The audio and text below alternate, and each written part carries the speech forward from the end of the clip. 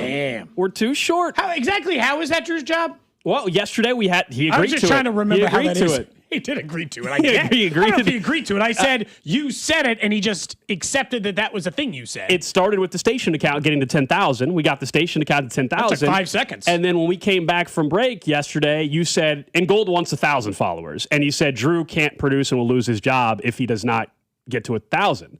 And I'm at 998. Do you think that Drew takes that as a sign that the listeners don't love him enough? Ooh. Well, no, somebody did comment. In Drew's defense, somebody did comment. That's a tough realization sometimes. Let me make sure I get the listener's name correct. From Jake, he said, this is a real comment. You can go on my Instagram and see.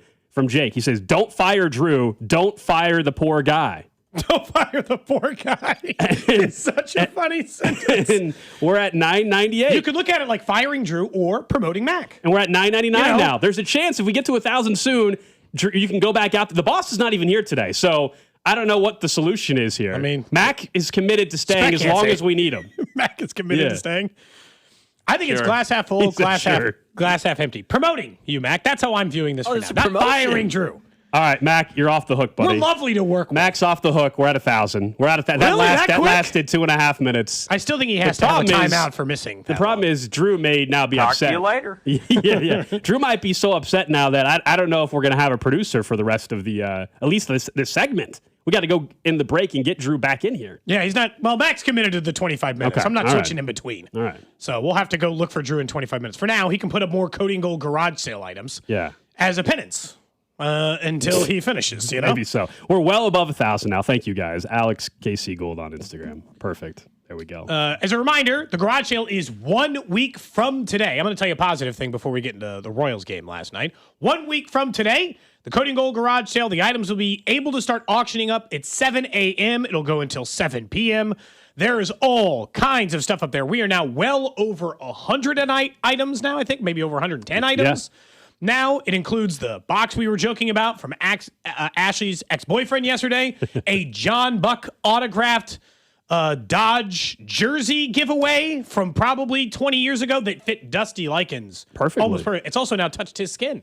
I don't know if that the value's gone up. Yeah, I would say it didn't wash it in between, so... If that's your thing, congratulations. We have all kinds of stuff. And a really cool item that we added today as well was a 1996 Negro Leagues unopened Wheaties cereal box. Okay, the cereal is still inside. It's never been opened. So I guess back in the 90s, they did these cereal boxes with the Negro Leagues on it. We all know about the Wheaties and the history of that, but they had these commemorative boxes. And even on the box, back in the day, you could cut out the box and redeem a NLBM or a team from the Negro Leagues hat. Back in the day, of course, you can't redeem it anymore. But the point is, it's a really cool. So? It's a really cool. Bob, give us a hat. I don't know. We'll have to show Bob Kendrick this cereal box. I'm sure he's seen multiple. They had different versions back in 1996. Though, anyway, it's just a cool commemorative item that we have. So we now have a couple different Negro League specific items on top of just the odd items that we have as well. But that's just a new one. And yeah, we're at 113 items and experiences.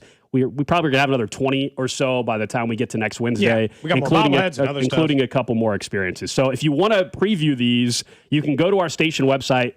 It's still not on the front page, but if you click on the More tab, Events, and then you'll see the Cody and Gold garage sale, and it'll link you through to the auction site. We also tweet it out on our personal Twitter accounts, X accounts.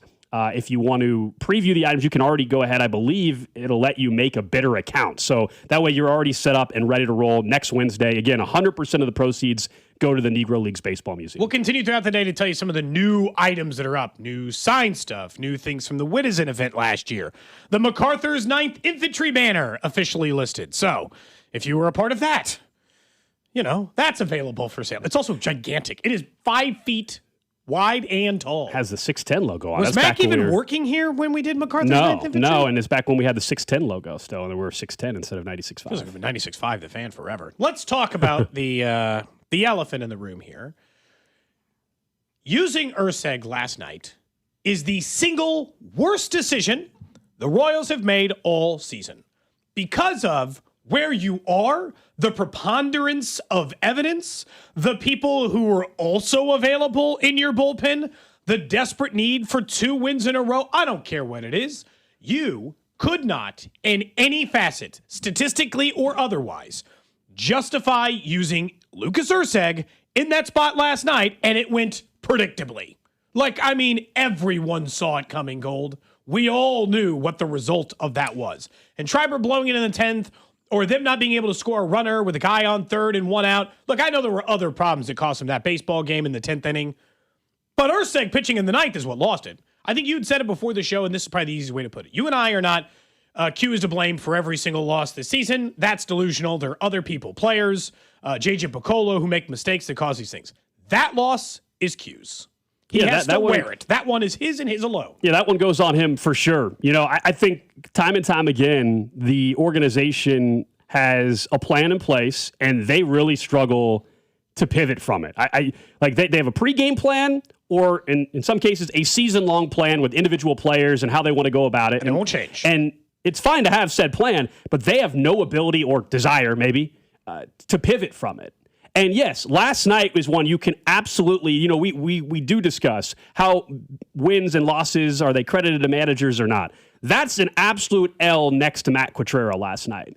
Absolutely. It makes no sense whatsoever. This is now a guy that leads the league in blown saves in Lucas Urseg. Ever since he had the great line and the t-shirt, how he effing loves this bleep, he's effing sucked since then, Cody. That's what's happened since he actually said that. I don't know what's up with him, but he cannot be closing games for you, especially, as you said, when you had Daniel Lynch, who hadn't pitched since Saturday. And Look, I heard Q this morning. He's like, well, you know, some guys are just good in the role they're in. Well, that guy stinks in the role he's in. So, like, what do you mean? I'd rather find out if Lynch could close. This is what Q told Fesco and Dusty about an hour or so ago when they asked him about the decision to continue to go with Urseg. Yeah, for sure. I mean, we know that. We know it's been tough. You know, we've seen him be really good for us. We know he's really good. So, you know, we're one of those things. You don't want to make the decision in the moment, but you know, it's something we're gonna discuss. We're gonna get together today and talk through what the best way to help us win more games is. And nobody's more frustrated than Lucas. You know, he wants to be part of winning games, and obviously we've seen him help us with that before. So it's a tough situation, but ultimately that's our job as coaches, is to figure out how to win more games. Can you put Daniel Lynch in those situations late in games? It seems like he's got it going on. That dude's been sick out of the bullpen. I don't know why that was. I don't know why that was at the end. Why was that still in there? I thought maybe there was more in there. But either way, the point is, and he had said, that's when he said, hey, maybe some of these guys are better in the roles they're in. I'll say, I sometimes, like, you don't want to make it seem like teams are just, like, inept or anything like that. The Royals look inept this year, but over the last couple of years have not been. So, like, it's a tough spot. They have the second worst bullpen ERA in baseball. And I'll just tell you right now, like, when you answer it like that, it implies that you've been avoiding this conversation. And I would have had that conversation with Urseg like a month ago. Maybe after the 2 blown saves before this one, Gold. What do you mean you're just now sitting down to hammer out the possibilities? You should have been talking about those forever. And I'm not saying that that's necessarily the case. Maybe he has been having that conversation. Answering it in that way implies that you're just now getting around to considering the fact that maybe Lucas Urseg shouldn't be closing. And this goes back to the Estevez stuff and some of the other issues they've had in the bullpen. I know they got limited options. I'm not even saying it's a lot of good options. We are bordering on and I know, like, in sports radio, we really don't like when people give this kind of answer. But in the sports radio end, it is bordering on, I would almost watch anyone close a game or attempt to close a game right now. Schreiber, sure. Quas, why not? Lynch, definitely. Some guy from the minors, Sarantola, maybe. I mean, genuinely, maybe. And it's just like, until he can, and we did this with Estevez, until he can prove he can pitch and get outs, he can't pitch in the 9th. Yeah, there are plenty of times this year when, based on availability, you say, hey, who did you expect Matt Quatrero and the team to go to? That was not last night, though, because Lynch had not pitched since Saturday. So there have been other instances where you're like, hey, how are you going to blame Matt Quatrero for managing the bullpen? Look what he's got to work with based on availability and based on the talent and the arms, and Carlos Estevez screwed the team over, all this kind of stuff, okay? And that was not last night, though, when you had a pitcher in Lucas Urseg. As much as you blame the player for his own performance, I also, at some point, it's like, hey, stop putting him in that spot. Yeah. He doesn't have it right now. For whatever the reason is, he doesn't have it right now. You have a guy in Daniel Lynch who's been your best reliever start to finish this season, not even close. And Give him a chance. Now, based on Q's answer saying they're going to sit down today, something tells me that means Urseg is not going to be closing for a while. And I think they finally, but again, it's too late. Like, finally, they're let him blow 3 reactive, games. not proactive. What if you had won all 3 of those? Or, because again, their bullpen has cost them legitimately maybe 5 to 7 games this year of games they could have won, but couldn't because the bullpen imploded. Not just blown saves, but ones where like they just didn't have to give up a run in the 10th and they could have won it, or not give one up in the 11th, or immediately blow it. I think 5 to 7 games could have been won had the bullpen been like pretty good. Not the best in Major League Baseball, but like the 11th best, 10th best in Major League Baseball. And it's like, well, that's the difference between you being really bad and being pretty close to 500. And so, like, I don't want to pretend like, because that's, 6 less losses and 6 more wins. That would make you viable. And so you need so many wins right now.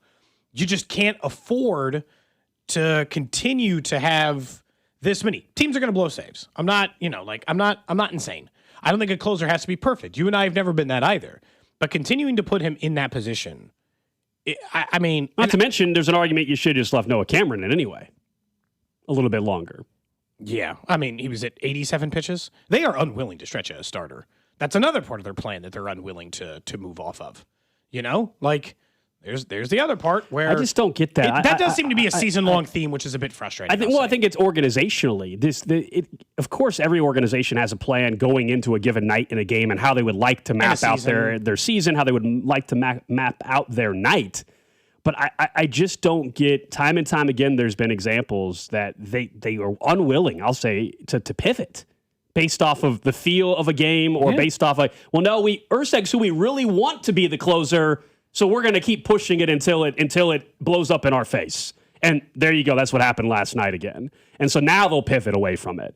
That's what I don't get. It's like they're dead set, whether it's loyalty or whatever, on a certain thing, and they are unwilling to pivot quick enough. I think, I'm assuming what has happened here, and this is just an assumption, right, is that they don't think, and this is the problem that they do have. It's kind of like why is Vinny, like when people are like, why is Vinny still hitting third?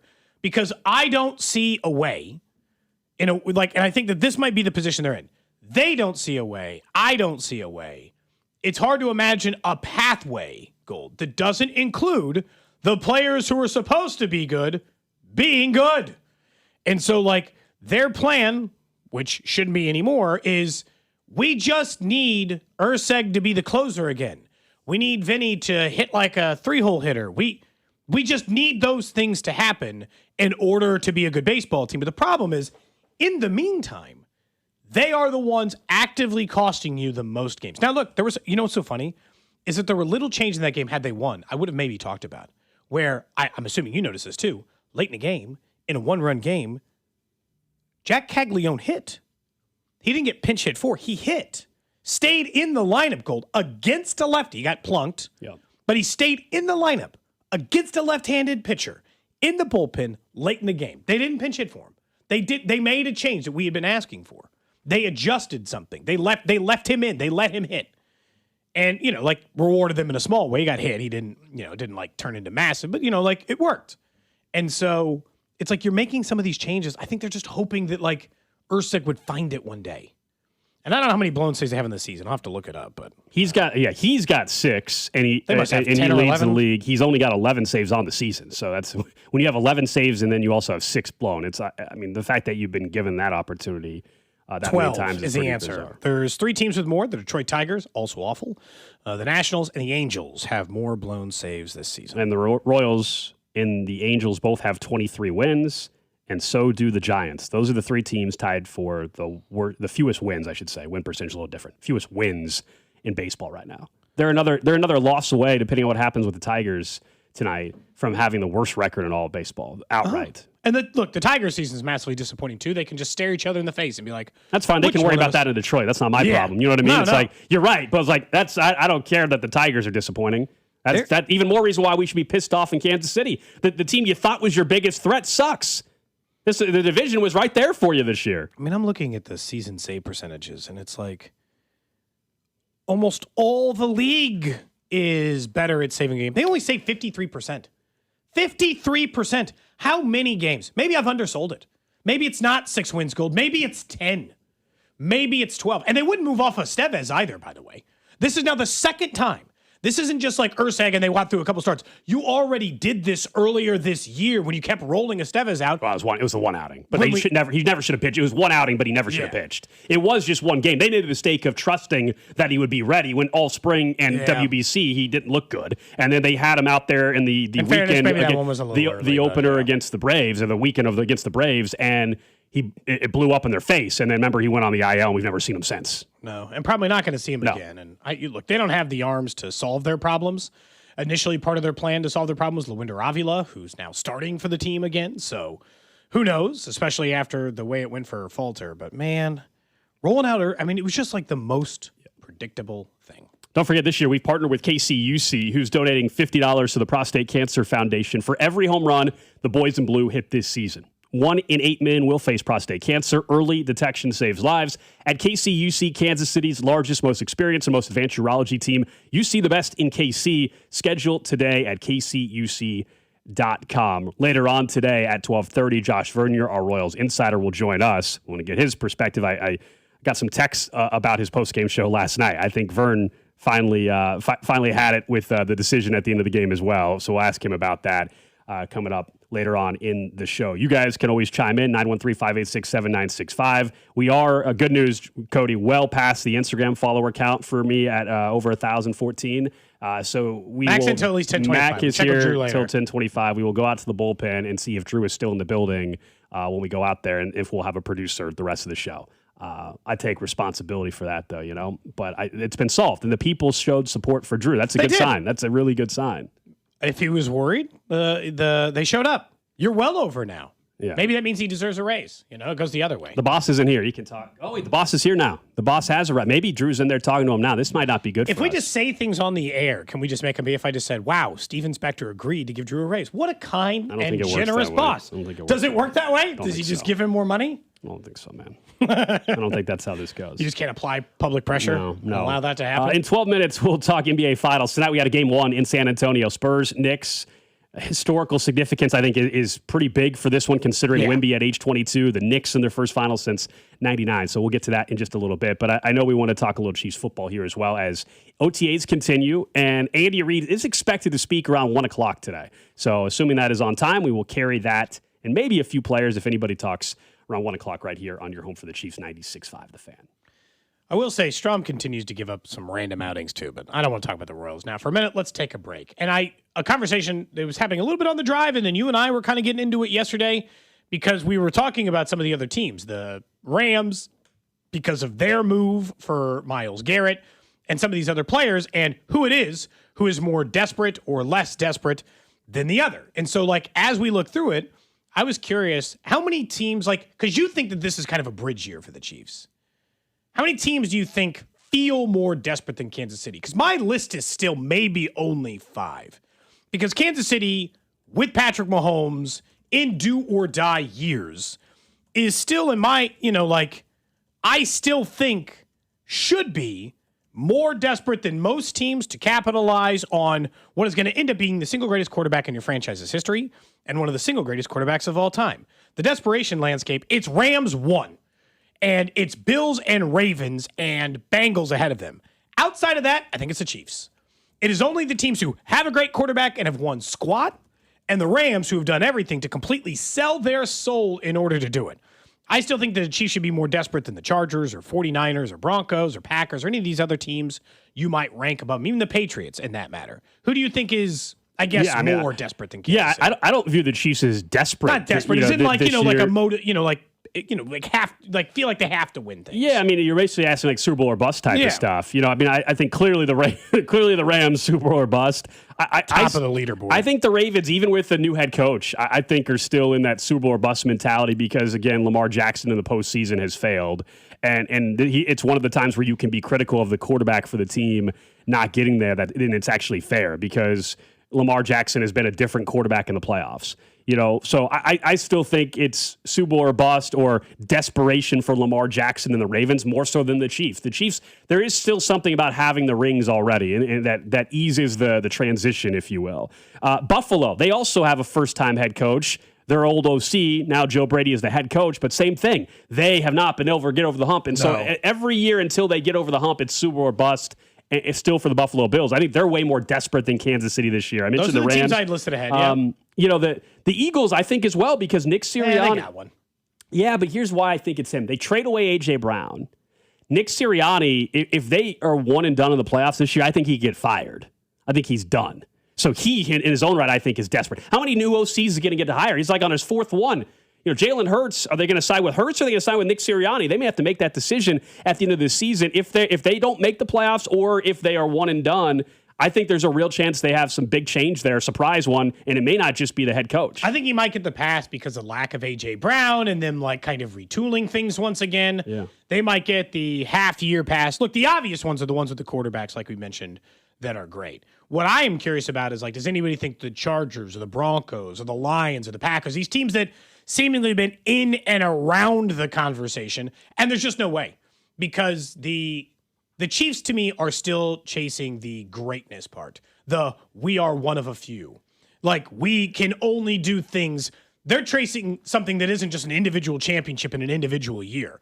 They're chasing ghosts in a lot of cases. And so that inevitably just like ups the desperation mark in my mind in the like, how do we do this? How do we convince ourselves that we can manage this stuff? And even though you're saying like, and I don't think you're alone in thinking maybe it's more of a transition year, the second, and you've admitted this too, the second they get to a playoff games, You're going to talk yourself into now it. immediately. Because it's Mahomes in the playoffs, anything can happen. They could be the 7th seed in Agreed. the wild card this year. We're going to sit on the show and be like, what's going to stop them from going on a run? Totally. Who's going to stand in their way? Like, it's inevitable. We will find ourselves thinking a Chiefs playoff game and immediately thinking about, no, they're just better when they get there. And if they're in the dance, they're going to be a problem for someone. You know, like, I don't know how or why, but they're going to cause an issue for someone. Yeah, I listed, 4 teams? I think another one, someone of the text line mentions, I think the Chargers is a great answer. Of course, they're more desperate. They went out and they hired Mike McDaniel as their OC now. Justin Herbert still trying to prove that he should be talked about among the top quarterbacks in the league, but he doesn't have any playoff success yet. I think they're a desperate team. It's his year 4 or year 3 of Harbaugh? Year 3 of Harbaugh? 3. 3 of Harbaugh? That's also a sign of being a little more desperate. Year 3, and you don't have, while everybody praised him for the quick turnaround in year 1, they don't have anything to show for. There's no division title. There's no playoff wins yet. So I think the Chargers are absolutely desperate. Somebody said, what Chiefs ghost? No, not Chiefs ghost. NFL ghost. Like all-time great teams. Yeah. Like they're in the conversation of like when people say Bill Walsh in Montana and Brady and Belichick, like they're chasing that kind of stuff. I understand they're not actual ghosts. It's a phrase. I know that they're not. No, man, they're real. They're real. Some of them are ghosts. They're real ghosts. Some of them are ghosts. They're real. But a lot of them are still alive. So I don't want to make it seem like they've all died, you know? Jeez. All right, up next. Mac's going to love being a part of this show. We're a very different Mac doesn't know vibe. what to think. He hasn't chimed in at all since the beginning of the show. I don't know if he knows if he should talk or not. We're gonna get a break. We're gonna go see if Drew is talking to the boss. I don't know if this is gonna be good or bad for us. We're over 1,000 followers now, so Drew's safe. The agreement has been met. The question is the boss stepped in and we've got bigger problem on our hands. We'll find out if Drew is back producing our show or not. Plus, the NBA Finals start tonight. What do we expect on the historical side of things for the Knicks and Spurs? Cody and Gold, brought to you by Heartland Men's Health, the leader in men's sexual health. Thousands of men have been successfully treated for low T, ED, and more, all with discretion and compassion. Make your appointment at heartlandmenshealth.com. Follow the station on Instagram for ticket giveaways and behind-the-scenes content from the show at The Fan 965. Our friends over at Centric, we tell you all the time how amazing they are in finding that next career path for you. And yeah, in as little as 4 months. That's the part we always highlight because I think a lot of people, Cody, think you got to take years to find that new career. And look, if you're already in a career and you want to pivot, you don't have the ability with your family and income-wise to just take a year and a half off. No, think about it kind of like on the sports end, right? Clock's ticking. So, like, build your skills, join the team, figure out a way to get into that career faster so that you're not waiting to start that career. Instead, helping you build your future for your family, for you. and what the things you've been thinking about or the goals that you want to hit. You can do those things over at Centric by starting that 4-month program and talking to our guy, Russ Mondry. Yeah, their curriculum is built around your job. So you're going to learn the tools, systems, and skills that real companies use. And their career services team have helped connect graduates to IT job opportunities right here in Kansas City, a network of more than 1,700 employer partners. Just go to Centric.com. That's CENTRIQ.com. Join us June 12th at the Peanut in the Northland for a USA Watch Party presented by Truly, the official seltzer of U.S. Soccer. The Kansas City Auto Show is back, taking over the Overland Park Convention Center. The latest cars and trucks, exclusive test drives. See the future of driving. Get your tickets now at kcautoshow.com. The Kansas City Auto Show, June 4th through 7th. Hey, it's Rob Brennan. We hope you're enjoying Beyond the Pitch KC, a podcast on how Kansas City landed the world's biggest sporting event. It's presented by Commerce Bank. Visit commercebank.com/soccer26. New episodes released every Wednesday on the Odyssey app or wherever you get your podcasts.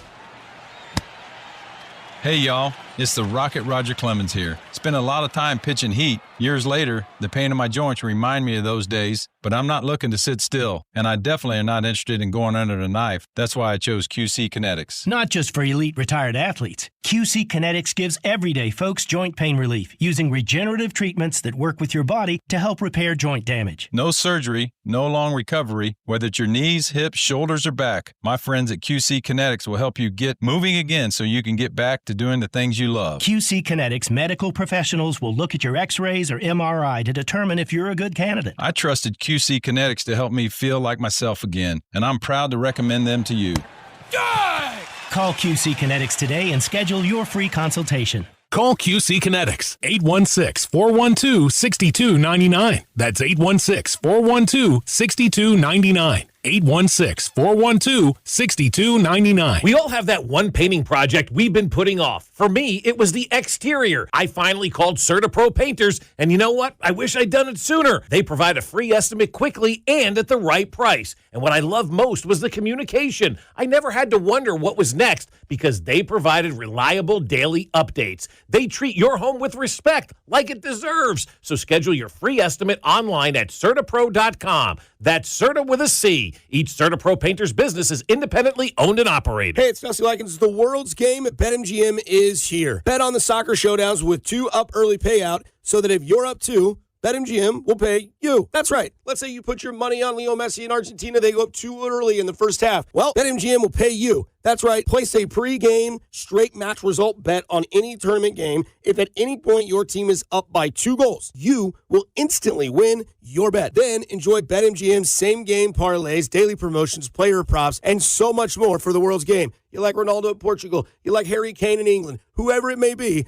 don't miss your shot at an early win with 2 up early payout to get paid out if at any point your team is up by 2 goals. Regardless of the final outcome of the match, make it a tournament to remember with BetMGM. BetMGM and GameSense remind you to play responsibly. Gambling problem? Call 1-800-GAMBLER. See BetMGM.com for terms. 21 and older only. Missouri only. New and existing customer offer. Subject to eligibility requirements. Additional terms and restrictions may apply. Please gamble responsibly. When Bill Lambert started Midwest Heating, he realized something very quickly. The most important thing a customer can give you isn't their money, it's their trust. I'm Airman for Midwest Heating, Cooling, and Plumbing.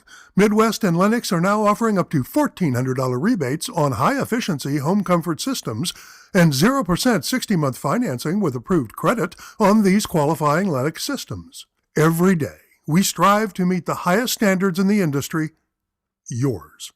But we are human.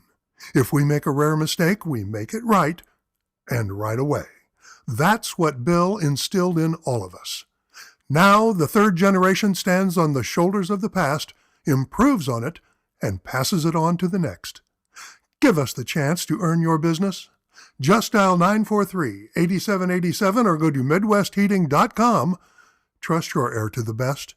Midwest. Midwest Heating, Cooling, and Plumbing. You know that Big Bargain detergent jug is 80% water, right? It doesn't clean as well. 80% water?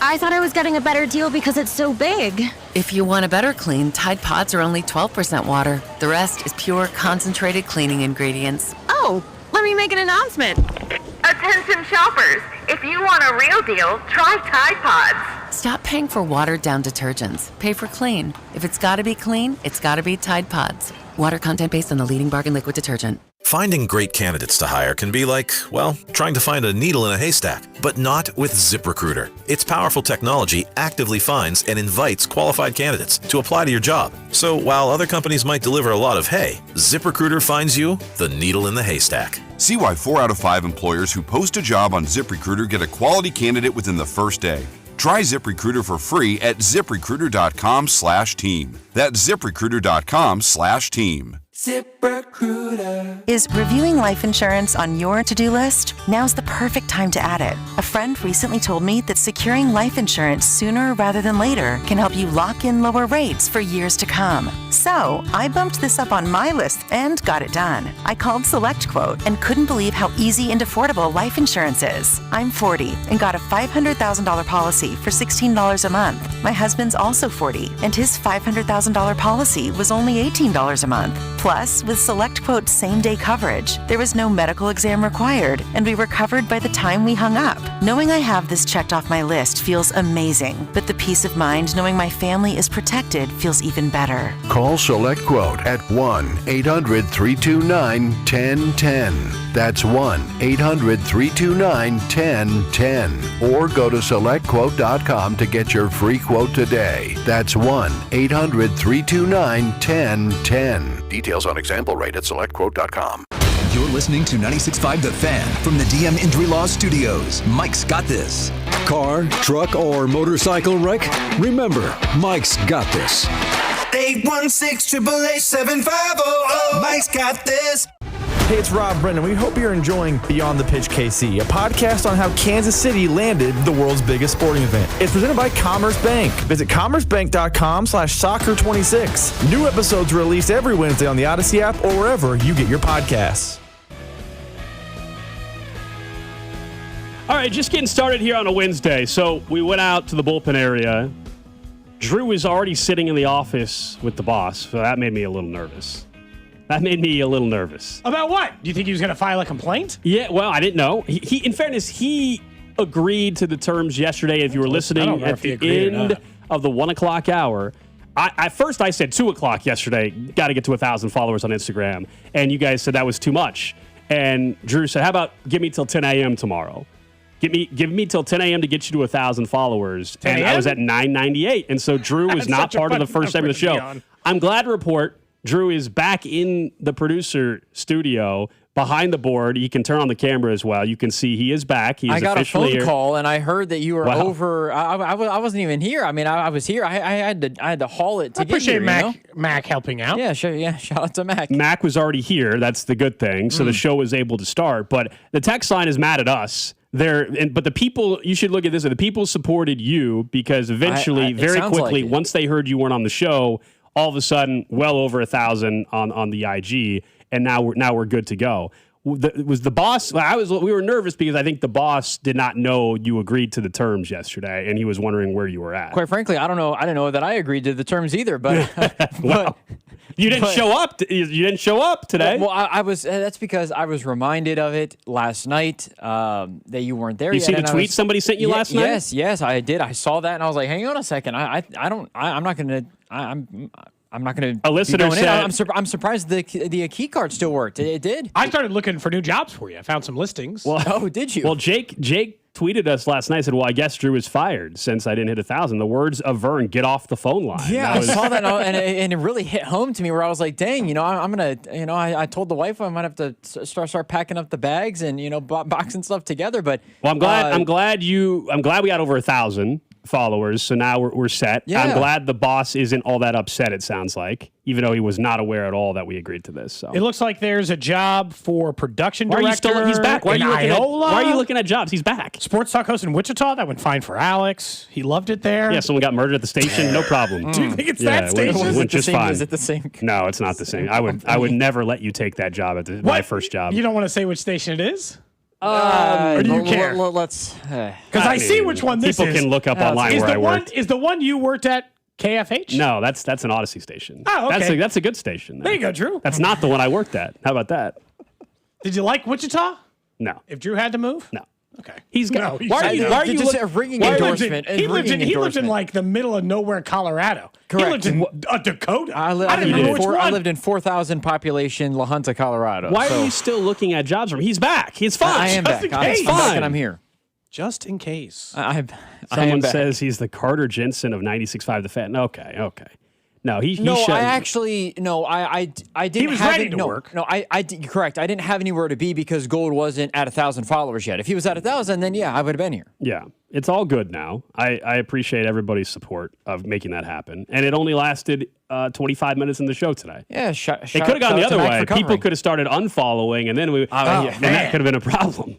To really been like, oh man, that had just been cruel and unnecessary. I think so. Glad to have you back, Drew. I did hear that you were pitching that I deserve a promotion of some kind or I something. said a like raise. that. I said maybe we can get you a raise. He was trying to get you. I don't know, like in our Very industry, kind I'm not of even you. sure what a promotion looks like other than to host. So I guess you yeah, can do my job yeah. for a day. I'll be gone in a couple of weeks. You can do be a co-host. Mac for and a I are while. going to be hosting on Saturday, June 20th. Yeah, Cody is taking a sabbatical, I think, actually, this month. Essentially. I mean, I got to go head to dance. He's going to teach dance. Yeah. Actually, he's teaching. They offered to let me be in a dance. I said, no, I'm okay this year. But great time for you to be back, Drew, as in we're going to talk some NBA Finals, and I know you're a big let's fan go. of the NBA. Yeah. Spurs and Knicks tonight. Yes. And look, it is interesting because it's been a long time since the Spurs were this level of good. Obviously, the Knicks have not been involved in finals games in some time. I think everybody at this point is probably expecting the Spurs to win because they knocked off the Thunder. They have the best player. I don't blame people for thinking that necessarily. I will say I still think the Knicks have some stuff that can cause the Spurs the problem. And I don't want to ignore the fact that in the middle of that series, Wemby looked tired. They looked out of sorts. That's like, it's not like the Spurs look like a dominant, unbeatable team for 7 straight games. And weirdly, it was like one game was close, the last game was close, and then all the games in between were just kind of like trading off ass kickings. Maybe it was game 2 that was close too, but I mean, there were a lot of beatdowns in there. I think the Knicks might have a better answer for Wemby, as much of an answer as you can have. Now, they're a favorite for a reason. I think we also have to see how effective Mitchell Robinson's going to be. He's got the broken pinky. You don't know for sure the kind of impact he's going to play in the series, but we don't know for sure what that's going to do to him, certainly when you're dealing with Wemby.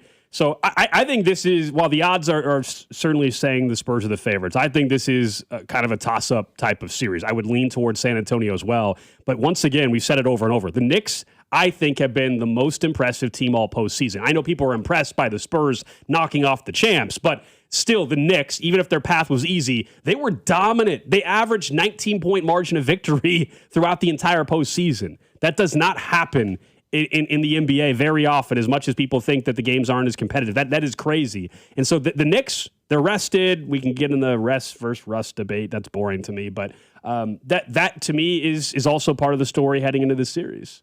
I think that it is going to be interesting to see if in fairness to Mitchell Robinson, he doesn't need his pinky to do what he does, but effectively, you can tape up the pinky to the ring finger, and the job that he does but it could affect can him. still be effective. I think from the standpoint of the defense that he plays, the physicality and all of that stuff. I think some of the interesting part of the series, too, beyond Jalen Brunson and Wemby, is can Dylan Harper continue to be effective off the bench, hypothetically speaking, now that De'Aaron Fox is back, and then do the Knicks get something from Landry Shamet? Is OG Anunoby the type of player that we've seen him be against Victor Wembanyama, where he hasn't stopped him necessarily, but he's caused him some problems from a defensive standpoint, even though he's smaller? I also think Karl Anthony Towns, he has a problem with staying out of foul trouble. He can get in foul trouble really quickly. Is that something that can he refrain from getting 2 fouls early on in the first quarter, where you're just going to have to kind of play keep up from that point when Cat leaves? There's a lot of dynamics of this series that are very, very interesting. Mike Brown, of course. I don't know if you guys saw this yesterday. He was singing "Who Let the Dogs Out" during his presser. Singing that? I'm gonna see if I can pull the audio. That. I'm kind of weird. Yeah, we need the audio. His presser, and is there a reason he was singing that? I don't know. What's he trying to symbolize by singing "Who Let the Dogs Out"? But I think the series. I don't think the Knicks can beat the Spurs 4 times. I think it goes at least 6. I think it goes at least 6 games, but I don't think the Knicks can beat San Antonio 4 times. So I've got the Spurs in this series.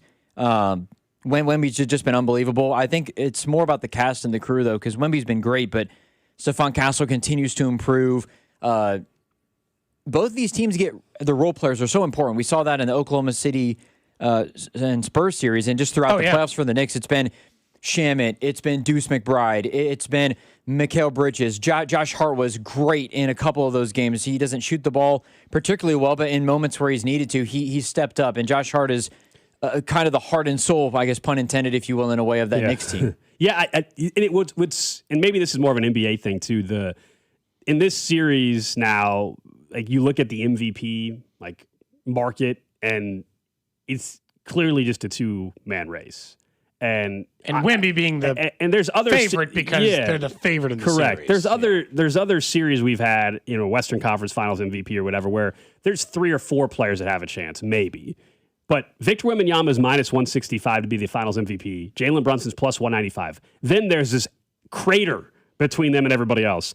Karl Anthony Towns is 22-1. Then OG Anunoby. That is such a jump. Oh, it's a bigger jump than that. After that, so 22-1 for Cat. Then OG Anunoby for 45-1, and then Stephon Castle 70-1. I mean, I've never seen it like such a gap. Like, yes, most likely Wemby or Brunson, whoever wins the finals, will be but still, it's just crazy. Like any of the secondary pieces, the odds are saying have no chance, none whatsoever. And I guess I would be shocked, I guess, if the Spurs won the finals and Wemby wasn't the MVP, or was it would take an injury or something where they still won and he only played in 1 game or something crazy. Yeah. Or he played in 3 games, but they were already up. Yeah. And the game had to go 7, and Castle played great the rest of the way, or the series had to go 7. Look, those are the best players. But to Drew's point about at least the Knicks and the Spurs is, I'll say what I figured out about in that Thunder series that I hadn't realized was these 2 teams are deep. Like, you just listed off 5, 6, 7, 8 good New York Knicks. I mean, they've got a deep enough roster that they can be competitive and roll through some rotations, which they're going to have to do in a series against the Spurs, or maybe if Cat gets in trouble with the fouls or anything else in between there. I just kind of hope I get a good series again. Like, I hope we get another 6 or 7 game one. I think we will. If you make me predict, I'll say Spurs in 6. But I do think the Knicks have a better chance than I feel like the odds market suggests, at least at this point. It feels like the Spurs are the better, just overall. I know that it feels like the Spurs are the better team. I forgot my guy, Devin Vassell. Somebody mentioned him too. Devin Vassell has been awesome. And he also 250-1 to win MVP. Him and Keldon Johnson. There's my bet. Him and Keldon Johnson, and then Carter Bryant too is also. It just feels like they can go deeper than the Knicks can from a roster perspective of guys that can come in and give them quality minutes. I mean, Luke Cornett, even to an extent, and in a way is the Mitchell Robinson of that Spurs team. And what will be interesting is, I think you mentioned it too, Gold, is there were moments in that series where Wemby looked tired, and I don't know if that was he had never played 40-plus minutes in that many consecutive games, or what exactly it was. I can't remember, but I think the games are more Spurs out. It's not every other day it's not every other day or only one day in between all of the games. They might get a 2-day off. I think that'll be a little bit helpful. They play Wednesday, so tonight. Yep. Friday is game 2. Game 3 is Monday. Okay. So there's your extra. There's your 2 days, and then Wednesday and Saturday into a game. Okay. So basically, whenever they're traveling, they give them an extra day to travel. So that at least I think is convenient for that standpoint, because it's going to help Wemby not get tired. Yeah, that's what he's saying. Because there are moments where he looked in Oklahoma City, definitely took advantage of that. Because before, that was one of the talks even coming into the postseason was how willing are they to stretch Wemby's minutes, because he had been prohibited basically from going over 40. I think just in a way they were load managing without him sitting out games. It was more of, we're only going to play him a certain amount of time. We're not going to go over that amount, and that's how it kind of goes from there. This, by the way, was Mike Brown. All right. Who let the dogs out? Woo, woo, woo. Who let the dogs out? Woo, woo, woo. Who was that? Oh, that was Mike Brown. Coach. But why? But we know why. Do we know why? I might like the Spurs in 4 now. I don't know. So why he was doing this? The context, he was talking about 6-man flag football. Essentially, he made a reference to things that he had learned over time, and he was alluding to that, and said that their chant would be "Who let the dogs out." Can we briefly talk about Wemby from a different perspective? Did you see what he did after that Game 7 against the Thunder? He took off his teammates to a movie. Nice. Good for him. him. To help them wind down. Oh, that seems great. that'd be nice after a show, right? We all go see a movie. Yeah, take a maybe breather. something, Yeah. maybe like Sheep Detective, something light. Okay. That we could all hang out and just go watch out. No. He instead took his entire team to watch the horror movie Obsession. What kind of... That just came out? What? Right? Yeah. What kind of decision making is that? Insane. You're going to take everyone to like a thriller? To calm down? What kind of psychotic behavior is that? The only people who would do this, I think, are Kobe Bryant and Michael Jordan. Legitimately, I think the only That's people gonna calm who you have down? That psycho behavior of this is a way to calm down. I'm going to show you a horror movie. Is it feels something like Kobe Maybe would that's do. the movie the guys picked on the team. Maybe that's what they wanted to see. It's a new movie that I know somebody else that went to see that recently too. So I think it just came out this week or last week, something like that. I think there is a little bit of psychotic behavior from Wemby that when he can just he's got the Attack on Titan celebration. I don't watch anime, but apparently that's a huge thing. People love it. Psychological horror film? Yeah. You guys are acting like he's got mania resulting in horrifying consequences for everyone. That sounds like a relaxing evening you guys to are acting like he's got to go take him to see Toy Story 5 or something. Yeah. It doesn't have to be that. That's not out yet, but you get the point. I do really think, though, in all seriousness, though, for what he does, I think he's so good for the league because he has that psycho behavior of winning means everything to me, and I don't care how it happens. We got to win. Like he even talked about, I think today he even was in availability and basically said, it's a good thing that we don't have experience because we don't know what's impossible. Like, I mean, that's a quote that only somebody thinking beyond the box would say, where it actually is a good thing we don't have experience because we don't know what's unachievable yet. I guess, but we have achieved everything to this point. Like, there's a level of belief that it feels like he's got in the team and the group, whether it's him scoring, whether it's somebody else making the plays, that it just feels very Spurs-esque, if you will, going back to the Manu, Ginobili, and Tony Parker and Tim Duncan days where it's we over me, and it just works really well. Feels like it's going too far. Rudy Gobert was talking about him asking what water filter he uses in his fridge. Like everyone's making it out to seem like he's out to be as great as he can be. Yes. And what he needs is the best possible water filter in order to make his life better in some capacity. Oh, he was just saying like what's in the water he's drinking. Was that his way of saying it by asking what's No, the he's water asking filter? literally what brand of water filter he uses for his house. In trying an to- effort of like a competitive advantage. Rudy's Like he was trying to pry good information out of Rudy Gobert in order to increase performance, I guess. That's what I mean. I thought he was asking Wembanyama what kind of water he drinks. No, you're saying Wemby was asking. Rudy I Gobert. got you. I got It you. feels like that's also something where you just ask that question and it throws you off a little bit. Like, excuse me? Like, what? Like, there's some mind games that he plays, and he's one of my favorite players. He might be my favorite player in the NBA, Wemby, because it just feels like he wants to win so bad, and it's so refreshing in this era of load management, and Joel Embiid saying, I'm not playing back-to-backs. I'm not playing the second night of a back-to-back, which is... Well, let's see what happens to Cody's point a few days ago. He's not 22. Well, let's see, when Wemby's 28 and he's played all these games and his body hurts and he's dealing with injuries and all that. Sure. But yeah, right now, and I think Wemby's extremely likable. He's going to have the money to take care of his body like LeBron. But the minute he starts winning, maybe it's this next week or so, the minute he starts winning, people will turn on Wemby. It happens with every athlete. I don't care how likable you were when you first won. Correct. Patrick Mahomes, we all know he was extremely I still think he's likable, but you will know what I'm saying. Everybody loved him. He started winning, and then people just started, for whatever reason, not liking the guy for every little thing possible. So it'll happen to Wemby too. Don't worry. Unfortunately, it's People what we are do gonna in hate him because sports. It's what we do in sports. It sucks, but it's true. Somebody said all this Wemby glazing. I'm rooting for the Knicks. It's Yeah. hard. Okay, this is going to sound weird. I already told you I'm rooting for the This is going to Knicks. sound weird, but it's fine. It's hard to not glaze Wemby when there's something about him that is something so you've good, never seen before. Like it's literally unbelievable the things that he can do. We'll get that as a drop. Yes, it's hard not to glaze Wemby because the dude is another level of talent. Like legitimately, I was talking about this with some of my buddies. If he forget like the pace that he's at, like obviously if he wins a few titles and all this other stuff, in terms of the phenomenon that he is, you haven't seen it before. Like as great as LeBron is, as great as MJ is, like just to see what Victor Wembanyama can do, and he isn't even as good as he's going to be probably. That's the crazy part about it. He's in there. He's doing ball handling drills with Jamal Crawford, who's arguably one of the best player with handles in NBA history. And he can shoot the ball from 40 like Steph. He can throw an alley-oop off to himself. He can get a rebound, an offensive rebound, and put back dunk from 10 feet. jumping away from it. He does things that nobody else can do, and that's what I think makes it spectacular, regardless of even whether they win the series or not. I think it's going to be a ton of fun to watch this series because it's in the Garden. Ernie, Shaq, Kenny, and Charles are going to be a part of the pregame for the first time in the NBA Finals. They've never done that before. The whole thing collectively is just awesome. As a reminder, 1 week from today, the Cody and Gold garage sale. That's right, Wednesday, June 10th, exactly 1 week from today. We're telling you so you can make your plans, Gold. Start going to the site. Go to 965thefan.com. Click more. Click events.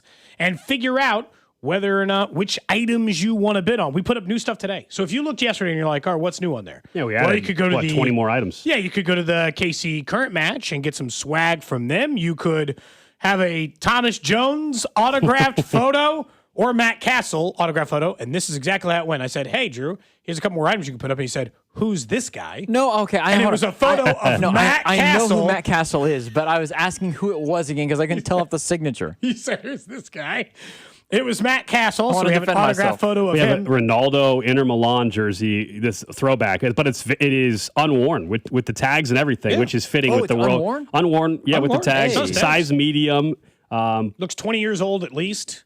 Yeah, I don't know when he was last on Inter Milan. So, but 2002. there you go. So over 20 years. It's not Cristiano Ronaldo. It's the Brazilian Ronaldo. Yes. 1997 to 02 he played. Yeah, and so with the World Cup, it's fitting we got another soccer item. Well, or two yeah, in there, and a Sporting KC jersey autographed by Graham Zusi and Dom Dwyer, so another vintage one that's been around. Nice. We had listeners drop off. Like we don't take them all the time. When we get opportunities or we arrange them ahead of time, we occasionally will take some items. Someone wants your Super Bowl, Cody. And in what way?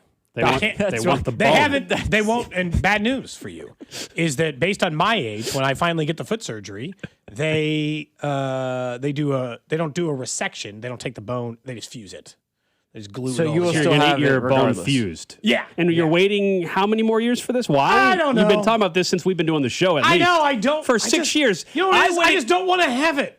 I went and finally had surgery, got my sinus stuff figured out. Go get your damn foot fixed. I'll get it fixed eventually. The point is that we have items and we need money for the Negro League Baseball Museum.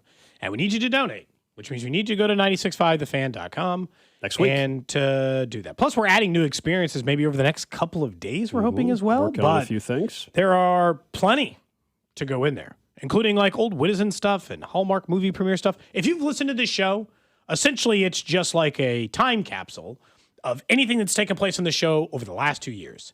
Whether you're there for MacArthur's Ninth Infantry or Alex being in a Hallmark movie or custom songs or baked goods, there's a million things. Yeah, like plus that. if you want to go get drinks with Dusty and Bink, that's an experience that's pretty cool in there.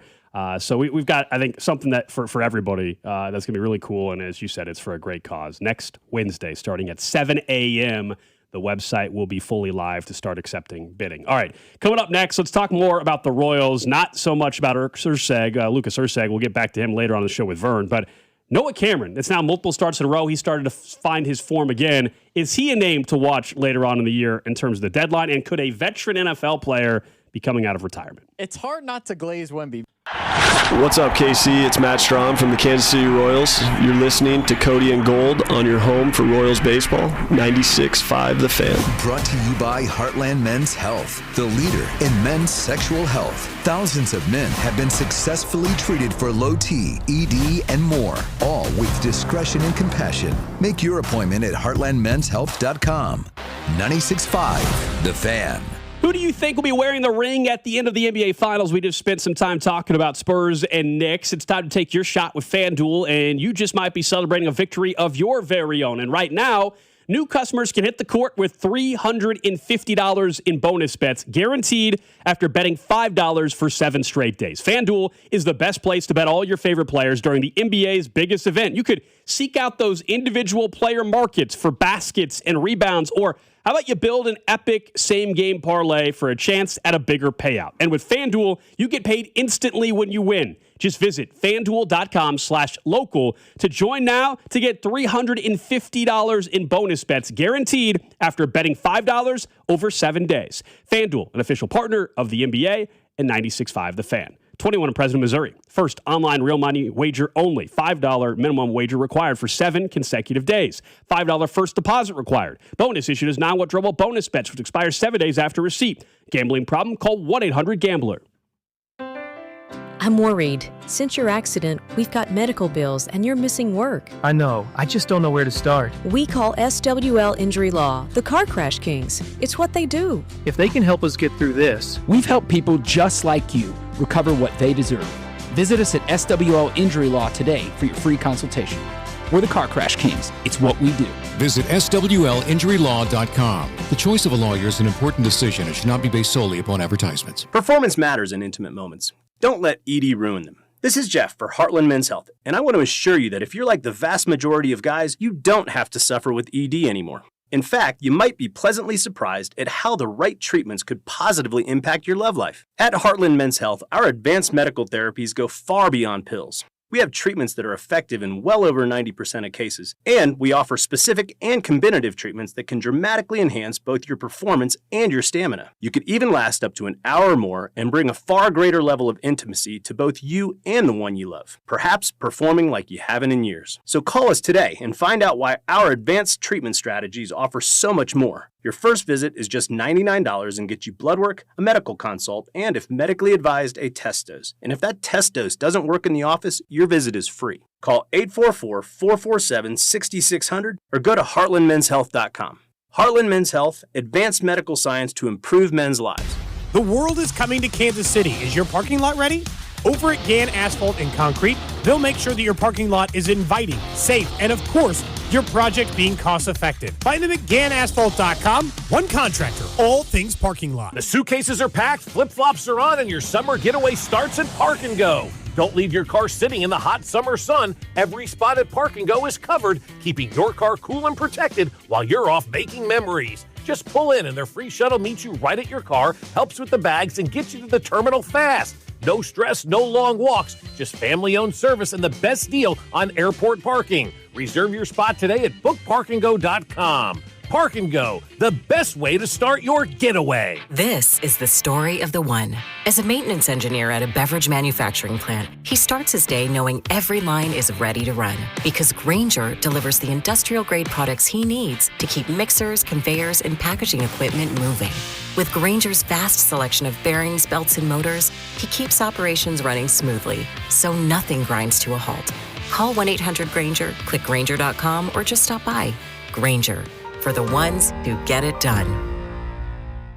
While the world watches the stars at the FIFA World Cup this summer, Hyundai has its eyes on the next generation of talent. The future stars who are already turning heads at age 14. Because next doesn't wait for an invitation. And neither do we. Hyundai has always moved the future within reach. We did it when we made advanced safety standard on every vehicle and engineered EVs with ultra-fast charging capability. Because the future isn't some far-off concept. It's already here.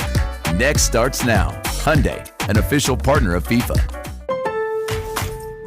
You've got better things to do this summer than deal with old appliances. That's why right now at Lowe's, you can still get in on Memorial Day savings and get up to 45% off select major appliances. Plus, get up to an additional 25% off when you bundle select major appliances. It's time to upgrade what's outdated. Our best lineup is here at Lowe's. Valid through 6/3. While supplies last, selection varies by location. See Lowe's.com for more details. My name is Whitney Allen, and I'm a widow. My husband, Ryan, died. We never thought we'd ever have to use life insurance, but the unexpected happened. With Ethos, signing up was fast and 100% online. You can get a quote in seconds, apply in minutes, and get same-day coverage. No medical exams, and you can get up to $3 million worth of coverage. I'm grateful we were prepared. Get your free quote at ethos.com/play. That's ethos.com/play. Paid spokesperson. Time spent on application may vary. Online health questions required. Join 96.5 The Fan for a USA watch party at the Peanut in the Northland on Friday, June 12th as CDOT and Rob broadcast live starting at 2 with kickoff at 8 o'clock. 96.5 The Fan, KFNC FM and AM, HD1 and HD2 Kansas City, an Odyssey sports station.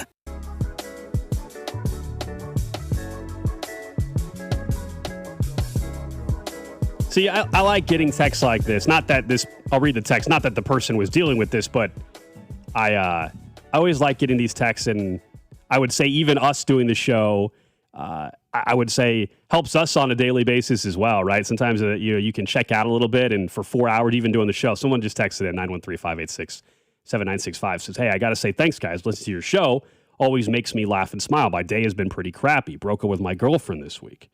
Got a 12-hour workday dumped on me, and I now just spilled an entire blender full of my breakfast smoothie all over my kitchen this morning. Tough day. LOL. Awful mess. Anyways, the past hour has been great. Thanks to you guys. Thanks. Well, I appreciate the text. Awesome. We appreciate the text. Hope your day gets better. That does suck. That definitely does suck. But we occasionally get texts like this, but it's true. I think I speak for Cody with this. Like, everybody has crap going on in their lives or whatever, and doing the show for 4 hours sometimes is a nice escape for us on an individual day randomly if something's going on in our own life as well. So shout out to you guys for supporting the show, and hopefully your day gets better. Plus, she didn't deserve you anyway. There you go. Yeah, screw her. All of your friends didn't like her. Yeah.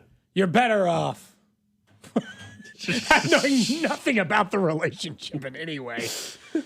913-586-7965. We'll get to the trash of the day in about 20 minutes or so. We talked about Lucas Erceg, and we'll get back to that and the decision last night for Matt Quatrero, and we'll ask Vern about it at 12:30 when he joins us. But Noah Cameron, this is multiple starts in a row now. I think it's 3+ in a row where he started to return to form. A lot closer to what we saw when he burst on the scene last year.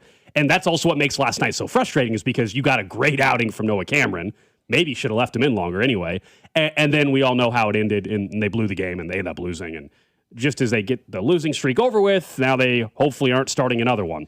Sadly, a common theme of the Royals season. Starter goes 7 innings, gives up very few runs. Royals lose. And we discussed Michael Wacha and Seth Lugo's name a lot, knowing later on this year there's a good chance teams are calling on those guys because the Royals are trending towards being way out of it. They're already out of it, in my opinion. Dodgers fans are trying to figure out how to trade for Bobby Wood Jr., so these are definitely going to come up. That's not happening. No, But no. But Wacha could be. Lugo could be on the move. Could Noah Cameron get calls? He's got a ton of control left. We talked about him in the offseason even. And you thought he was a likely trade candidate or a logical trade candidate. Yeah, I thought it would have made sense to trade him in the offseason. I get why they didn't, because he's got all sorts of control. But my theory was more of, hey, last year might have been the best you're going to ever get from him kind of thing. Well, and in fairness, it's certainly been better than this year. I absolutely think they're getting calls on Noah Cameron, because not only do people look for starting pitching, they look for controllable starting pitching. He is probably, believe it or not, other than if you're trading away a player you should never, ever, ever, ever, ever, ever, ever trade away, and Bobby Wood Jr., and we don't need to entertain, he might be your best asset. He's a young starting pitcher with control. His last 4 games, the team is 0-4, so let's ignore that for just a minute. He has thrown 24 innings, so 6 innings a start, 24 strikeouts, a 2.24 earned run average. He has struck out 24, walked just 3. He's on. He's back on. Last year's Noah Cameron, at least for the last month, is back. And so for 4 straight starts, and a little bit longer than that, because he started to kind of like get some of it back a little bit before then. There were some struggles, but he was starting to like stabilize a little bit more after the first 3 or 4 starts that went bad there, pretty much since the beginning of May. He's been back to somewhat normal after his, he missed 1 start, remember? He got skipped for a single start because of a minor injury. And since then, he's been fine. And so he's lowered his ERA a 1.5 in that amount of time. And teams are going to call on him. The question, I guess, relays is the same problem we had when you and I were talking about, do you trade Wacha, do you trade Lugo, which is, what does that mean for next year? How does that solve part of the problems you have going forward? And unless some of these guys who are an A-ball are getting ready to fly through the minors, they have 3 different guys who could be MLB top 100 prospects by the end of the season. Churio almost assuredly will be, so I'll give him that. And was, I guess, before the season. He was like 70-something. If David Shields continues his pathway, he'll have a chance to be at least on that list. And they got another guy that we haven't even spent time talking about in the show at the lower levels as well, who seemingly is flying up the list rather quickly. And whenever they do Justin Lampkin, whenever they redo their system, they'll be talking about him all the same. And so unless one of those guys is close gold, how can you justify trading Noah Cameron if you're planning on being good next year? I would say, well, it depends on might get a haul. You might get a haul, but it depends on what you end up doing with Michael Wacha and Seth Lugo. Because if you're expecting in 2027 to still have a team capable of competing, well, suddenly if your rotation is an injured Cole Reagans or a guy that can't stay healthy, how about that, Cole Reagans, and there's also no Noah Cameron, and there's also no Michael Wacha. Well, you can't go with that. No, that's a bad rotation. These guys you're talking about in the minors are 2 years away. So they're not the David Shields, the Cheerios. Those guys are not factoring in 2027. And we're talking like 5 years of control on those, 6 years. Of control and that's why they didn't trade him ultimately, and it's why they would be reluctant, is my guess, to trade somebody like Noah Cameron. They would have to be blown away. Michael Wacha, it's weird.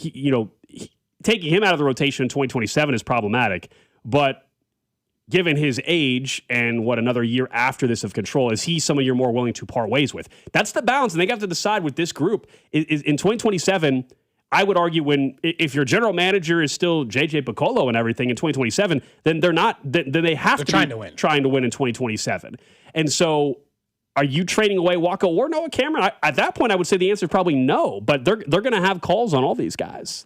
Well, and I guess the way I view Cameron is actually makes it easier for those Wacha or Lugo conversations, in the sense that, if what they got in last year, Noah Cameron, is back, and he is likely to settle into being just a solid middle rotation, maybe back in, but middle rotation starting pitcher, because now Gold's numbers are all plenty fine for a number 5 starter on the season as a number 5 starter. But now he's back to pitching like a 2 or 3 again. And so if you think over the long haul, you can consistently get this level of performance, not what he's done the last month, but just overall his performance his entire time in Kansas City. As in, he's made 30 starts for you and he's got like a 4 earned run average. Well, then I can more easily listen on a guy like Wacha or Lugo. I can tell myself I'll go into the free agency pool, or I'll try to fly somebody through our system, and I'll try to get him up sooner. I'll try to find the guy that I can get to the major leagues faster than the other guys or whoever I think can get up there. And so, I don't know if Justin Lampkins, I don't know if he's been promoted. No, he just earned a promotion. So he's in Double-A. Justin Lampkins in Double-A after being named Royals Minor League Pitcher of the Month. So he's in Double-A, Gold. Okay. He pitches really well the rest of the year. Well, then he's doorstep guy. Then he is Triple-A guy. He's closer than Shields and Churio. He's in the mix. Now, he literally just got out of A-ball, so I don't want to make it seem like that's a possibility. But if Noah Cameron is someone you can rely on, well, then I'm more interested in trading the vets, because I was worried. Part of our conversation with Wacha and Lugo a month ago was, what if Cameron's going to be your 3 or 4? You feeling okay? It was last year a mirage. Where we at? And now things are starting to stabilize for him. It's starting to feel like this more the kind of pitcher he is. He was excellent last night. He was great. I wish he would have pitched one more inning, maybe. And then maybe they could have, It's anytime we have these conversations, though, about what you do at the deadline, as someone points out, it's just the uncertainty of 2027, not just for the Royals, but for baseball. And so I do wonder, maybe the next time we have JJ Picollo on next week, I think he's scheduled to come on. I know it's early, but unfortunately, with the way the season's going, I think we can look ahead to the trade deadline and who may or may not be getting calls on. Does that alter your decision on trading for or trading away pieces if you think that next year there's going to be a missed season or a partially missed season? My guess is GMs are operating as if there is a season, of course. But do you want to trade for someone who you get like an additional year of control if you never even see that year? Or let's say you make the decision, you don't trade someone like Michael Wacha, then next year you end up only having a half a season in this hypothetical. Yeah. Well, then you're like, well, then shoot. We should have done something. Right. So that's gonna be interesting to see how teams approach that kind of stuff. It is an interesting dynamic they are stuck in, admittedly. And so they got to figure out which, and how they're going to handle this going forward. So they're stuck in a weird spot. They really are stuck in a weird spot where you and I both said, I don't think you can be full-blown sellers. That does nothing to satisfy what we were talking about yesterday with Bobby Wood Jr. It does nothing to service 2027, in which I once again think you need to be a winning organization. So then what do? Like you can, and like you said, if it's still going to be the same people in charge, and it is, okay? I don't fear for JJ Picollo's job. And if it's going to be the same people in charge, well, then they should be he'll be going into a year feeling like he's on a hot seat, which means win. So he's not going to be in a position of, what if I get rid of the players that help me win? The starting rotation is not the reason this team loses. There's a lot of reasons why this team loses. That has consistently not been one of them. The entire time JJ Picollo over the last 3 years have been doing it. That's the reason why they're not 25 games under 500 maybe this year, is because the starting pitching has been so good. On the other end, on the NFL end, sometimes people retire and step away from the game, and you think you're never going to have to hear or see from them again. And yet, I saw the same headlines you did yesterday, because once upon a time, when the Rams were talking about adding in a great young defensive player, Aaron Donald made a little quip about, well, I might have to dust off the old cleats if they bring him in, see if I still got it. So everybody in the sports media landscape reached out to Aaron Donald to find out if he would go back to the Rams and be a part of their defensive line now that Myles Garrett is there. Right. He's 35 years old. He's been retired for a number of years. Their team is already insane. I guess it's really a two-part. Is he ever going to entertain this, and would he be good if he came back? Yes and yes. You know, I think there's a real possibility based on, as you said, Jordan Schultz had a report. He texted Aaron Donald, and Donald told Schultz, quote, I'm for sure flirting with the idea. Hell of an opportunity with the Super Bowl in SoFi this year. If I can find the fire, it's a possibility. No, I think he's seriously considering this. I think this is a situation, though, where he would join midseason, you know, gives him a boost. Not going to ask a guy that's been retired for a couple of years to play an 18-game or a 17-game schedule plus postseason. I think it's, hey, get in shape, make even more geared towards football stuff now. Let's see if you re-up with us in October or November for the push towards the playoffs and ultimately a Super Bowl. Having Garrett on the team as well, you're not asking Aaron Donald to play nearly the amount of snaps. He'd be a rotational guy probably, but all of a sudden having him on the field, no, I think it's a real thing. And yes, I think he would still be effective in a limited role. He was first-team All-Pro 8 of his final 9 years. He last played in 2023 at 32 years old. So 3 years ago. And you've seen the finished videos. That season with 8 sacks. He's still jacked. Still jacked. He's still doing 150-pound dumbbells. I mean, that's not an exaggeration. That's what he's doing in these videos. Again, not whatever you're doing bench press at the gym. He's doing that in dumbbells. Yeah. I fear that if I were Aaron Donald, I'd probably do it. He's the level of greatness in player because he wasn't just strong or the strongest guy. He was also one of the most skilled guys. He knew how to beat you. So I think he would immediately be impactful. So do I want a defensive line with Aaron Donald and Myles Garrett on it together? No, thank you. You have to pick which one to double. Like, you're going to have to leave one of them because you can't double both of them, obviously. I don't even know. I mean, I guess you double. Unless you put a tight end in there extra. I mean, this would be the first time in Aaron Donald's history that he wasn't the double guy. Yeah. They double Myles Garrett, and then Aaron Donald at 35. Now he's, for the first time in his history, Gold, only has to beat one person? Only has to beat one guard? That guy die. He would be very good. He would be very good. And I think he's probably seriously considering bringing it because it's like, I can scratch this itch one more time, win a Super Bowl. And that would give him another, 1 or 2% more likelihood they win a Super Bowl this year? It certainly would increase their odds. It can only increase. It's not going to say he's plus 250 to come back, by the way. Oh, minus 400 that he doesn't. I think he's coming back. I just, again, think it's going to, not by week one. Unfortunately, I think he's going to be playing when the Chiefs play the Rams December 13th in LA. Myles Garrett and Aaron Donald? I think so. It's going to be October. Make sure Stafford's still healthy. And then, he doesn't want to join and then find out that the season falls apart. Or, again, at his age, to ask him to play 20 games this year, including the postseason, is a bit much. So you ask him to join up and get ramped up for a November 1 start or something. Unless the offensive line is 100% healthy. If that's the lineup, Mahomes shouldn't play.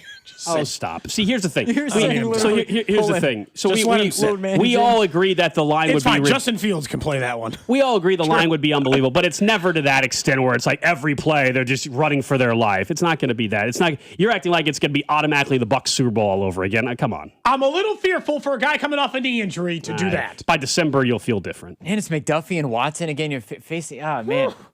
I told you that's why I'm going to that game. I'm going out to LA for that whole game. Storyline around the game is just it's not, you don't even want to call it a revenge game, but it's McDuffie and Watson against the former team, Myles Garrett, potentially Aaron Donald on the it's him in the middle of a Super Bowl campaign. Holy smokes. Super Bowl favorites for a reason. No, it's the one road game I want to actually go to this year. Now, depending on how the Chiefs are playing, maybe it's going to be ugly. I don't know. Hopefully the Chiefs are competitive. Thursday night game, isn't it? It is Thursday night. It's a short week too, Drew? Yeah, it is a short week. You really would consider pulling Mahomes? He's joking. Depending on the record. He's not serious. Depending on the There's record. no chance. Nobody just pulls their quarterback proactively. How what? cowardly. You know how cowardly. Stop. No, you know Stop. you know how much Andy Reid would get. It would look like the NBA rest killed by the media. It doesn't happen. Everybody. It never will happen. He'd have to have an injury that you could blame it on. That ankle's barking, Got to give him that week. It would just be sad. Come on. Man. I'm just saying run a lot of play action or something. Just give Get him out of the pocket. It's not till December. Let's see how both teams are playing by then. It's gonna be one of those Kenneth Walker games, Cody, where Kenneth Walker gets 30 carries. You know what? Let's just hand the ball off. Let's just hand the ball off and lose yards behind the line. Yeah, that's fine. It'll be all right. I'm not looking forward to that. That, I'll say, when we eventually do the inevitable, like, essentially, let's pick every game on the Chiefs' schedule and give us the record, that one's a loss for me. Nothing's going to change between now and when we do that in August. Probably. That one's an L. Yeah, when I predict that game, I'm not predicting a W. And you'll gladly be wrong, but yeah. Short week, coming off the Bills game, on the road, 1,000 All-Pros. That one's a loss, and it's fine. It doesn't have to be a win. They might face each other again in the Super Bowl. Are you saying I shouldn't go? And we can do that. You can still go. You want to go to L.A.? You want to see the stadium? I do. That's fine. Well, then go. I'm just saying you might be going to a loss. I know you'd be going to see the Chiefs play. But I went to see them play in Baltimore. They lost that game, too. I know you'd be going to see the Chiefs play and stuff, Gold, but to say that you saw live Aaron Donald and Myles Garrett on the same football field together would be pretty crazy. Cody's right. We're 3-0 in Super Bowls we've gone to, but You're 0 for whatever I'm 0 anytime you for leave. 3 for road Chiefs games I've gone to, just like regular season. You're right. Ravens, Packers, and... They're 0 for 2 right now. We're saying it would be 0 for 2 right now. Yeah. At least those two. Yeah. Super Bowls, though, we are 3-0. I'll take that. When the Chiefs go to the Super Bowl and Alex and I go, Chiefs don't lose. They don't. Just saying. You might want to, if the Chiefs get back to Super Bowl, you might want to send us. You should put that in your Instagram bio. Been to 3 Super Bowls. 3-0 when I attend a Super Bowl. It's a brag. In my Instagram? The fact that the Super Bowl is in LA too, I feel like I'm not going to say we should go, but I think all shows should go. If it's in LA, I think all of us should be there. The only time the morning should be doing the show at 4 a.m. I don't know if they want the only time all the shows will be going. That would be... That's a little Never mind. The only time all 3 shows will be broadcasting from a radio row will be if the Super Bowl's in Kansas City.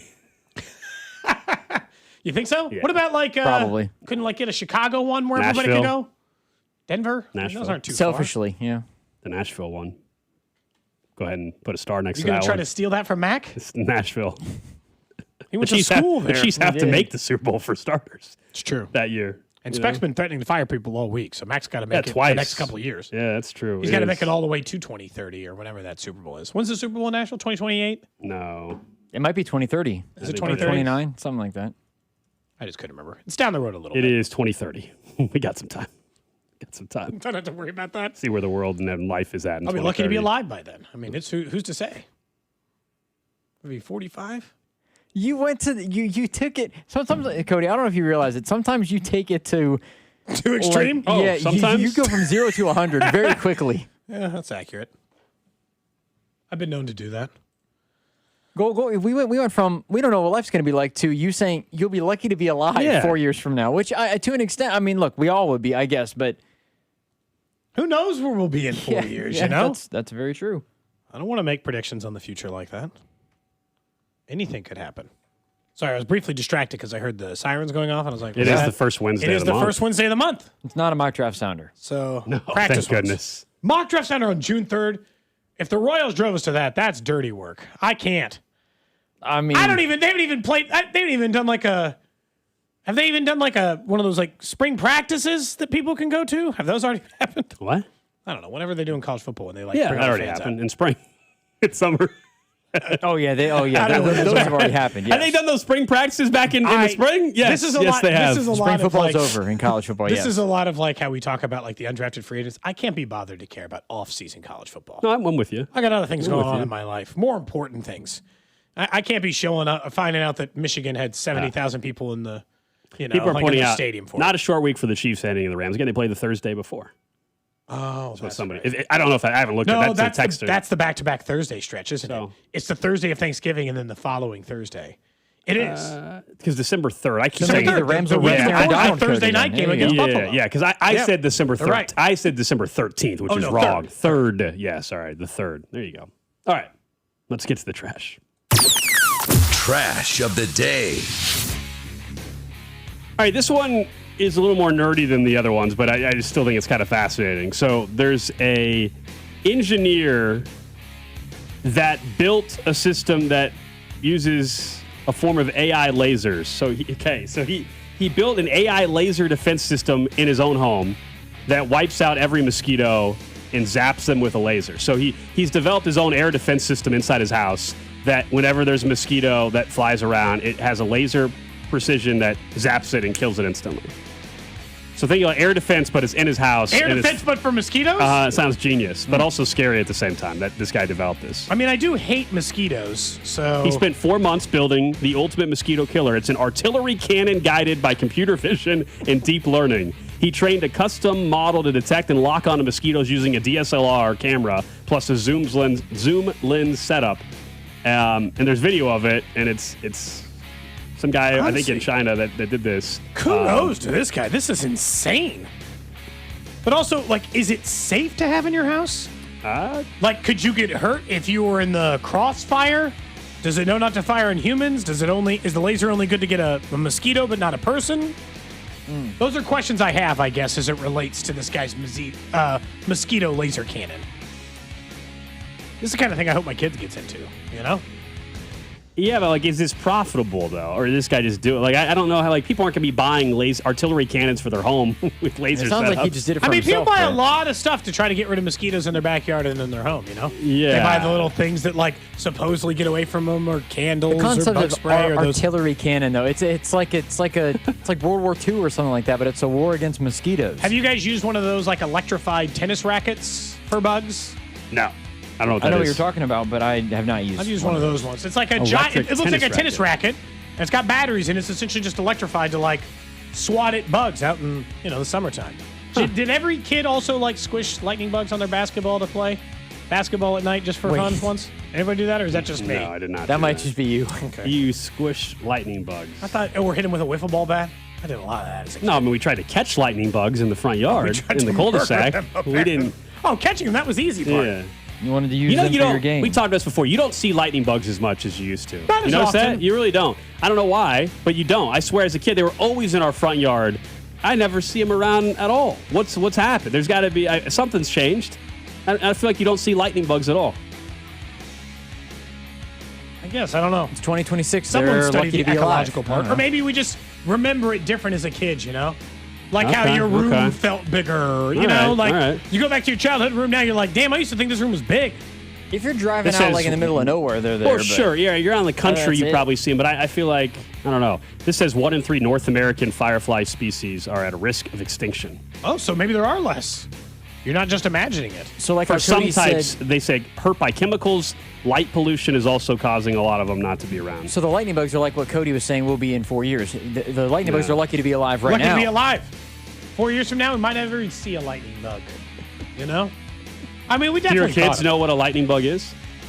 Yeah, we've caught lightning bugs before. Right. But a couple of people at least are agreeing. Somebody says glow-in-the-dark bat. Someone does say smashing lightning bugs, Cody, on a basketball is a sign of future serial killer. I don't think that feels too strong. I haven't murdered anyone at this point in my life, so future serial congratulations. killer. Well, I don't think anybody picks it up after 40. The fact that you said I think you gotta I think if you're a serial killer, you gotta turn into that before 40. I don't think that becomes like a midlife crisis. I'm gonna pick it up. Cody, when did BTK start, huh? Cody, you almost did it again. You said you haven't killed anybody at this point yet. Like as if it still is in the realm of possibility of that happening. Somebody said, wasn't BTK in his 40s when he got caught? That's what I'm saying. That's my question. Or when he got caught. You're saying when he... His first suspected victim was 1974. I don't know when he was born. 1974? Yeah. He was born in 1945. Damn, so your theory doesn't work. Well, it does, because he's still he's under 40, but he was a little bit older than I was anticipating. Okay. Didn't expect it. This is this show, especially in June. You never know what you're going to get. We've talked about the NBA Finals. We've talked about lightning bugs, people may being fired, mosquitoes, and BTK. That's what we do on this show. BTK's semi-local. It is Wichita. Yeah, another great fact about Wichita. You guys were asking my experience in Wichita. Yeah, it's a great place. Did he get caught while you were in Wichita? He got caught before I moved to Wichita. He was caught? apprehended in 2005. I did not go to Wichita until 2014. Oh, you were a little behind. He was long behind bars. I guess he's still alive, but yeah. Anyway. There's a couple people who agree with me. Said I used to get lightning bugs with a bat too when I was a kid. It wasn't just you. Yeah. But other people accusing me of mass murder. You're why they're going extinct. You're killing with basketballs. There's no way I could have done the amount of damage that would have caused a mass-wide extinction. There's no way. Yeah. Okay. All right. Up next. Let's get to the Chiefs Red Half Hour. Wide receiver got a massive payday, and it reminds us what could have happened for our Chiefs receiver and what might now not be possible next offseason. We'll tell you what that is next. You're listening to Cody and Gold. Tune in for the Chiefs Red Half Hour every day, starting at 11:30 right here on your home for Chiefs football. 96.5 The Fan. Brought to you by Heartland Men's Health, the leader in men's sexual health. Thousands of men have been successfully treated for low T, ED, and more, all with discretion and compassion. Make your appointment at heartlandmenshealth.com. Baseball season is in full swing, and that means the summer heat is on its way. Maybe it's already arrived. In fact, the guys at Climate Control have been serving KC homeowners for over 35 years, and they know how to get your cooling system ready to handle our scorching hot summer weather. Stay cool and comfortable this summer. Call Climate Control today at 816-265-2830. That's 816-265-2830 for all your cooling, heating, and plumbing needs. Don't wait. Visit ClimateControlKC.com today. Climate Control, heating, cooling, and plumbing.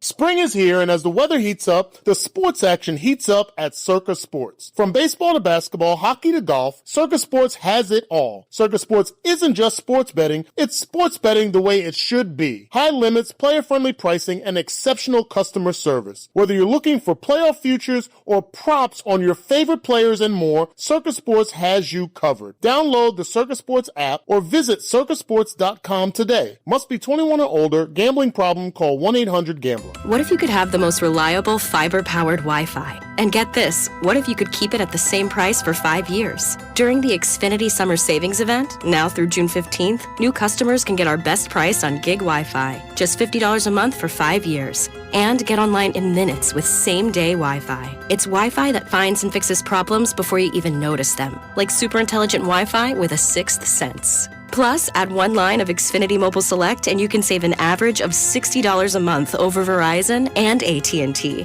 You can even try it free for a year. Lock in your price and unlock the possibilities during the Xfinity Summer Savings Event. Get it now at Xfinity.com. Xfinity. Imagine that. Restrictions apply. Requires paperless billing and auto pay with stored bank account. Taxes and fees extra. Savings based on 1 gig internet and 1 mobile select line compared to similar Verizon and AT&T plans over 5 years. After 12 months, regular rates apply to mobile select. Xfinity internet required. Speeds vary. Use of fiber coaxial cable. Liberty Mutual customized this song for you. Like your car insurance, it's custom too, yeah. Liberty Mutual's got the coverage that could save you money. Thanks to Doug and Limu, well now you can go and take that cruise.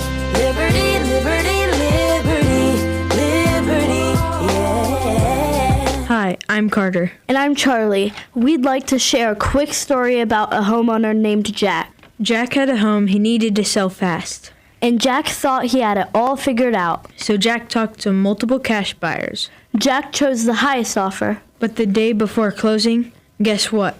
The buyer backed out, leaving Jack with the moving truck all packed in the driveway and not sure what to do. Jack learned the hard way that the highest offer isn't always the right offer. Jack got suckered. Make sure you aren't hung out to dry. Call our dad at Rex Buys KC. Our dad is local, he knows Kansas City, and he actually closes deals. No repairs, no fees, no showings, no surprises. Just a fair cash offer and a smooth process. Now, don't be like Jack. Call 816-330-6000 or visit rexbuyskc.com. Rex Buys KC, helping people make smart choices one home at a time. The Kansas City Auto Show is back, taking over the Overland Park Convention Center with more brands, more test drives, free parking, and all new family-friendly features. Get your tickets now at kcautoshow.com. The Kansas City Auto Show, June 4th through 7th. Did you know one blood donation can save up to 3 lives? In just 1 hour, you can make a difference in Kansas City. Make your appointment today with Community Blood Center by visiting savealifenow.org. Power your drive with Mobil 1 motor oil. Buy 5 quarts, get $15 back, and score a fast and furious prize after rebate at O'Reilly Auto Parts. O'Reilly Auto Parts. We asked parents to share their journey of adopting teens. They changed who I am because I can't see life without them in it. Visit adoptuskids.org to learn more. Brought to you by Adopt US Kids, the U.S. Department of Health and Human Services, and the Ad Council. At Uline, they know going the extra mile takes hard work. For companies pushing to go further, Uline will go the distance with you. 24/7, they answer the phone to get you the shipping and industrial supplies you need. Business can move fast. Unexpected large orders, adverse weather, new safety guidelines, and changing economic trends. Uline works hard keeping 41,000 items ready to ship, minimizing detours on your way to the extra mile. Visit uline.com. I need a little ranch, step to the ranch. There's a new flavor in town, the Jalapeno Ranch Club at Chick-fil-A. With that juicy Chick-fil-A original spicy or grilled chicken, a buttermilk ranch bun, candied bacon, pepper jack cheese, and jalapeno ranch sauce. It's got big ranch vibes with a little heat.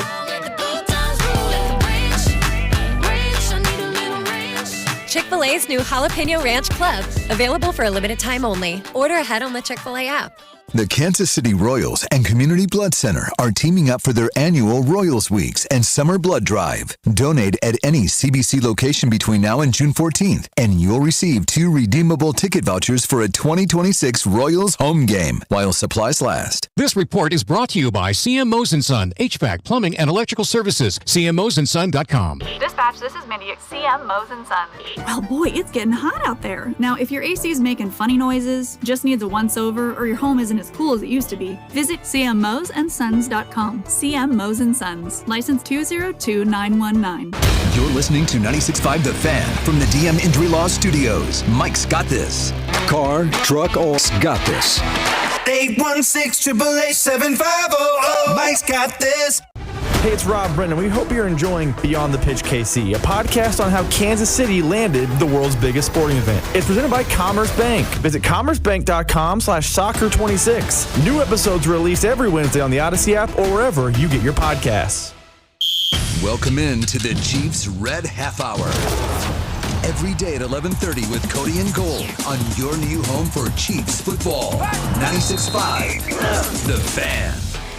Reminder, coming up 1 hour from now, Josh Vern, our Royals insider, will join us. We'll ask him more about yesterday's decision-making from Matt Quatrero and where things are at with Lucas Erceg. That's now 6 blown saves. He leads the league in blown saves, that is, I'm sorry. And last night was, I think, and you agree, the most egregious of the decision-making from Matt Quatrero involving the bullpen of the season. 100% loss on him. Yeah, on that one. Noah Cameron was rolling. Daniel Lynch hadn't pitched since Saturday. And you go to Lucas Erceg, who has struggled for not just 1 outing or 2 outings. It's like 4 or 5 of them now in a row. So we'll get to Royals 1 hour from now. You guys can always chime in on the Jay Southland Tow Service text line, 913-586-7965. Video stream up and running in 4K. YouTube, Twitch, X, and Facebook. Hit that subscribe button on YouTube. That way you don't miss this show or any of the shows here on 96.5 The Fan. All right, let's talk some Chiefs football. It's Chiefs adjacent, but it definitely impacts maybe the future of the Chiefs as well. That was the news yesterday that the Falcons signed wide receiver Drake London to a 4-year, $141 million extension worth up to $150 million, $100 million guaranteed. It makes London, contract. Yeah, it makes London the 3rd highest paid receiver in the league, highest average per year in Falcons franchise history. 2 quick reactions to it, and we can dive deeper. 1, it makes you realize once again how dumb Rashee Rice is, that if he was squeaky clean, he could legit be setting himself up for that kind of payday. Because here's the yardage again. 866, 905. Sound like Rashee Rice's numbers? 1271 had a huge year in 2023. Or sorry, when he was 23 in 2024.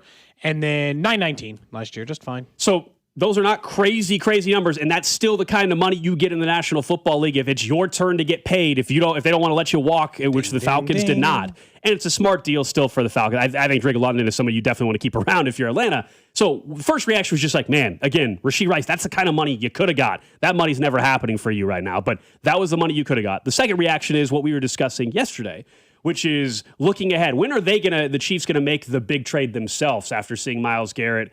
And seeing the A.J. Brown trade, as in, is it next offseason the Chiefs can make the big splash? Well, Drake London was a potential trade/free agent target. Well, that's not happening. Take his name off the list. Well, and maybe it's because a couple of defensive linemen have moved, and certainly wide receivers have moved. A.J. Brown moved again this offseason. So I'm not to say those guys can't move or not change, but not right after they got paid.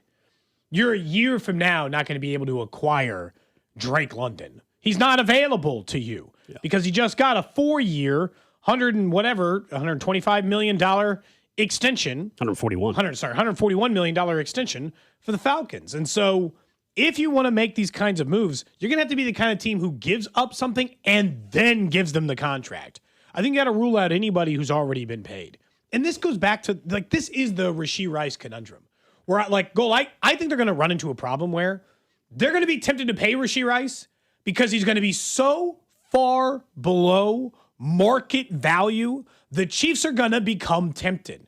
Because at 4 for $141 and $100 million guaranteed for Drake London, and essentially, in my opinion, a wide receiver of similar quality to Rashee Rice. This is not like the jump to Jamar Chase or Puka Nacua or one of these other guys. Drake London is a nice receiver. He's a nice, really nice receiver. 1,000-ish yard receiver. He is not way different than having Rashee Rice. It is relatively comparable. He's a little bit younger. Fine. He's maybe a hair more talented, but not significantly. He's just been available. But he's been available. He's played in 15, 16, 17, and last year only played in 12 games. So still at 919 yards. So it was averaging or way above his career number. He actually had more yards per game that last season than he did in the year he had almost 1,300 yards. So maybe he's taking a step forward. But if Rashee Rice has that year, he has that 1,100, 1,200 yard year like Drake London did a year ago, and he says, I'll sign for $20 million a year, not 25, or I'll sign because London just got like 30 a year. If you're here to tell me that he'd take half, the Chiefs are going to talk themselves into it. Not you and I, the Chiefs are. They're going to see the market compared to what Drake London got, and they're going to say, I mean, if we can really get this guy for $20 million a year, why not? That's as cheap as a wide receiver you're going to get on the market. We'll just give him 3 years. There's we can no get way out I after can give 2. him a multi-year deal. And we'll just escape after that. Was he going to take 1 for 20, though?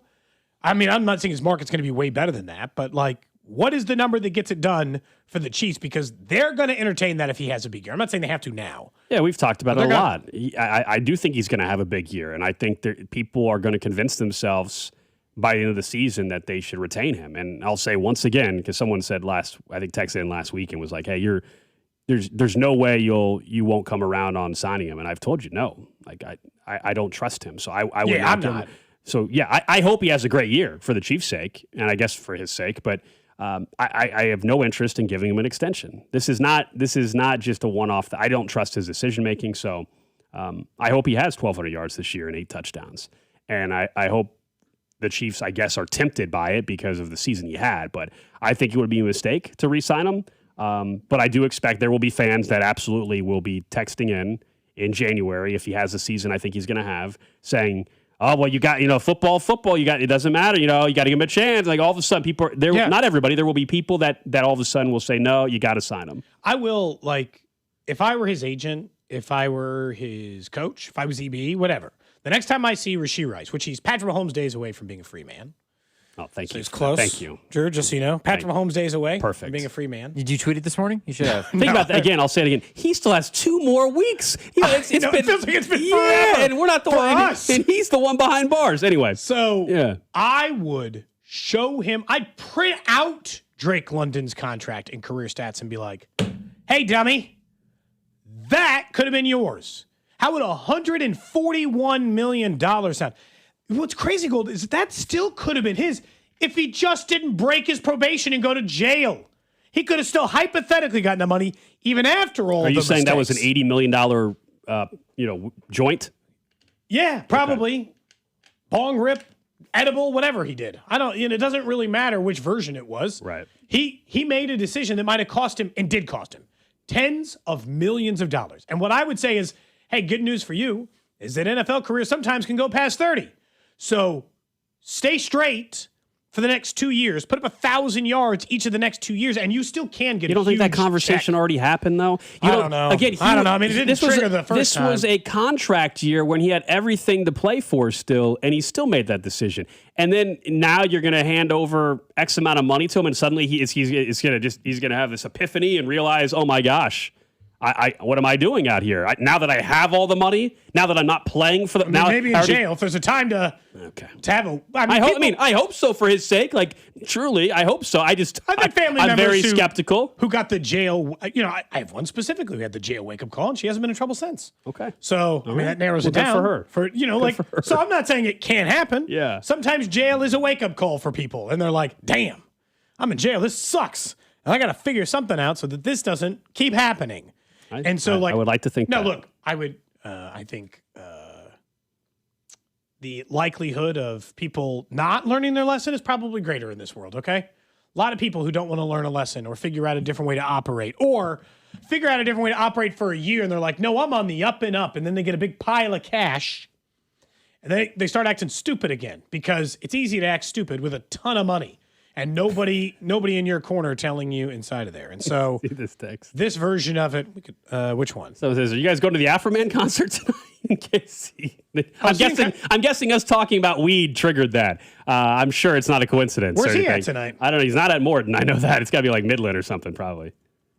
Let's see. Where's Afro Man at? Did you guys follow his case? It was hilarious. No. Drew, did you follow that? Oh, he's at Woodyard Barbecue? He's at a barbecue place? He's at Woodyard? Woodyard, sorry. That's where we're at now with him? $53 to get you into Afroman what is it? Is this real? Afroman Freedom of Speech Tour. Performing his hits. Lemon Pound Cake. Lick 'em Low Lisa. Because I got a high and crazy rap. So Lemon Pound Cake is the song that he got sued over because those cops broke into his house. And then he made an entire music video on it. Then they sued him. They're saying, this is defamation. This is crazy. You've ruined our lives. He won the court case. Look up the photos. I can't believe you guys didn't follow this. No. Do yourself a favor right now and look up his court attire, what he wore on the stand. He testified on his own behalf in this court case. Gold. So I'm just laughing the fact that this concert's wearing at this barbecue place.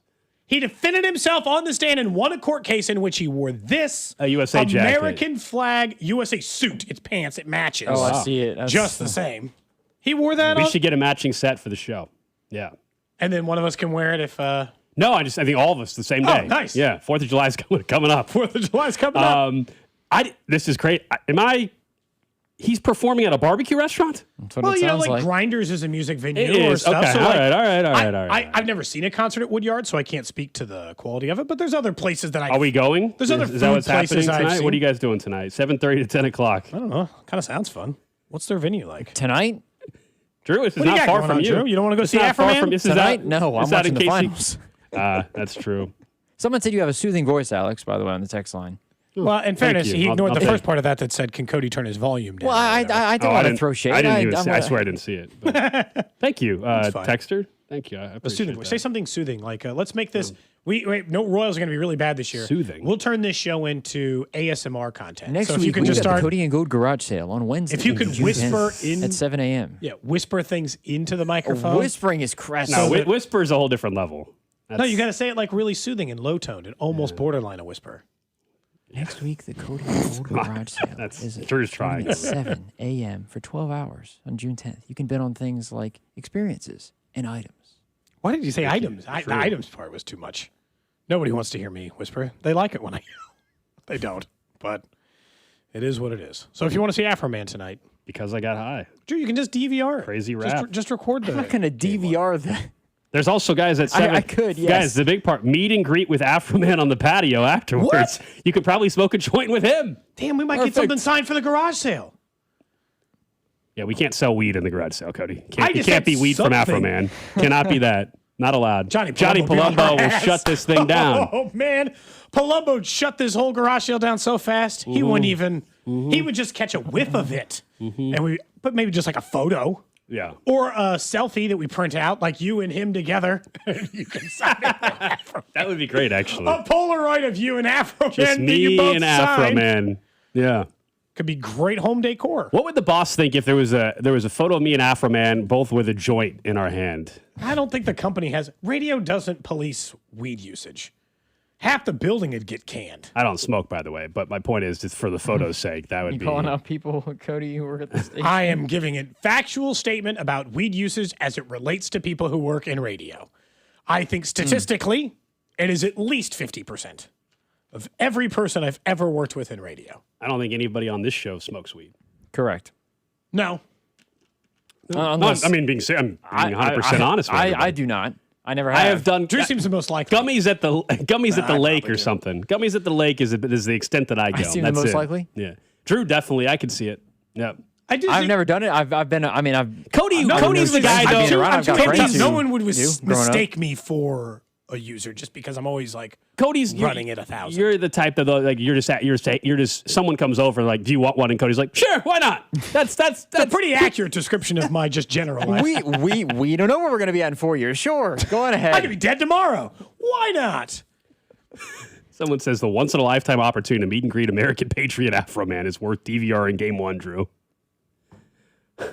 Is it though? The fact that he made an entire video on those people who broke into his house and then won the court case as they attempted to sue him. They had to pay his legal fees. They covered, That's it crazy. was like true America there. American Patriot Afro Man. That's the. Well, thank you for whoever initially texted in about Afro Man. Thank you. It got us down this rabbit hole for 4 or 5 minutes. This is the Chiefs right half hour. It's It's been a little while really since took we a got sidestep. sidetracked. It's summertime, man. This happens in the summertime. You know, show's a little looser in the summertime, a little less serious. You know, football, everybody's stressed out a little bit more during football season. Tensions are high when things aren't going well. It's laid back. Let's all take a deep breath. You know, If anybody's going to the Afro Man concert and get us something for the Cody Gold Garage Yes, sale please. that is not an illicit substance because Johnny Palumbo won't. if you can get us the bong that Afro Man took it out of, we'll take. Now we're talking. Can we? That's paraphernalia. Can we have that in the garage sale? Is that allowed? Oh, it's the same as putting. I'll put it under home goods like it's a vase. Yeah, go ahead and add a paraphernalia category on the website. That's fine. Yeah. It's fine. Just as long as it doesn't have weed in it. Someone says Dusty's always talking weed. Someone else says Cody's a professor at UMKC. He definitely likes the devil's lettuce. Professors are I've never heard it called the devil's lettuce before. What? Oh yeah, I've definitely Never. heard all that. Yeah, that's. I'm not sure there's Even as someone that doesn't smoke, I do know what the devil's That's lettuce hilarious. is. Yes. Yes. Let's talk a little bit more, Should we? about the Chiefs. Later today, we will hear from Eric Bieniemy, maybe Steve Spagnuolo, as they get ready to speak to the media. Some other assistant coaches we're not going to carry live, but if there's anything interesting to say tomorrow, we'll certainly bring it to you. But we were talking about like desperation levels. And for the Chiefs, I think they should still be ranked in the top 5, Gold. There are only 4 teams I'd put ahead of them. And it's the 3 you'd think: Bills, Ravens, Bengals, and Rams, who are number 1. I guess what is the argument that there's a team more in want or of like desperation to get a Super Bowl, knowing that they got Patrick Mahomes. Yeah. He's on the back half of his career. You only get so many years, so many windows, so many chances to win one anyway.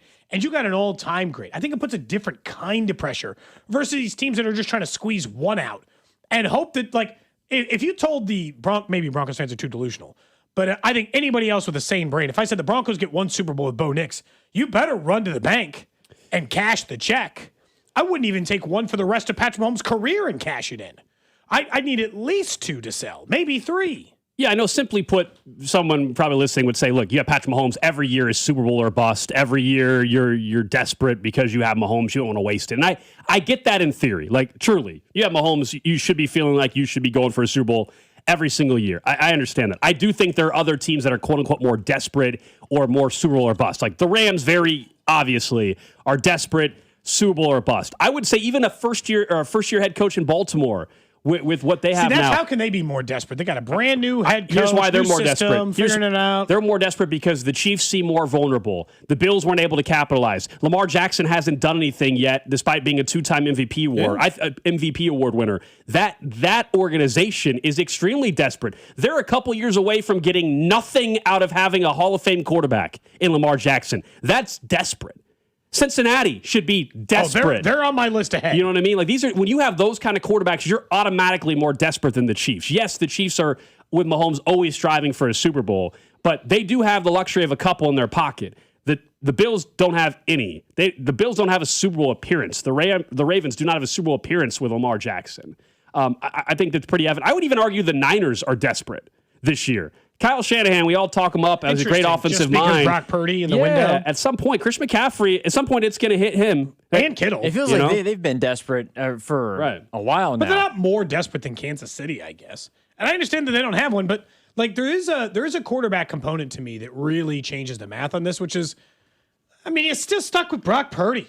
Yeah. Like, I mean, and now if your argument is kind of like how Seattle won it last year, you're only going to have so many good enough teams with a just good enough quarterback to get the job done. So Seattle's got to close the deal, right? Because you only get so many years with a just good enough quarterback. Like that's what San Francisco and the team around it. But they've been in and around that for 5 years. The Chiefs played them in 2 of the Super Bowls. We all know that. Yeah. The Chargers, I think, are another organization that has to be desperate. Justin Herbert has not done anything in the postseason. You went out and hired an OC, a former head coach, and Mike McDaniel, who, if all goes well, is only going to be there probably for 2 years.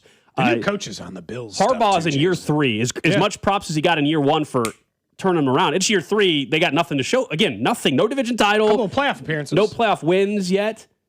Do they have not even a playoff win? I think that's the whole issue with Herbert, right? I thought they got 1 last year. No, I don't think they had a single solitary 0. No, they lost to the Jags. He's 0-3. He's 0-3 in the postseason, Herbert. Yeah, I mean, again, they've been with 4 interceptions and 2 touchdowns the entire time. Essentially under Harbaugh, they keep going. He had the Texans game. Remember, 1 touchdown, 4 interceptions. He was awful in 2024. Last year against the Patriots, they just did nothing. 159 yards, no touchdowns, no picks. They lost 16-3. I will say, despite the fact that the Rams are doing the most, so they appear the most desperate, I still think the Bills might actually be 1. Yeah, people are confused. They don't have a single Super Bowl title in their entire franchise's history. They don't have a single appearance with Josh Allen. Like, to have a quarterback of that caliber and to have regularly come up this short, he's got an MVP too. Like, that part of it, it's like, oof, man. Desperate. But I think for you, your ranking is lower because you view it as a bridge year. Yeah. And my viewing is, if the Chiefs are a playoff contender, which they are, then they need to feel desperate every year. They have Patrick Mahomes, and they're coming off of a Super Bowl loss, and one of the desperation did tick up a little bit with a 6-win season.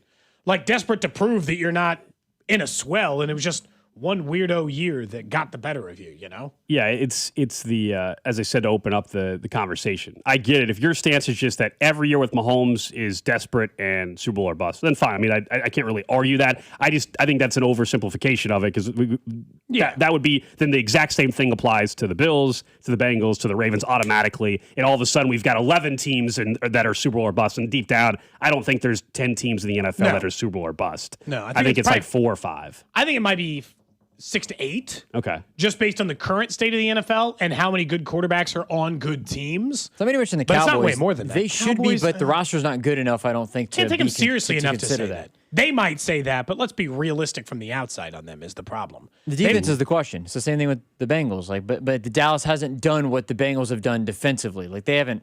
I mean, the roster. I don't even know how much the Cowboys did everything through the draft more than they did going and getting a big-time player, obviously. I mean, they still got Kenny Clark, Their defense can't be any worse than what it was last year. I agree with that. I think Caleb Downs helps a ton. They got Malachi Lawrence in there, too. They'll be interesting, but I would think that they should be Super Bowl or bust, but I don't know if they can say that with the gusto of, yes, we have a Super Bowl winning caliber roster. The second that they traded away Micah, they were not Super Bowl or bust, in my opinion. You didn't act like a team in desperation for it. It's not like that situation was ugly, though. Like, Micah wanted out. I know. Well, that's their own fault in the way that they handled the entire contract stuff. Yeah, for sure. Don't forget, join 96.5 The Fan on Friday, June 12th, as C-Dot and Rob, they're going to be broadcasting live from the Peanut in the Northland starting at 2.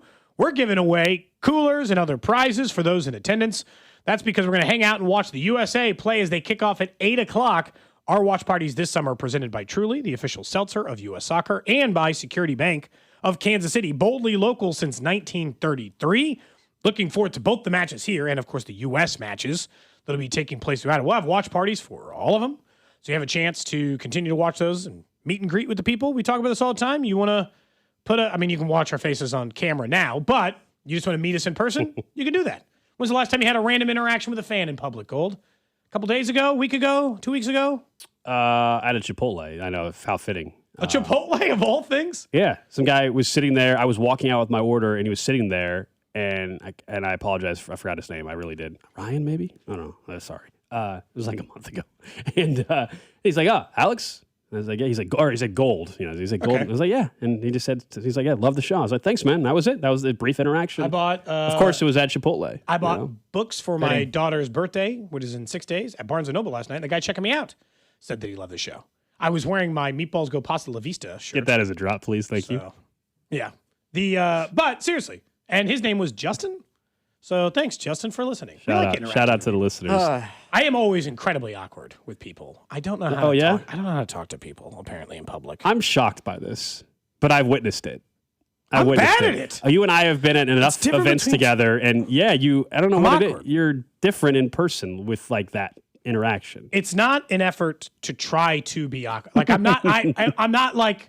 I'm not unfriendly or don't want to discuss things with you. I clearly don't know how to talk to people in a public setting. Drew, you're just kind of quiet. So Alex is probably the best at it on this show.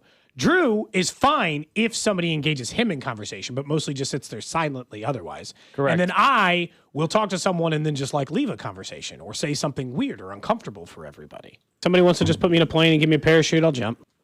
Yeah, stuff like that. That honestly. When did I say that? That's crazy. Yeah. I am, though, to your point, Cody, I know we got to get to break, but... The guy checking me out. What were you saying, Drew?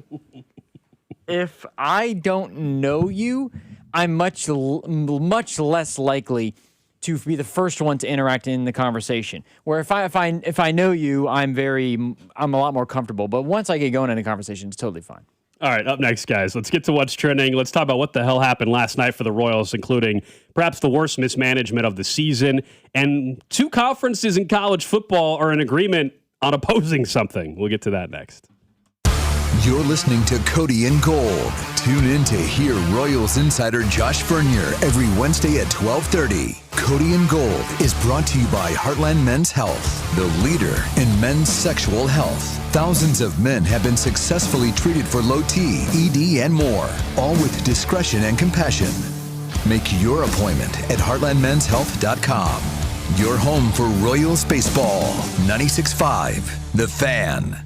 We were just talking about it. The world's biggest soccer tournament has arrived, and you can trade the entire tournament over on Kalshi. On Kalshi, you can trade every match from the opening stage all the way to the final. We know we'll have matches here in Kansas City, so maybe you're interested in seeing one of those teams all the way through the finish line. So Argentina, for instance, is trading at 8.8%, meaning a $100 investment could see a return of $1,100 over on Kalshi. You could choose individual matches or people to win soccer's biggest prize. On Kalshi, you're trading against peers in a live market. That means there's no house. As the probability changes, you can buy in and out of your position at any particular time. And for a limited time, download the Kalshi app and use code TAPP, T-A-P-P, to get $10 when you trade 10. K-A-L-S-H-I, Kalshi. Trade on anything. 18 plus only. Restrictions and eligibility requirements apply. Event contract trading involves risk and may not be suitable for all investors. Prices, values, and other available markets may differ from those mentioned. For more information, see kalshi.com/regulatory. That wreck really took everything off track. Can't work, can't help with the kids. The bills are stacking up. Then stop waiting. Call the Car Crash Kings, SWL Injury Law. Car crashes, that's what they do. Yeah? Yeah, they go to work so you can get your life back and get paid what you're owed. Don't get pushed around. Visit us at SWL Injury Law today for your free consultation. We're the Car Crash Kings. It's what we do. Visit SWLinjuryLaw.com. The choice of a lawyer is an important decision and should not be based solely upon advertisements.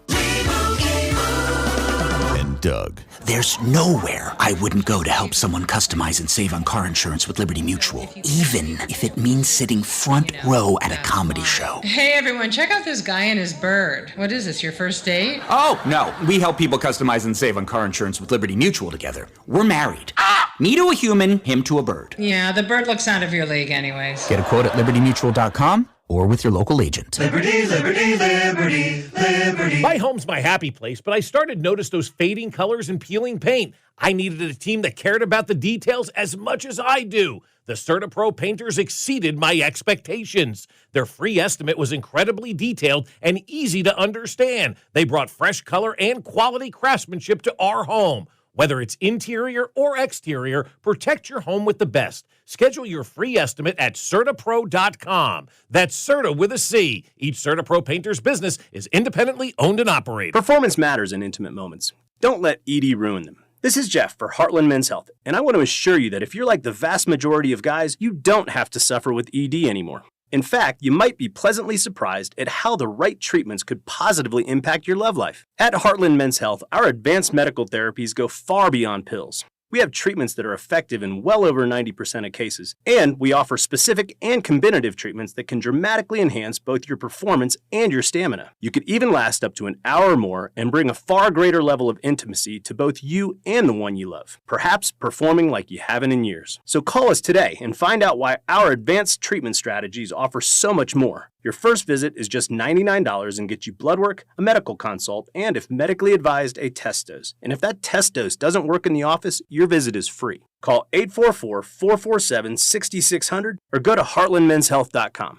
Heartland Men's Health, advanced medical science to improve men's lives. Carpal tunnel syndrome, heart failure that doesn't improve with common medicines.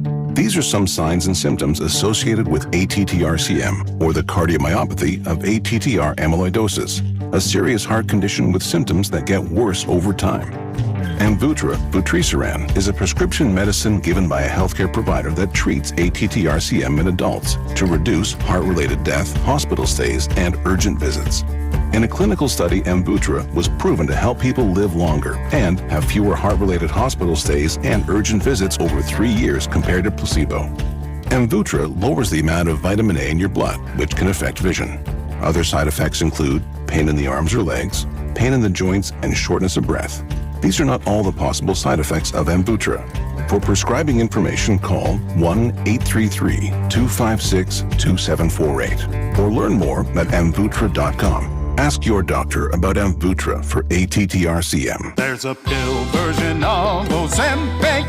Hello, I'm Ozempic, and I'm other GLP-1s kind of like him. Hey, did I hear there's a pill version of Ozempic? Yep, you sure did. Ask your doctor about which FDA-approved uses of the Ozempic pen or pill may be right for you. Call 1-833-OZEMPIC or visit Ozempic.com to view the medication guide and learn more about Ozempic semaglutide tablets 9 milligrams and Ozempic semaglutide injection 2 milligrams. There's a pill version of Ozempic.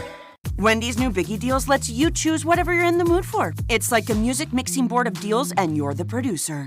Go with some chill folk music with a JBC in the $4 Biggie Bite snack. Try the drum and bass of deals with a double stack in the $6 Biggie Bag. Or go full-on sandwich symphony with an $8 Biggie Bundle, the grand finale of snacking. And the best part? They all come with napkins. $4, $6, and $8 Biggie Deals how you want them at Wendy's. Price and participation may vary. Single items at regular price. Prices may be higher in Alaska, California, and Hawaii.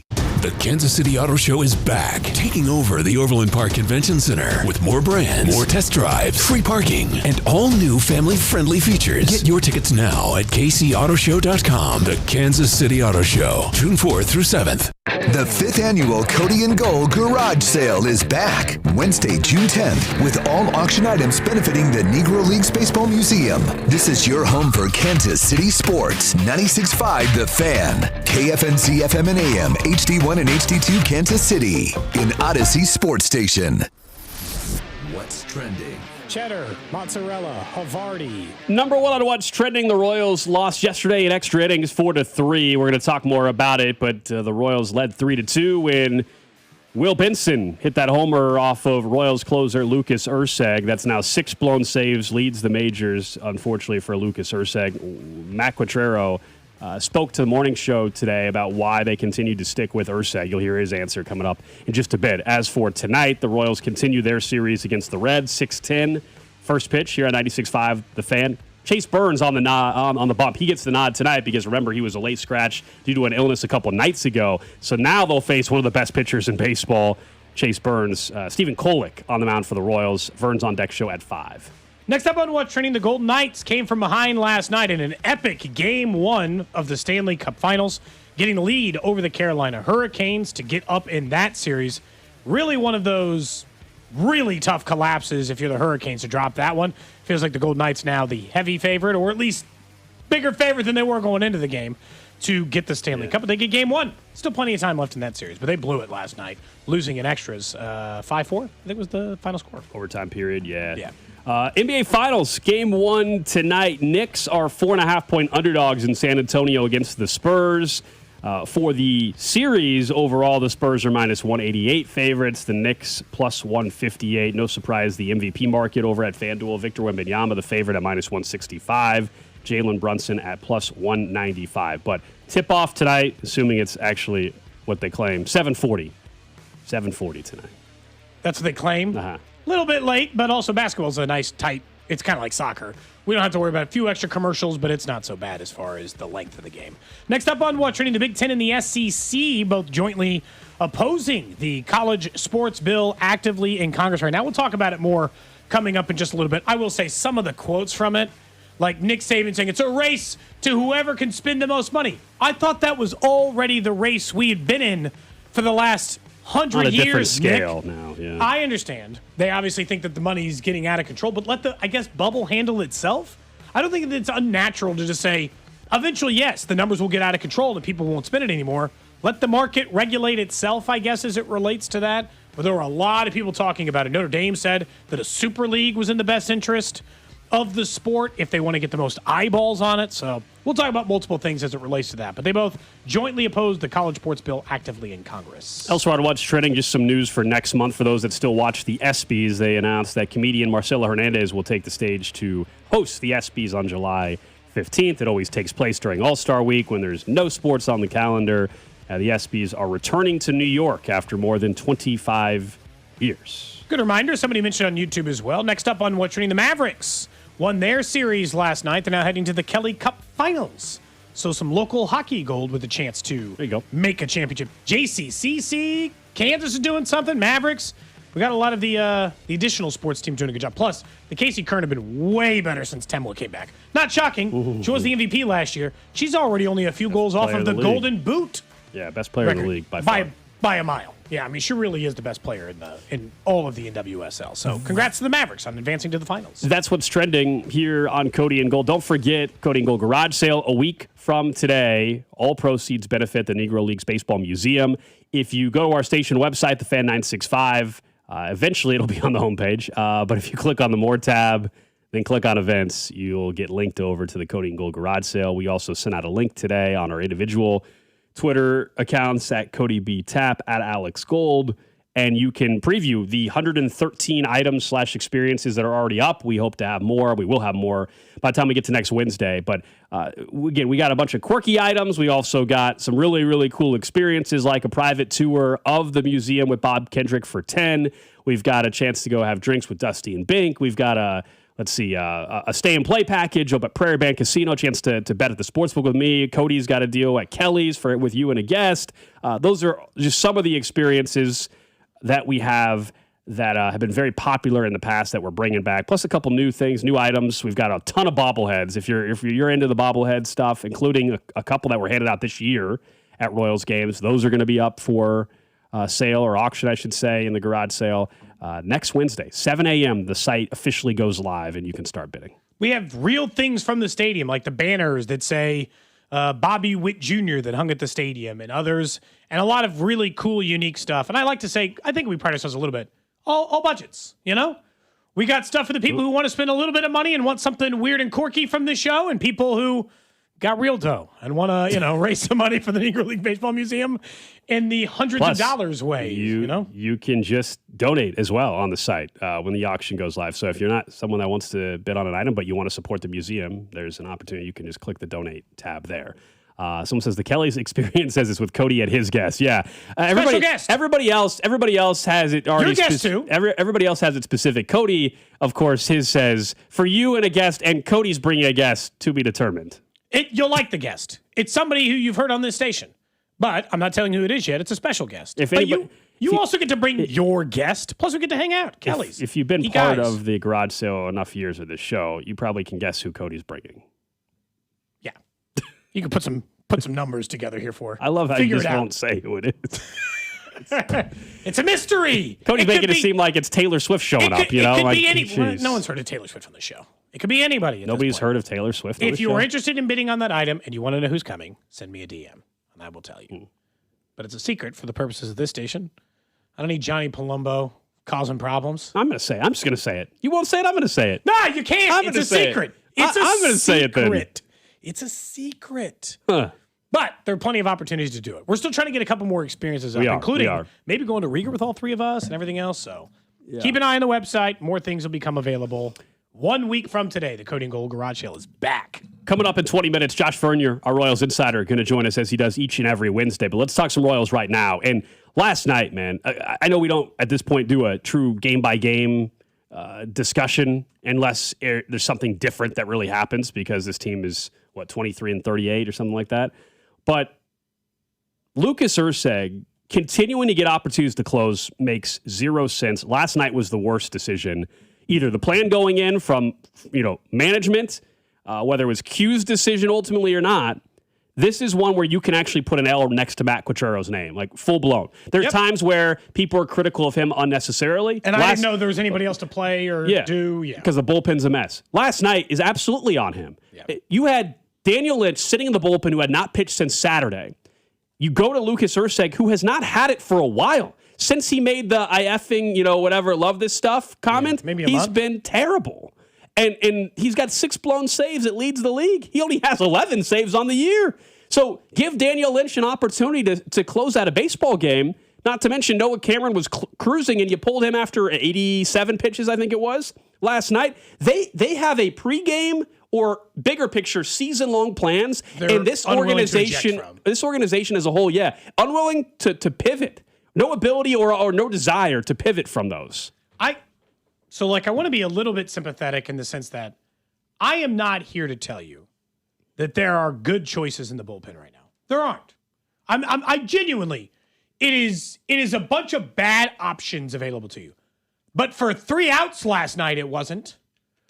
So let's say, why are you pitching Strum? I actually don't have a problem with the pitching Strum. I wish you wouldn't have served up a meatball that went over the fence. That meant Erceg could only give up 1 run, not 2. That stings. But I also would have pitched Strum. But to have Daniel Lynch available to you and hasn't pitched in days, and the last 3 times you watch this guy go out, to watch him blow game after game after game after game and to make no adjustment is insane. It is crazy that you could not, last night, know that that was going to be the result. Look, their bullpen stinks. Erceg's got an ERA at 6.5.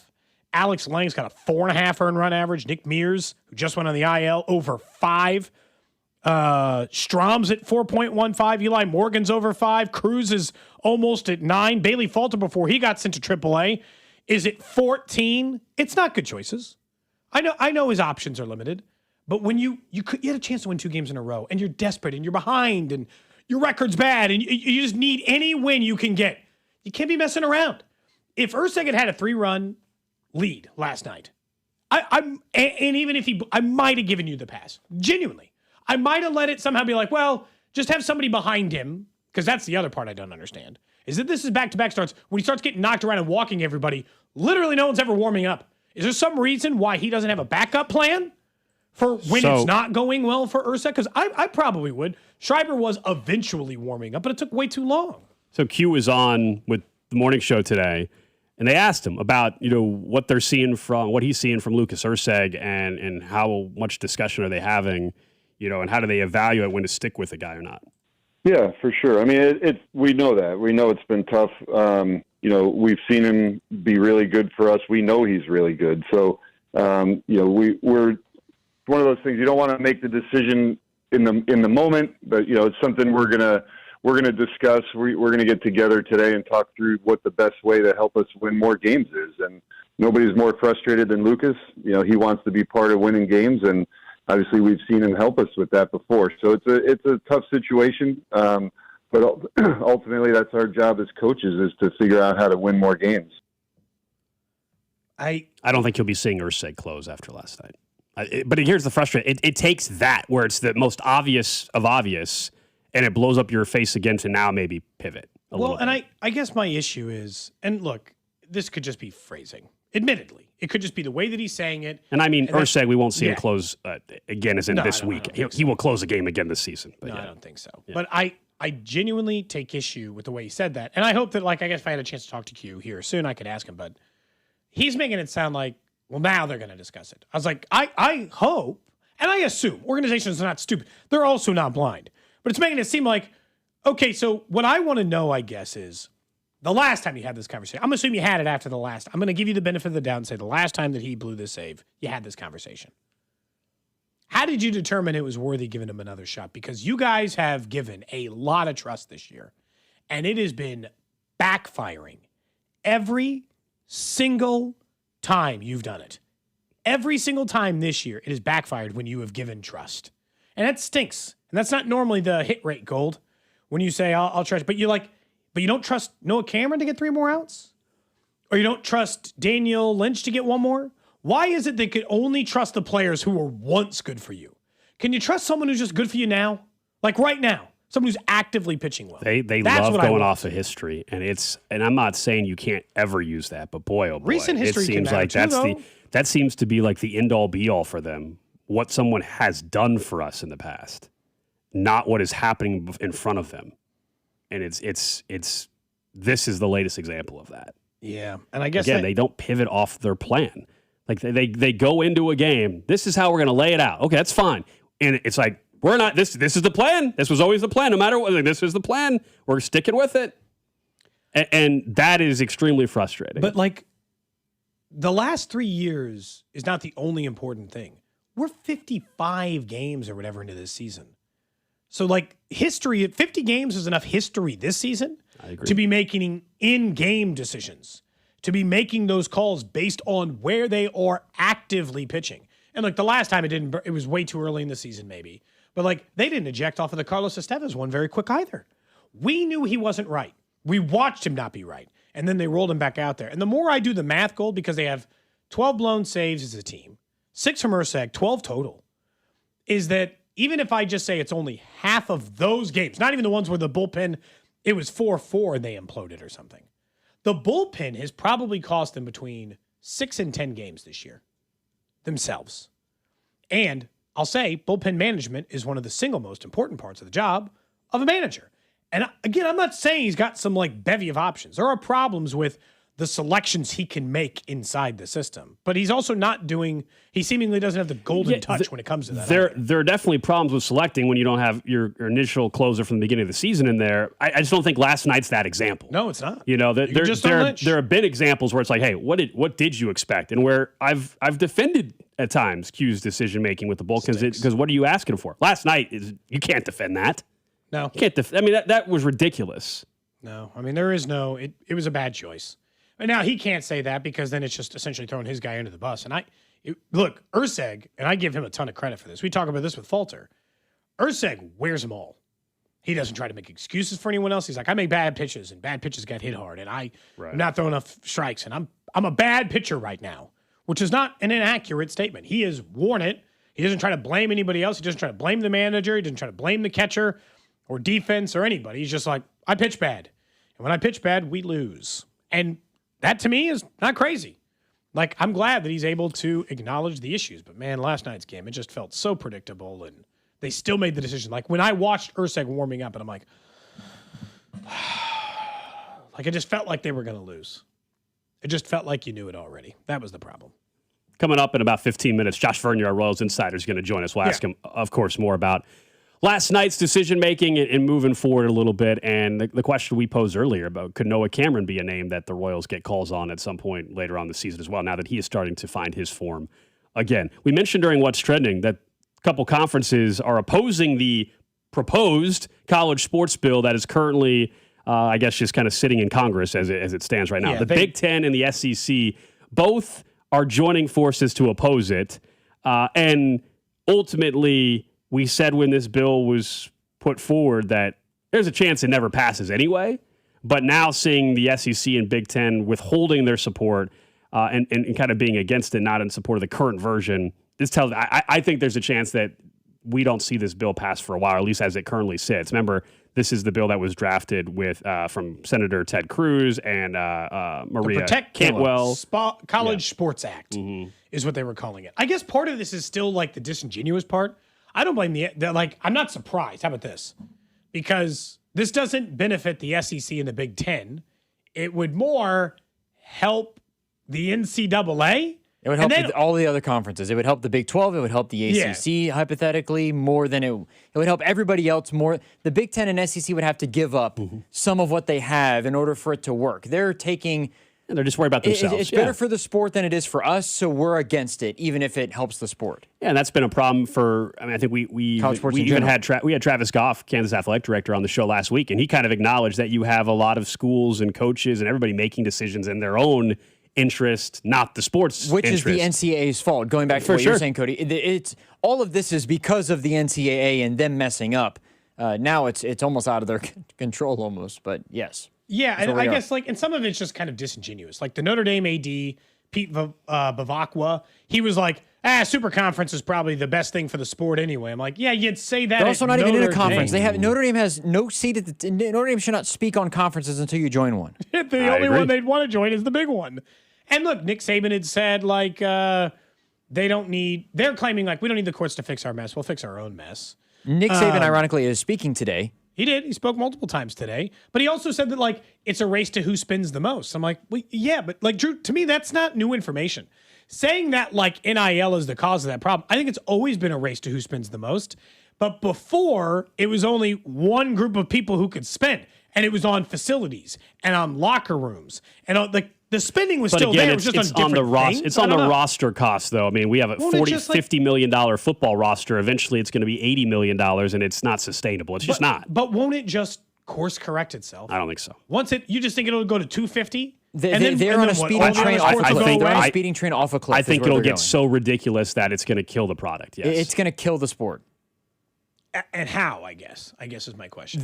Other schools will simply not, like you're saying. The money. You're not going to be able to keep up.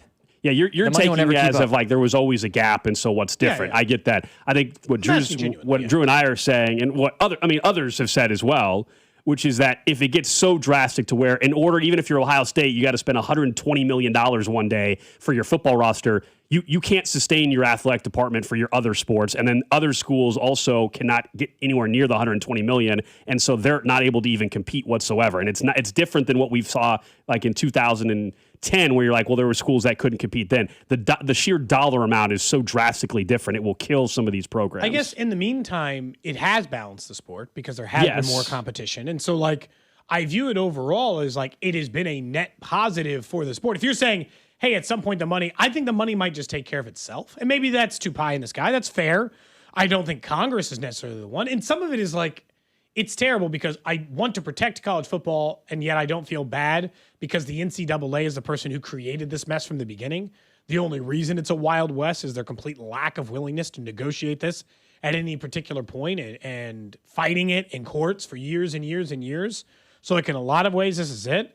But like it is also weird because the NCAA, this would essentially provide the NCAA with an antitrust exemption, which happens in other professional sports, but that just means I just want the same thing, which is the players to have a say in what they want out of this kind of deal.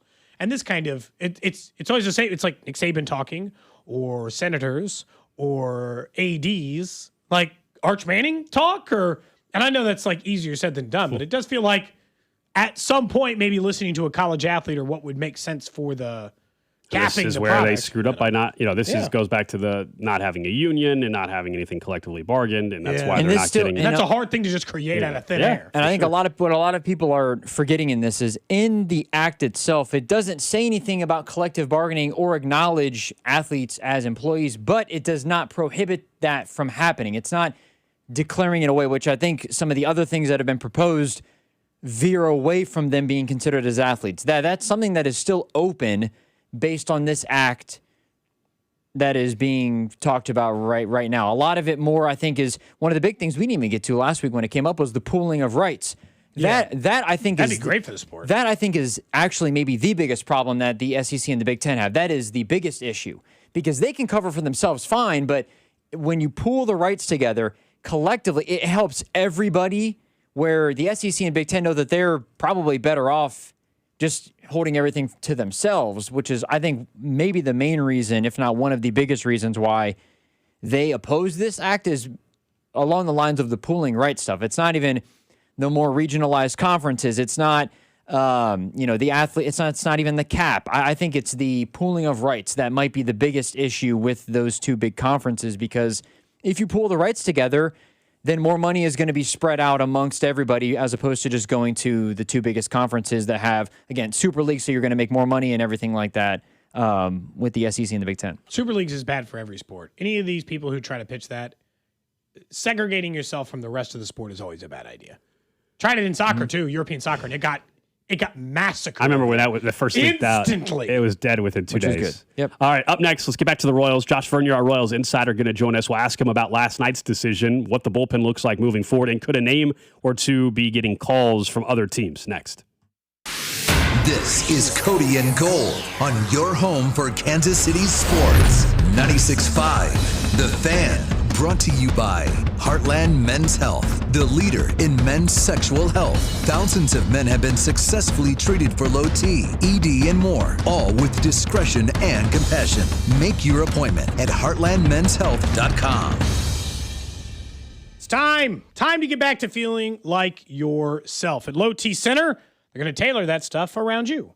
It's easy. 1 in 4 men over 40 have low testosterone. That's why we're telling you this, right? It's that I'm over 40. You got to start paying attention to your health, figuring out the things that don't make you feel well. If you have a low sex drive, if you can't work out the same. And a lot of this is things you've been feeling for a while, and you're just trying to decide, is this normal? Why not find out at Low T Center, where you can get a free testosterone test to find out for yourself if this is normal or if this is something they can help you with. They're the original TRT clinic, changing lives since 2009, and they can monitor it around your needs, around your schedule, personalized to the way you like to be treated, whether it's using the app or being in person or discreetly. Any of that stuff is possible over at Low T Center, and it's as easy as heading to fixmylowt.com and booking your free testosterone test. So find out for yourself and stop feeling like crap, and go book your free testosterone test. That's fixmylowt.com. This is the Our Idea is Ready to Launch vision. This is the Create Great Jobs vision. This is the We Need More Space vision. This is Busey, where your business visions become realizations.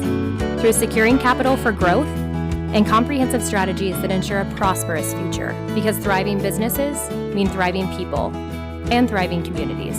Busey Bank, building business, growing wealth since 1868. Member FDIC. Gomer's voted Casey's #1 liquor store, family owned and operated since 1969. With excellent price, selection, and service, Gomer's has helped customers find the perfect libation for any occasion for over 50 years. When it's time to find the good stuff you're looking for, you find it at Gomer's. Hey, it's Rex here with Rex Buys KC. I get it. Selling your house can sometimes feel overwhelming or scary, right?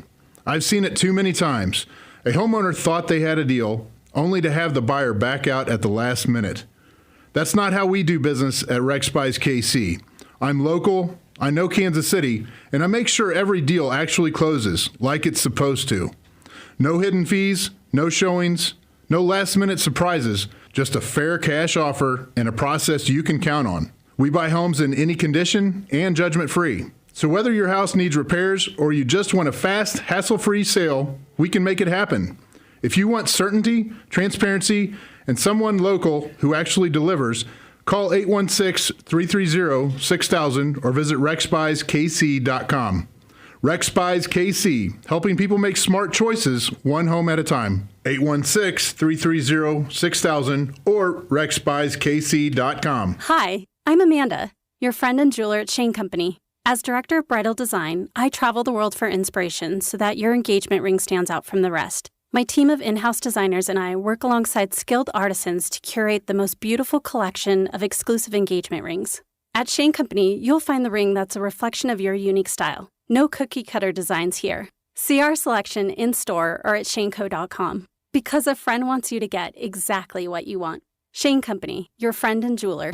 The Kansas City Auto Show is back, taking over the Overland Park Convention Center. The latest cars and trucks, exclusive test drives. See the future of driving. Get your tickets now at kcautoshow.com. The Kansas City Auto Show, June 4th through 7th. This is the story of the one who keeps multiple buildings running smoothly day after day. Plumbing that flows, HVAC that hums, cleaning supplies that keep surfaces sparkling. That's why she counts on Grainger. With easy reordering online and 24/7 support, Grainger helps her keep the products she needs on hand. So shelves stay stocked and buildings stay ready. Call 1-800-GRANGER, click Granger.com, or just stop by. Granger, for the ones who get it done. My name is Whitney Allen, and I'm a widow. My husband, Ryan, died. We never thought we'd ever have to use life insurance, but the unexpected happened. With Ethos, signing up was fast and 100% online. You can get a quote in seconds, apply in minutes, and get same-day coverage. No medical exams, and you can get up to $3 million worth of coverage. I'm grateful we were prepared. Get your free quote at ethos.com/radio. That's ethos.com/radio. Paid spokesperson. Time spent on application may vary. Online health questions required.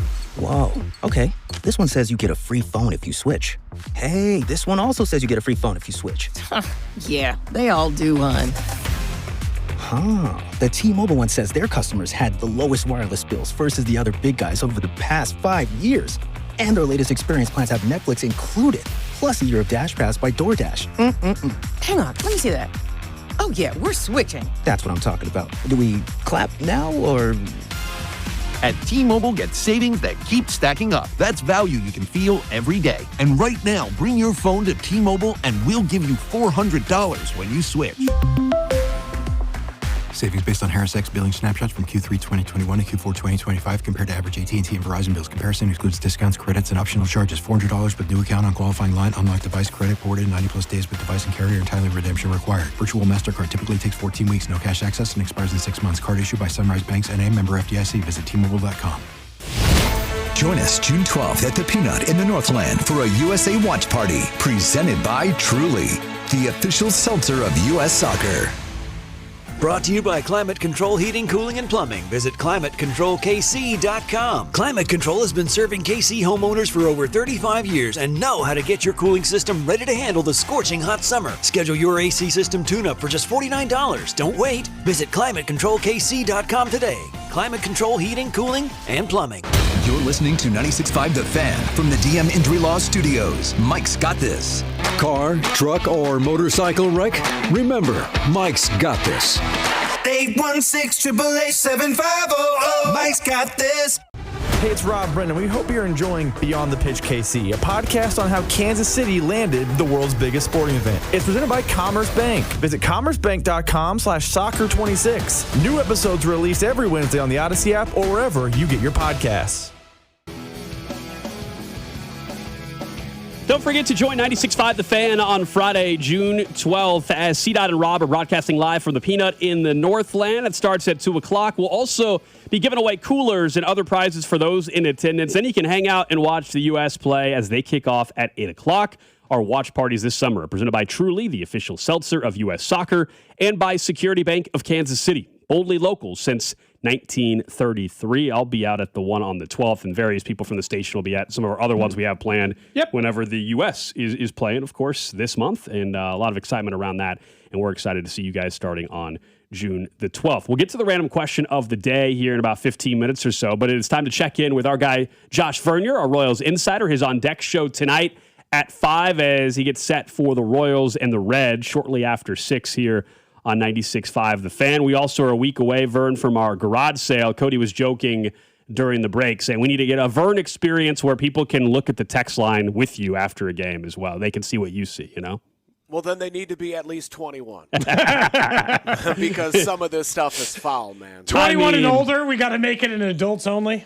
I believe so. I think that's probably smart. I can only imagine, especially after last night. And last night felt like, look, there's a lot. I'm sure you get the call and the text where after every loss, it's the manager's fault. But last night, that's a giant L next to Matt Quatrero's name. How do they seem as an organization to have a plan? Okay, that's fine, and are unwilling to ever pivot off said plan. Yeah, and that's why not only does Q wear that, but like I said, after Estevez gagged away the second game of the season, JJ has to wear that as well. But Daniel Lynch is on this team, and in no way am I going to sit here and say that Daniel Lynch is, one of the 30 best relievers in the sport, and he's obviously a top-notch closer. But this bullpen stinks. Mm-hmm. Matt Strom has a bum knee, and it shows in his velo. Lucas Erceg, man, I understand how tough this game is, But that was expected. What happened in the ninth inning was expected. Now, when Strom came out in the eighth, I was displeased. I thought, this bullpen stinks. And what are we saving Noah Cameron for? Man, there's just so many angles to go with this. But when Strom came out, okay, I can deal with that. But there's just no way you can go to Urseg there in the ninth. I disagree with the decision to remove Cameron because the bullpen stinks, because you can't worry about July, August, and September. The whole, if we're going to turn this thing around, Vinny and Salvia are going to be keys to it. If we're going to get hot, Strom and Urseg are going to be keys to it. Well, you're not getting hot. You've had 61 games of evidence that this plan that you opened up the season with, it's not working.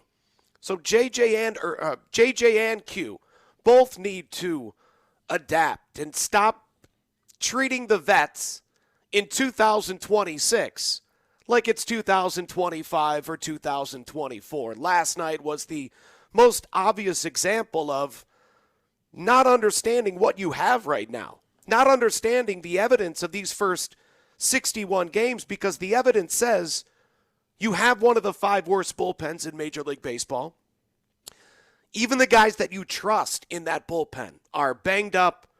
Outside of Daniel Lynch, everyone in that, John Schreiber right now is the second best reliever. And let's be honest, he's a righty-only kind of guy, a guy that I only want to see righty. So knowing that, if we're so consumed of turning this thing around, well, then go attack this win. Let Noah Cameron feel it 5 days from now. Last night was the past few days have been quite upsetting. Not only that decision, but Vinny being the first lefty to come to the dish against a left-hander. Again, I understand in April, I get it in the early part in May, because this is the team, this is the plan, this is how we're going to win. But now we're deep enough into the season where, merit should matter. Vinny Pasquantino has not merited being the first lefty to come to the dish opposite a left-handed pitcher in Andrew Abbott. Okay, a 5-7 spots in the lineup, that doesn't really matter that much. But this deep into the season, Cags should be getting that at bat. Michael Garcia should be on the IL. There's just so much that it seems as if they're unwilling to admit what these first 61 games have looked like. I'm sorry, I'm all over the place, but you sound worn out, Vern. So your voice sounds a little hoarse as well. We gotta get Vern. I'm falling apart here, man. Gotta get Vern and IV going here. I guess part of it, Vern, is exactly what you're talking about. Like, we all feel the pressure of don't waste seasons when you have Bobby Witt Jr. But I watched Noah Cameron's performance last night. It's Kolek tonight, who's been excellent for the Royals. Walker, Lugo. It's the starting pitching. Even with Reagan's hurt, even with Bubic hurt, that hasn't even fallen apart. You've managed to keep together a starting rotation Real that you quick were on that, 7 or Cody. 8 deep. JJ on his show on Sunday said the outstanding rotation is one of the reasons why they still believe they can turn this thing around, because they do now have 31 quality starts, and yet their record in those 31 games is 16-15. No, they're 0-4 in Noah Cameron's last 4 starts. He has a 2 earned run average. Yeah, 1-6 in his last 7, in which he spun 4 quality starts in that stretch. Listen, we all understand just how good this rotation has been, which is what makes last night so frustrating. Ride the one thing you have going for you instead of bringing in what was so very predictable. And you guys know I'm not the doom and gloom, the pessimist Royals fan or Royals observer, but man, it was just so. Urseg has nothing right now. He has no confidence. He's trying to say the right things after these games. Cody, I'm sorry for cutting you off. The rotation has been so good, and that's what makes last night so frustrating is the rotation's trying to do it. Let them do it. Yeah, I guess inevitably that's what it comes down to, which is if you got to win every game, which essentially it feels like you do, every game matters, your chance to get 2 in a row. After losing 6 in a row, out of losing 16 of 19, I feel like sometimes this they talk about they follow the analytics, they trust what the back of the baseball card says essentially, but it's like it only matters what the back of the baseball card said 3 years before this, not the 60 games. And like that part I can't understand. It's a new season. Like at what point, like fine if 20 games in, Vern, nobody was saying change the lineup 20 games in, but they were. Fine, but like reasonable people. But in fairness, it's like 60 games you in dumped now. Hunter Renfroe at this time last year, right? Yeah. You said, okay, MJ Melendez, this isn't working. Drew Waters, you got to go. We're deep enough into the season to where, logic. I mean, Denny Matthews, right? He always points to Memorial Day and June 1st. All baseball men and women we've passed the point where it's no longer early. You can properly identify your team. You can start to make adjustments on your predictions, on your projections. Everybody agrees we're deep enough into the season, and yet it seems as if the Royals coaching staff, or more so the Royals front office, is going to continue to say, no, this is going to work. It's not working. So Strom isn't Strom. Urseg's not 2024. Vinny's not the last 4 years. Salvi's not the last 5 years. You need to adjust. And for as much as I want to believe in this team that it is about winning this game, they just talk so much about, last night after the game, Q says we're going to come out tomorrow and give it our best. I don't know that's true. I don't know that they are going to give it their best because they're making way too many moves this deep into the season that a good team makes because they're investing in August and September. They're preparing for the stretch run. There's no freaking reason to prepare for the stretch run. Go get a win when it's in front of you. When you look at, I guess, what do you watch for the rest of June? What are the things you are paying attention to the next month, other than, let's just say, wins, which would be the obvious thing to pay attention to? Are there certain players you have your eye on more, certain things for the team you're keeping a closer eye on? What's June look like for you? Well, the obvious of Kaggs and Carter. I understand we're supposed to be angry about everything with the Royals, but the growth that we've seen both offensively and defensively from Carter and Kaggs over the course of the season to me is encouraging. And however hype you were about them coming into the season, I don't think that excitement should be completely dashed just because the team sucks. Kaggs, Carter, Bobby in 2027 is still, in my opinion, reason for optimism, but I know we're not allowed to be optimistic about much with this team right now. But outside of that trio of Bob, Kaggs, and Carter, I'd like to put Mike Hell in there, but honestly, I'd rather let him sit. I don't understand why we're even testing the hamstring, man. Give him a break. Yep. We'll pick him up next Wednesday. That makes zero sense to me. But outside of that, it's the expiring contracts, the guys that you're getting ready to move prior to the August 3rd trade deadline, and really none of them are going to bring anything back of note. It's John Schreiber and Starling Marte and Lane Thomas and Matt Strom, and maybe Chris Bubich can come back, but I'm outside of that, what am I watching for in June? Can this coaching staff inject confidence into this clubhouse? Will a leader emerge? I feel like I know the answer to both of those questions, but it's wild watching it. It's wild watching this coaching staff unable to inject any confidence. It's wild watching no leadership stand up inside that clubhouse. And, we're now into the second third of the season where it's no longer surprising, no longer even disappointing, certainly not making me sad anymore. I'm just embarrassed on a nightly basis, and that's a bad place to be with 101 to play. We were talking earlier, Vern, about Noah Cameron and where he's been at the last week or two and started to look more like last season Noah Cameron. A few weeks back, we asked you about Michael Wacha and getting calls on him later on in the season. Do you think Noah Cameron will be someone that get calls on as well? And should that be, with even with the amount of years of control that they have remaining, should they be looking at considering options with him?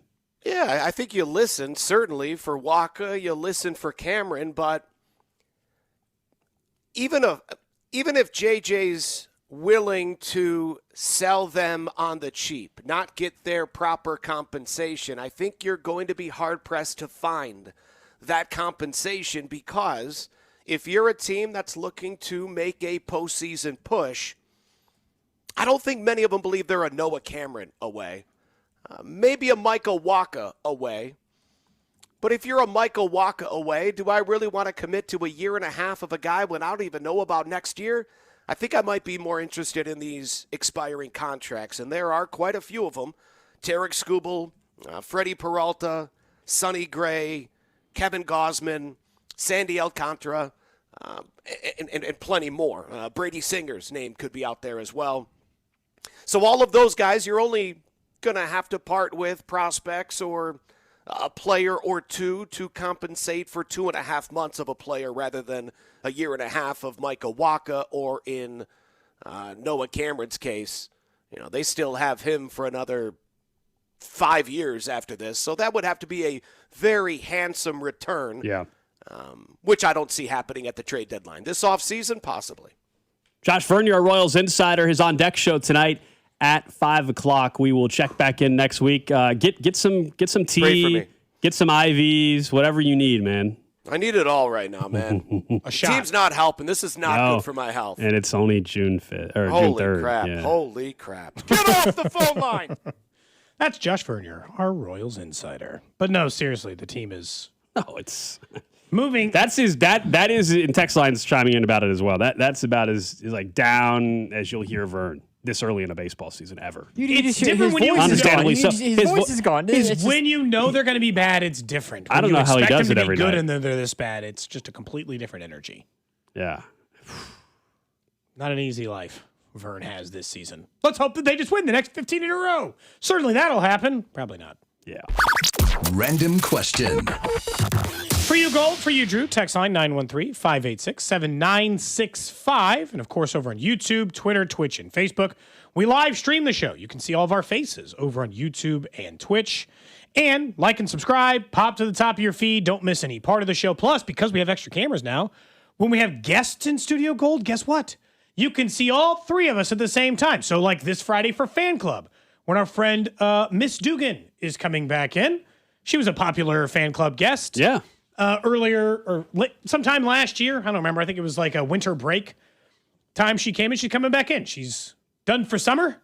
So at least, and maybe she's bringing back, remember the video series she did last year? She did Summer School for Boys, teaching men how to act appropriately in dating situations. We'll have to ask her about that again. I'll have to ask her if that's coming back. No, she did. Like she just put out a new video a she day did? or two ago about complimenting women. Oh, what was the? I'll let her talk. I'll let her explain it on Friday. Okay, the appropriate way to compliment somebody. And then the comments were funny because there were guys commenting, and the whole point she was making went over their head entirely. And then they failed the test, essentially. Yeah. Anyway, well, we'll talk to her about it on Friday. We'll see Molly coming up on Friday for Fan Club Friday, brought to you by Jay Rieger and Company. Random question today I have for you is more just a position I'm in at the moment. So my younger son, he loves basketball, but he has his summer school at his, and he goes like to the other school for like most of the day or whatever. And they're teaching him chess. So what has happened is every day they're slowly teaching him how more of the pieces work. So like 3 days ago, I had to play him in chess where we just played with the pawns and the rooks. And then 2 days ago, I played him with pawns, rooks, bishops, and knights. And then yesterday, I got to play with the king and the queen as well as he slowly learns how all the pieces move. But I guess the question I have for you is not so much about chess in particular, whether or not you know it. I know the Queen's Gambit in the movie. That's it. That's all I got for you. Could you play a game of chess? Do you know how the pieces move? No. Oh, okay. I don't play chess. That wasn't what I was going to ask. Drew, can you play chess just out of curiosity? No. I'm surprised. No. So he'd whip Never both been of my you, thing. I guess. Never been my thing. But go ahead. Sorry. But the question I was going to ask is, how often as a kid did you play board games? And I guess, what were the 2 or 3 most popular ones in your childhood?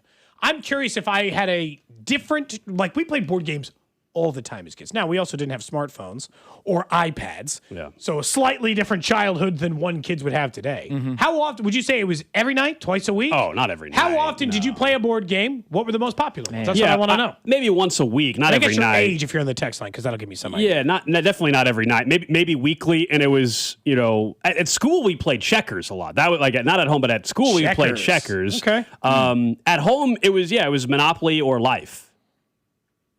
Monopoly? A whole game of Monopoly? No, but you know how that goes. You play for an hour and a half. Life's and not a 2 short hours. one either, No, in fairness. Also, Clue. Clue was a fun one. As we got older, Trivial Pursuit, Categories, like there was a run of like the older kid games that really had a hold of us. Clue was easily one of the most popular ones. Clue was fun. We played a ton of Clue. Monopoly and Risk were very popular. Risk was always the one we did like when we were in Colorado. We'd have like lanterns and be like, well, we're going to be up for the next 3 hours. What do we do? How about an intense game of Risk to take in the rest? But we also played like chess, checkers, and I would say maybe the most common game in my entire house was backgammon. Okay. We played backgammon. If we're talking about like games of the board, not card games. I haven't played. We played a lot of backgammon. My dad really liked it, so that's probably why we played it. But more than I even played chess or checkers. Mahjong or whatever is super popular now. There's like with Mahjong. Like people your age no, or our just age? In general? In general, yeah, in general. Interesting. We played board games a lot growing up. Like I would say we played once or twice a week. We played a board game. I would say at least once or twice a week for us too. At least it might have been more than that on like during the summer and stuff like that. Just like somebody mentioned, Sorry, definitely played Sorry. Trouble was a good one that we liked. Candyland. Forgot about Candyland was another one. That one, but like the Game of Life was good. But like age Clue. 8, you're like, I don't play Candyland. This stinks. Do you guys remember? So I saw this the other day. We were, I think they had it at Dave and Buster's actually. Funny enough. Do you guys remember Kerplunk?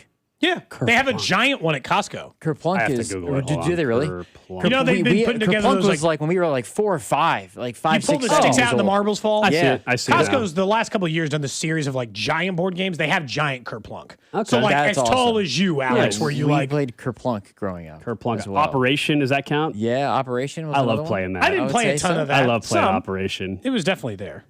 Outside of it, there's Shoots all and kinds Ladders. Mousetrap. I didn't like setting it up. It's too much work to set up. That was a pain. We in the never butt. played Monopoly like that. I think because it took so long. My parents knew we're not playing Monopoly because my brother, sister, and I would fight, argue. It took too long. Sure, you would have like loved. As a kid, I don't know if they've made an updated version. I think it was in 1999 or 2000. They had NFL Monopoly, and so Jeez, like Baltic back Avenue. then, the Broncos were like Park Place or Boardwalk or something. You know, like Winning a Super Bowl. The Yeah. Chiefs were like maybe you know, like maybe the light blues category. Yeah, you're They right. were way down Indiana Avenue at best. You know. Somebody's mentioning Cranium, which is a game I played as I got a little bit older, maybe, and then Don't Break the Ice, which my kids still enjoy. Okay. That's the one where you the little hammer and the plat. But again, there's an age in which its luster kind of wears off. Like you know, you only want to play so much. Did you ever own any? You know what game I wish I had the entire time and we just never bought because the commercials were sweet as a kid? Crossfire. Did anybody ever actually own I that don't thing? know what that is. Hold on. Oh, you don't remember that? Well, I have to, Drew, again, can I you pull have up the to theme for search Crossfire? this. Crossfire. Board game? Nah, it's like I don't know. You're like spinning the Here it discs is. against each other or Crossfire whatever. Board game.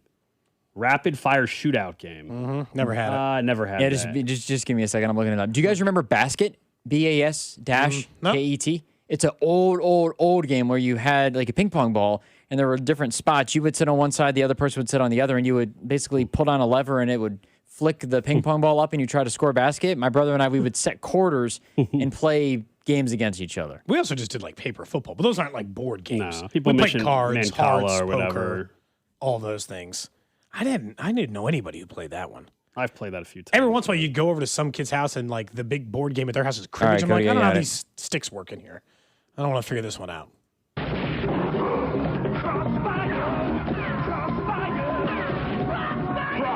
This was a huge commercial when I was a kid. Never owned it. Looked awesome. It probably sucked. I don't know. 3.1 million views on that theme 18 years ago. 3.1 million views? Yeah, First came out in 1971, and then Hasbro brought it back in 2016. Apparently, according to this, the basket game I'm talking about, 1970. Oh, yeah, I played a board game from 1970. and we loved it. Somebody asked if we played Yahtzee. We played some. Yahtzee was one. Not my That's just favorite. like a Not my classic. favorite, but I yeah. think it's kind of boring. If you consider card game a part of the board game ish thing, then Uno and Skippo. Skippo was Uno's great. Skippo I still like is occasionally playing the an GOAT Uno card if you're game. with a group of people or something. So We've been playing the dual flip. They got all kinds. They got like 17,000 versions of Uno now. You got to pay. yeah, they had to make more money. So now there's they- cards on either. yeah. There's like numbers on either side, and the deck can flip, and then you just run. Yeah, you can customize like. Someone said you guys are really behind on the board games. Well, we're talking about ones we played. That's I was the talking about as a kid, not Ticket to Ride or any of the like more. Cards Against Humanity or any of the Did you newer guys ever stuff, play yeah. Skippo? I don't know what that is. I know what that is, but I didn't play it. It's the best board. When It's we the best played card games, we played just like straight card games. We played spades, hearts, spoons. Like we played like poker. Like we just played like a deck of bicycle cards. We didn't play anything with kids that was like a cards created. We didn't play like Go Fish should have been the closest, and they weren't like those were also just. Somebody mentioned apples to apples. That's another good one. There you go. That's my random question of the day. Random question of the day. Being forced to play chess every day now. I got to throw it sometimes so he doesn't lose every time. By the way, decent. Just saw this from the New York Post. Brandon Ayuk was issued an arrest warrant for a misdemeanor charge tied to speeding. Just more trouble for a guy that the just Niners, a bench warrant, like didn't show up for his hearing. I'm assuming that's what it is. Yeah. I mean, you can get out of that. He's not like going to go to jail. I understand, but it goes back to once again decision making and trust. And Brandon Ayuk is still a member of the 49ers, although everybody expects him to get cut at this point in time. All right, up next, we'll keep an eye on what's going on at OTAs. We believe we'll hear from Eric Bieniemy at some point next hour. We're not sure if it's on the front end of the hour or the back end, but expected to hear from Eric Bieniemy. I'm guessing he might be asked about Rashee Rice, though, even if he's not there, and what he's seeing from some of these other young wide receivers. We'll get to that, and a wide receiver that got paid yesterday. What's up, Kansas City? This is Cole Reagans, and you're listening to Cody and Gold. Weekdays starting at 10 on 96.5 The Fan. Brought to you by Heartland Men's Health, the leader in men's sexual health. Thousands of men have been successfully treated for low T, ED, and more, all with discretion and compassion. Make your appointment at heartlandmenshealth.com.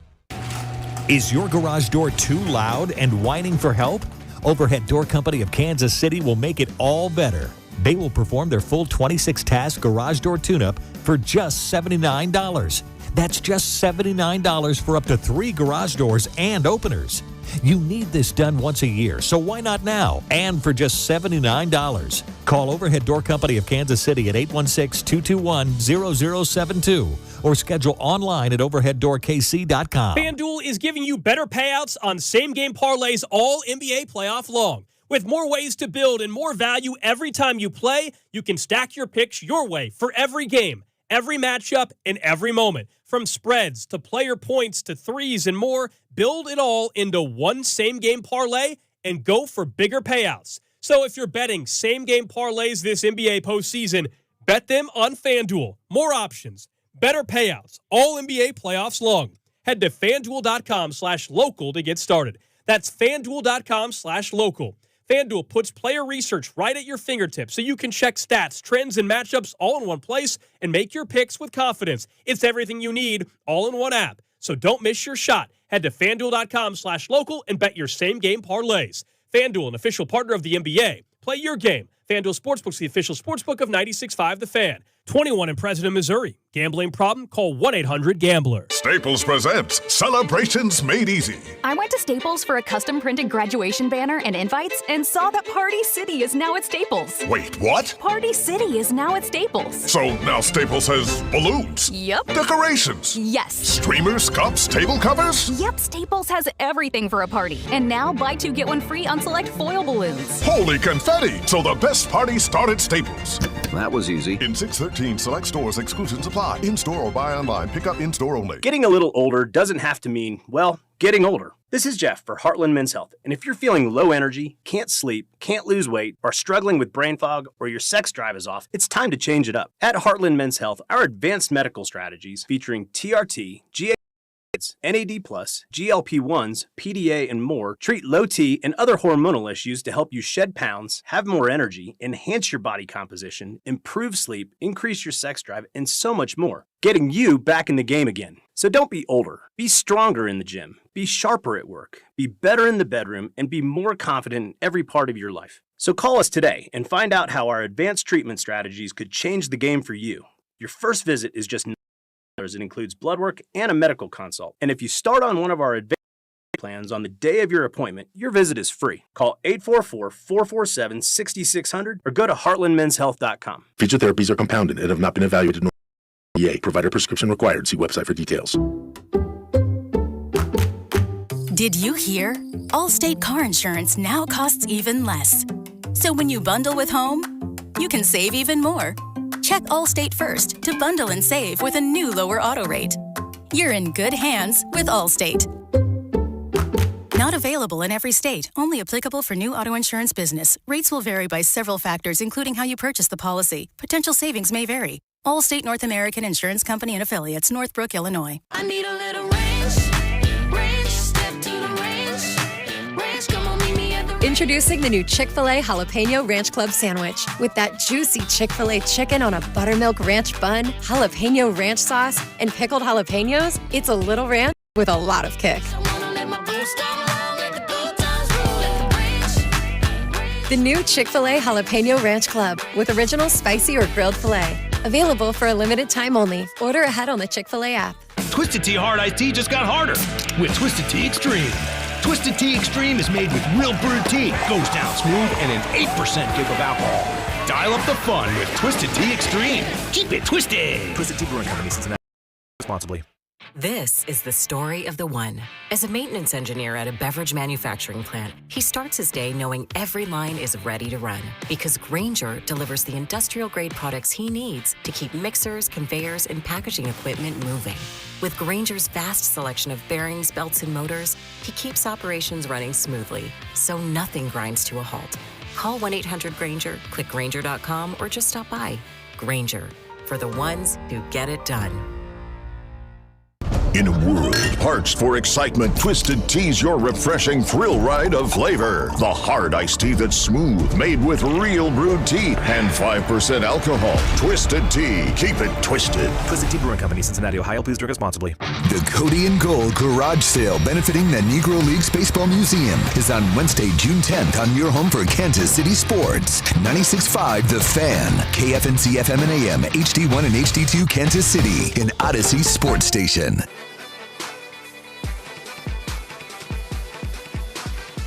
1 o'clock hour, Cody and Gold, Alex Gold, Cody Tapp, Drew Nixon with you. At some point this hour, maybe closer to 1:15, we'll kind of play it by ear. We're expected to hear from a couple of the Chiefs coaches. We're planning on just carrying Eric Bieniemy live if, in fact, he gets to the podium during our show. We'll see. So just a heads up, there's a chance we'll hear from Chiefs offensive coordinator Eric Bieniemy as OTAs are starting to wrap up here. And there's also some other coaches that'll speak. We'll be rolling on all the coaches, and so tomorrow, if anything is said from Chad O'Shea, for example, that's relevant, we will discuss it tomorrow. But we're planning on carrying EB live here during this hour, if in fact that happens time-wise. 913-586-7965, Jay Southland Tow Service text line. You can chime into the show there. People are still texting in their favorite board games from the random question of the day. Everybody's got a few, of course, you know? Yeah, everybody can relate to that. I'm having to play chess. He's making me play at 6:45 in the morning today. That's crazy. Like I can't be possibly thinking about chess moves. I think you gotta figure that out. Right? Hey, not on. You gotta set certain days or you'll do it. Certain days I'll play chess? Yeah. But I mean, it's good for the brain, right? What am I supposed to do? Tell my kid not to be smart? I don't know. He's too smart for his own good. I'm gonna run into trouble, Gold. And then he'll be like, I need to do stuff. You're like, I can't get you on a robotics team. I can't afford that. There you go. Yeah, robotics team. But I can't afford to. Why is that known to be expensive? I just assume it is. Robotics aren't cheap. But I don't know what if the team costs or if the school handles some of that. Are those? I guess I don't know if that's like an Is BattleBots still a thing? Remember that show that was on TV? It came back for a little while. Yeah, BattleBots. That was a thing for a while, right? The thing my kid watches is this Mark Rober show on Netflix. I don't know what that is. He's a former NASA engineer. It's kids-based content. And he essentially just like engineers things to like make a squirrel go through a maze or to see if he can make giant explosions. It's essentially like Mythbusters, but for kids, but he's not myth-busting. He's just engineering insane things and teaching you about the engineering of it. It's all in the effort to sell, a subscription box or something. Yeah. You get the point. I don't know if being on a robotics team is expensive, but that's his future, I fear. But I don't know if that's like a school thing or like if I could just be on like a club, if there's a club robotics team. Not sure, man. Not sure either. We'll figure it out. Cross that bridge when I get to it, I guess. Let's talk some wide receivers for a second before we get to the NBA Finals and perhaps hear from Eric Bieniemy. So Drake London, Falcons wide receiver, signed a new 4-year, $141 million extension. It's worth up to $150 million, including $100 million guaranteed. It makes him now the third highest paid receiver in the National Football League, the highest average per year in Falcons franchise history. I told you earlier there were two quick thoughts I had with this. One immediately was, if he would have stayed out of trouble, this was the kind of deal Rashee Rice would have been in line for. And you might be like, that's crazy money. Of course it's crazy money, but Drake London was not a guy that was getting 1,300 yards a season or 1,200 yards a season. His stats, while he's more available than Rice, were not all that different in terms of yardage. No, and so he had a big year, but this is the kind of money when you're next up in the NFL as a wide receiver with the growing salary cap that you're in line for. And it just reminds you how stupid the decision-making has been for Rashee Rice. This is the kind of money he could have had. He's not going to get that kind of money, but that was one observation. The other one is, Cody, yesterday we were discussing 2027, and could that be the offseason they make their big splash wide receiver signing or trade for one? Well, take Drake London off the list. Yeah, he's not going to be a free available. agent. He's definitely not getting traded now. I think what scared me, it makes Rashee Rice look dumb. Everything that happens in which a wide receiver gets paid and is of your quality, yeah, you look dumb. You gave up tens of millions of dollars because you couldn't just stay out of trouble after you were already in trouble. Because the thing about Rashee Rice is he very well might have 11 or 1,200 yards this year, in which case the first 4 years of his career will borderline look exactly like the first 4 years of Drake London's career. There'll be a slight difference because one guy's a first-round pick, but one guy's a second. But if you're getting paid a year after, you'd be staring down the face of the identical contract borderline, if not a hair more, is Drake London. So $141 million guaranteed, $100 million total. The thing I don't like about this is that number is high enough. Wide receiver numbers have gotten high enough that I fear, one, that means Drake London's not available to the Chiefs, and I think they might very well need a really good wide receiver next year. But also, I think it means that the Chiefs' temptation to sign Rashee Rice went up today. Because if Rice will take 2 for $40, if he'll take an extension to stay here while he tries to stay under 30, keep his nose clean, and produce in a good offense, he still can get Drake London money. It's still possible for him somewhere in the market. But almost borderline think there's nothing he can do in the market this season that would get him more than 2 years. Like if he had 1,200 yards, I don't think he's getting 2 years from anyone. Well, that's what I'm more saying. than 2 years. Yeah, I don't. No, I don't think those numbers are attainable anymore at all for him. I agree that depending on the type of season, there will be some Chiefs fans and maybe the Chiefs that are tempted. I've told you, I just don't think you can trust, the decision making moving forward. And so I hope he has a great year. You get everything out of him here in 2026, and let somebody else decide what kind of money they want to give him and prove to them that he's able to stay, clean, if you will. I think we all know the circumstances typically with any athlete that's due for a big payday. If they were ever going to be on the straight and narrow with no issues, it's when they know there's a big payday on the way, and he couldn't even do that. So then I'm going to hand him over, even if it's a team-friendly deal, $20 million a year, let's call it $25 million a year, and he's just going to suddenly be, quote-unquote, on his best behavior that he's ever been. I don't buy it. And so let another team deal with that. But I do understand what you're saying. I just feel like the Chiefs might I think there will be trick themselves into the discount. There will be fans, and maybe the Chiefs that are tempted by it. If they go out there and they get to the postseason and Rashee Rice is a huge part of it and he has 1,200 yards and 8 touchdowns, there will be some people that convince themselves that, all right, well, it'll now he's figured it out. And I'll just roll my eyes at that. Look, I don't disagree with you. There's nothing he can have 1,500 yards this year, and I'm not going to talk myself into it being a good idea to pay him. Not that the Chiefs won't, but then it's a good idea, right? Now, I don't think that's a realistic number for him anyway, so fine. But if he has the kind of season we even think he can have, 1,100 yards, he is in line for a payday. But it's a limited payday because of how badly he screwed up. But like next year, if you look at like next year's free agent class, you'd be better off getting one in the draft.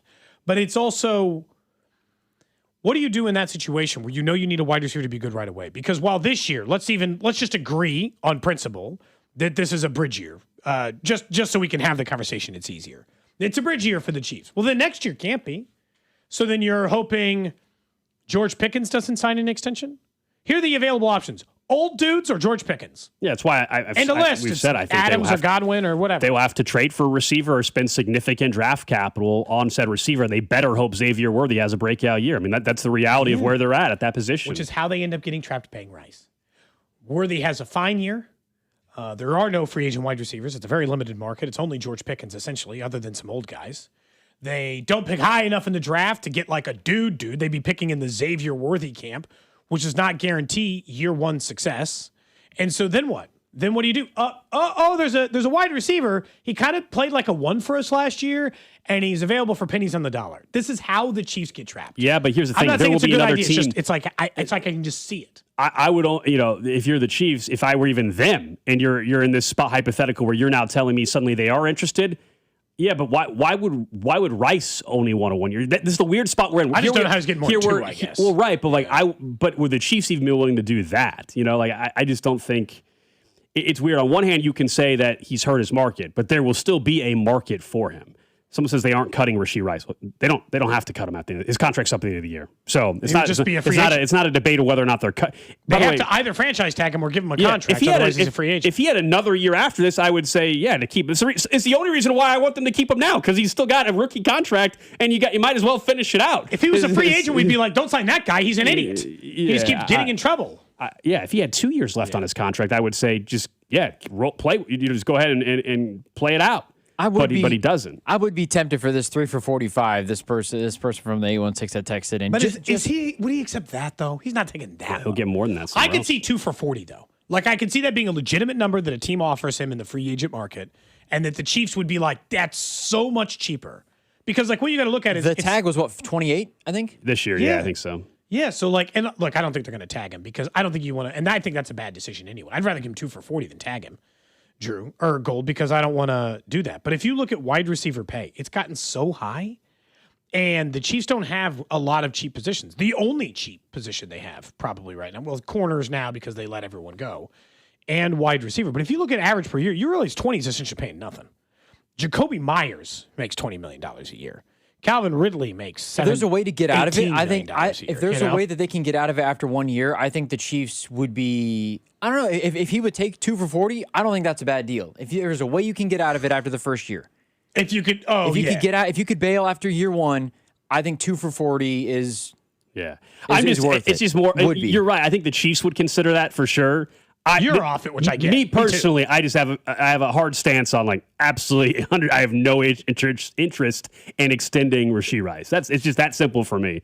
I'm not. Again, people can disagree. Clearly, they do. But and the Chiefs may do the complete opposite, which is say, no, we think this is great. We'll give him a multi-year deal. Yeah. I just think it's a bad decision, and I don't trust him. That's it. It's risky, and I wouldn't do it. I guess I was trying to give the Chiefs don't operate the way I always would operate. Sometimes they do, there's still the reality that it's football and it's a business, and are you worth the problems kind of thing. And they may view that he still is after this season if he goes out and has a huge year. We'll see. Dave Tobe is speaking to the media now. If there is interesting stuff out of there, we will certainly bring it to you tomorrow. I don't think you want to hear from Dave Merritt and Joe Cullen and play every assistant coach ever known to man at the moment. So we'll hopefully get you EB coming up in a few minutes when he speaks. But in the meantime, the NBA Finals start tonight. So let's talk about Wemby versus Brunson, what to expect out of the series. Drew, are you rooting for? You said Wemby's turning into one of your favorite players. So this team in general, you can't root for the Knicks because you're a Pacers fan. I get that. Yeah. But Wemby, he's not unlikable to me, but it's not like. I'm only mostly just I'm in awe of his ability more than I am rooting for Wemby the guy. Like the player, it's fine or whatever. I'm more just he's not there yet, but he's starting to border in Shohei territory. Where I'm never seen that before. Never seen a 7.5 foot tall person who can handle the ball and shoot and it's just it's rare in sports when you see something you've just never seen. I've seen lots of good basketball players, a lot of special basketball players. He does things I just don't understand. So and some of it is just because he is tall. Very few people are that tall in general. But then in addition to, he's just the most skilled person of that height that's ever existed. Yeah, I mean, you shouldn't be able to do what he's doing at his size. He's also just incredible. He's only 22 years old. That's the scary part. I think if you're the rest of the league, to me, he is the best player in the league. Who am I rooting for? Slight edge to the Spurs. In general, I'm usually anti-New York sports teams. This Knicks team, though, and this organization hasn't won anything in so long that it's not like there's this real hate there. It's been since 99, as we've discussed, since they were in the finals. I do want to see – I think the Knicks are going to get slept on a little bit in the series because the Spurs just defeated the defending champs, and they're the favorites. The Spurs are, and I get why they're the favorites. They should be. But the Knicks, who have rolled this entire postseason, and we talked about their average win margin, has been over 19 points throughout the playoffs. Like, this is a very, very good Knicks team. I think anybody just thinking the Spurs are going to roll right through them, I think that's a mistake. I do ultimately think the Spurs win the series. And tonight, the Spurs are 4.5-point favorites. We'll see if the rest does anything for the Knicks compared to the Spurs and what Wemby's health is, as sort of fitness, I should say, as the season goes on. The Knicks, to me, with Mitchell Robinson, it'll be interesting. How do they handle Wemby? And I know Robinson's got the broken pinky or some bone near his pinky or whatever it is. He is going to play tonight. The style I want to see in which how he that plays, works. certainly, I think Drew had pointed out, doesn't really impact the way he plays. I'm surprised the Spurs are as big of favorites as they are. The Knicks have been on a heater. Really? Yeah, a little bit. I look, I know that the big Like reason tonight, why... the 4.5 points or the series, you mean? The series. I guess what I see out of it, and I understand how it happened, Drew, it's because the Thunder looked like they were going to be on a 10-year dynastic run or whatever, right? Unstoppable juggernaut, winning the most games in the NBA again, right or right near there. SGA and MVP. They won the title last year, looked like the best. You take that team down, you get some weight. I'm not surprised they're the favorite. Mm-hmm. I am surprised they are as big of a favorite because I think the Knicks have been counted out a couple of times where people thought maybe they weren't the best team or the series would be more of a fight. And to this point, they just have more. You know, I think this is the best way to put it. They have more ways to win if Brunson is bad than the Spurs do if Wemby is bad. Well, I don't know if I agree with that. Like that, I guess that's my feeling. Yeah, I don't, that's fine. Yeah. I don't know if I agree with that because we have seen, we've seen the emergence of Castle and Harper in this last series against the Thunder. I think, in fact, I'm probably more confident that if Wemby somehow, and I don't think he's going to have a bad game, but if he had a bad game, and I know you don't either, if he had a bad game, I actually think I feel more confident in their pieces now than I did a month ago. Like, I've seen them, they won a game in which, and that game was a blowout. But, I mean, they've won games in which he's been in the teens a couple of times in the last two series for Jalen Brunson. The biggest knock on the Knicks, and it's fair, someone pointed out, and we've talked about in the past, is the margin of victory, yes, is 19 plus their 0.3 is. It has been a very light road towards the NBA Finals for them. Well, nobody's going to use that. That doesn't matter anymore, though. Like, we're gonna find that out starting tonight down in San Antonio. I hope they're doing the color scheme. What do you call it? What do they call their color scheme where they have the in the stand, like their old retro? I hope they do that. The teal, orange, and pink. Yeah. I hope they do that one of these games there. I don't think they. I think somebody posted the jersey matchup. I don't think they do City Connects for either team. I think it's just straight up classic. All right. Gray and black and white, or white and black for the Spurs, and then blue and orange, or blue and white orange, for the blue. For the Knicks. It's also like tough sometimes. We talk about playoff. We sometimes look at the number next to it. Like, for instance, it'd be like, well, it'd have been harder if they went through the Pistons. Would it be? Cavaliers beat the Pistons, right? Would that have been a harder series, Drew, or did they get the better team who won the series? I think that's always like the give and take. You and I talk about this when it comes to like bracket seeding or this thing. Is like sometimes people get lost in the preseason ranking for something. Spurs had the Timberwolves and ultimately the Thunder. I think that's part of it compared to what the in a way they've been quote unquote battle tested more just because of the teams that they faced. I mean, the East but I think going into the season though. This was the Knicks. This might have been the Knicks' year to do it. If they were going to do it, this was the year because Jason Tatum was out. The Celtics were actually really good throughout the season. They didn't even have to face the Celtics. The Knicks didn't have to play them. The Pistons were the best team. They didn't have to face the Pistons with Halliburton out. Like it felt like the East was more of a toss-up from the standpoint of there are star players who are missing. Then the West is a toss-up because there are 5-6 teams that are legitimately very good and would be better in the Eastern Conference. So I think that's part of why the Spurs are at least favored so much. Plus, I think a lot of people think they just got the deeper roster. I know that they've been good for a number of years. This would feel like based on how the NBA typically works, this would feel like kind of a stolen championship, wouldn't it? No. Like the what teams, do you mean? like in the not the team I would expect to win it going into the year is in the NBA. To me, follows a very predictable model a lot of times. You know the teams who have the best chance to win it, and it typically follows the model of the 3 or 4 teams I expect to win it do.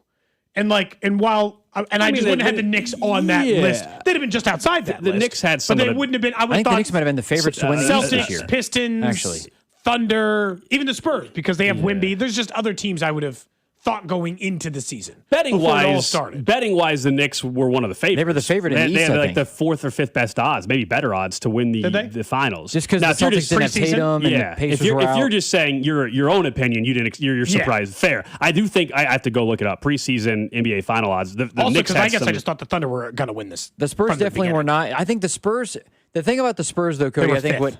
Fourth. Sorry. because the Spurs were not at all in the. I think people thought they were a year away, where they hit their stride more quickly than I think some people had thought, and that I think goes into Wemby, the leadership, Dylan Harper emerging, Devin Vassell being solid. They bring in Champagnie, who's been great.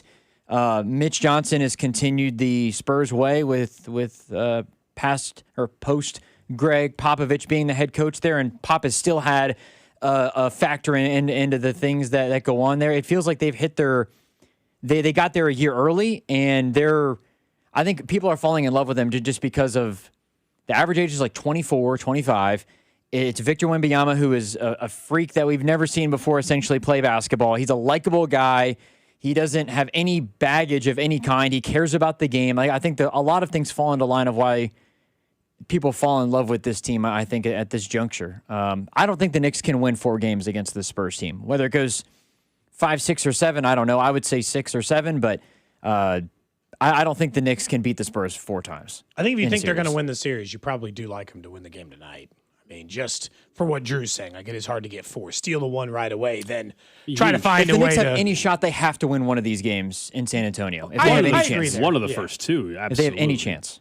Yeah, Doesn't have to be tonight, but it does need to be one of the first. It does. To me, are the Spurs more vulnerable tonight than they would be later? I don't know. It depends if you buy that they were worn out and you buy that the Knicks are fresh, or that the Spurs, they got over the hump past the Thunder. And is there a little bit of a, even though it's the NBA Finals, is there somewhat of an early letdown in tonight's game before the Spurs kind of get back in their flow? I don't know. That's why this thing is kind of fun. I think the Knicks have a chance if you were betting to win the first quarter. Like I actually kind of like the Knicks first quarter bet tonight, that I could see them jumping out early and then the Spurs settle in. OG Anunoby is going to have a massive series, I think, for them to win. Cat's going to have to stay out of foul trouble. That's been his problem. He gets into foul trouble so quickly. I think they showed, whether it was the Thunder or the Spurs, I think Cat averages 16 points a game, which is a little under what you would expect from a star. It genuinely feels like a month since I watched the Knicks play a basketball game. It's been a bit. Because there was so long in a 7-game series, and there was an intense one between what seemed to be the 2 best teams. We were looking up the this? NBA Ugh. Finals odds, too, the MVP odds, I should say, and it's no surprise Wemby and Brunson are the 2 favorites, but the drop-off is crazy. It's like, is Wemby's the favorite at minus, 160, and then Brunson, is plus something. And then it goes to 20-1 for Karl Anthony Towns. And then it's like OG Anunoby's like 40-1. And then it's 75-1 for the next guy. If you were betting on one of the not 2, do you know who you do? Cat, I guess. I think you would have to pick somebody it would have to be somebody probably on the Spurs, honestly. If you wanted to take a flyer, maybe OG Anunoby for the Knicks. I don't think I would don't take know Cat. without an injury if either guy won't be MVP. Like without an injury to Brunson, I don't see how He scores 30 a night. Yeah, how is it not him? a scenario where the Knicks win and Brunson's not the MVP, or a scenario even where the Spurs win, it just doesn't make. And that's why they're the favorites. I don't know how you can get there. It would take an injury from multiple games for one of those guys, and your team still wins. Essentially, their odds to win it mirror the odds to win the championship. The odds of Wemby and Brunson are essentially just aligned with the odds to win the title. And that in its own right Makes is sense. not crazy. That happens every time. I'm just saying the drop off. Usually you'd have a third name that's 15-1 or something. Yeah. 20-1 and 40-1 . That's what's surprising. I mean, you might include Stephon Castle in there just because that's another. The matchup of how good he did on SGA defensively. Is he going to cause a problem for if it is indeed Stephon Castle on Brunson more? Brunson's like 6'1", 6'2". Stephon Castle is 6'5", 6'6". He's more physical. I wonder how, in terms of the game, how it's going to be officiated and all that other stuff too. I'm very intrigued by. I think Scott Foster's the head crew chief for tonight. So for all you Scott Foster lovers out there. We remember, keep an eye on Arrowhead and the practice facility as coordinators are speaking today. If Eric Bieniemy steps up to the podium before we get off the air today, we will carry that. We believe he could be up next if Steve Spagnuolo's wrapping up. So we're going to get a quick break in, and then we'll hear from Eric Bieniemy, Chiefs offensive coordinator, find out what he makes of some of these young players he's seen so far out at OTAs, including Emmett Johnson, maybe Cyrus as well. We'll get to that next. This is Cody and Gold on your new home for Chiefs football. 96.5, The Fan. Brought to you by Heartland Men's Health, the leader in men's sexual health. Thousands of men have been successfully treated for low T, ED, and more, all with discretion and compassion. Make your appointment at heartlandmenshealth.com. Did you know one blood donation can save up to 3 lives? In just 1 hour, you can make a difference in Kansas City. Make your appointment today with Community Blood Center by visiting savealifenow.org. Gomer's voted KC's #1 liquor store, family owned and operated since 1969. With excellent price, selection, and service, Gomer's has helped customers find the perfect libation for any occasion for over 50 years. When it's time to find the good stuff you're looking for, you find it at Gomer's. Liberty Mutual customized this song for you. Like your car insurance, it's custom too, yeah. Liberty Mutual's got the coverage that could save you money. Thanks to Doug and Limu, well now you can go and take that cruise. Liberty, liberty, liberty, liberty, yeah. Hi, I'm Carter. And I'm Charlie. We'd like to share a quick story about a homeowner named Jack. Jack had a home he needed to sell fast. And Jack thought he had it all figured out. So Jack talked to multiple cash buyers. Jack chose the highest offer. But the day before closing, guess what? The buyer backed out, leaving Jack with the moving truck all packed in the driveway and not sure what to do. Jack learned the hard way that the highest offer isn't always the right offer. Jack got suckered. Make sure you aren't hung out to dry. Call our dad at Rex Buys KC. Our dad is local, he knows Kansas City, and he actually closes deals.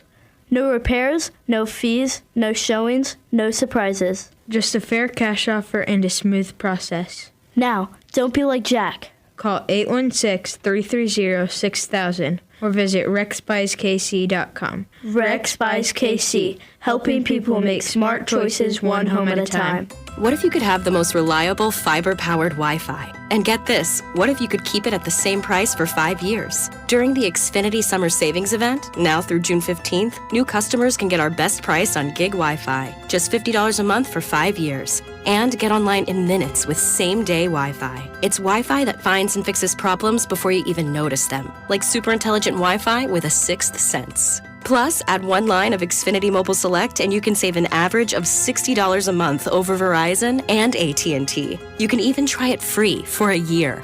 Lock in your price and unlock the possibilities during the Xfinity Summer Savings Event. Get it now at Xfinity.com. Xfinity. Imagine that. Restrictions apply. Requires paperless billing and auto pay with stored bank account. Taxes and fees extra. Savings based on 1 gig internet and 1 mobile select line compared to similar Verizon and AT&T plans over 5 years. After 12 months, regular rates apply to mobile select. Xfinity internet required. Speeds vary. Use of fiber coaxial cable. It is out of here. Man, if your stream isn't as strong as it used to be, or you're taking more breaks to the bathroom than the 7th inning stretch of a televised baseball game, We'll be back after this. It's time to get checked. An enlarged prostate or BPH could be the cause, and Kansas City Urology Care is here to help. Fast answers, trusted care. Don't wait. Come see Kansas City's largest, most experienced, and most advanced urology team. Visit kcuc.com today. At KCUC, you see the best in KC. Pump up the volume. Business moves fast. Orders roll in, deadlines close in. When you ship with USPS Ground Advantage, you can keep up with confidence. Every package stays in our secure network from dock to door.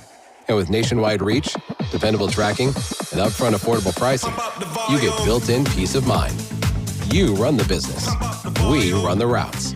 Visit USPS.com/Ground Advantage to learn more. This is the story of the one. As a maintenance engineer at a beverage manufacturing plant, he starts his day knowing every line is ready to run because Grainger delivers the industrial-grade products he needs to keep mixers, conveyors, and packaging equipment moving. With Grainger's vast selection of bearings, belts, and motors, he keeps operations running smoothly, so nothing grinds to a halt. Call 1-800-GRAINGER, click Grainger.com, or just stop by. Grainger, for the ones who get it done. My name is Whitney Allen, and I'm a widow. My husband, Ryan, died. We never thought we'd ever have to use life insurance, but the unexpected happened. With Ethos, signing up was fast and 100% online. You can get a quote in seconds, apply in minutes, and get same-day coverage. No medical exams, and you can get up to $3 million worth of coverage. I'm grateful we were prepared. Get your free quote at ethos.com/radio. That's ethos.com/radio. Paid spokesperson. Time spent on application may vary. Online health questions required. Even on weekends and holidays, Anthony Plumbing, Heating, Cooling, and Electric shows up. Expect reliable HVAC plumbing or electric service. Plus, enjoy $500 off a new HVAC system this summer. Schedule your free consultation at anthonyphce.com. You're listening to 96.5 The Fan from the DM Injury Law Studios. Mike's got this. Car, truck, or motorcycle wreck? Remember, Mike's got this. 816-888-7500. Mike's got this. Hey, it's Rob Brennan. We hope you're enjoying Beyond the Pitch KC, a podcast on how Kansas City landed the world's biggest sporting event. It's presented by Commerce Bank. Visit commercebank.com/soccer26. New episodes released every Wednesday on the Odyssey app or wherever you get your podcasts. What's trending? Cheddar, mozzarella, Havarti.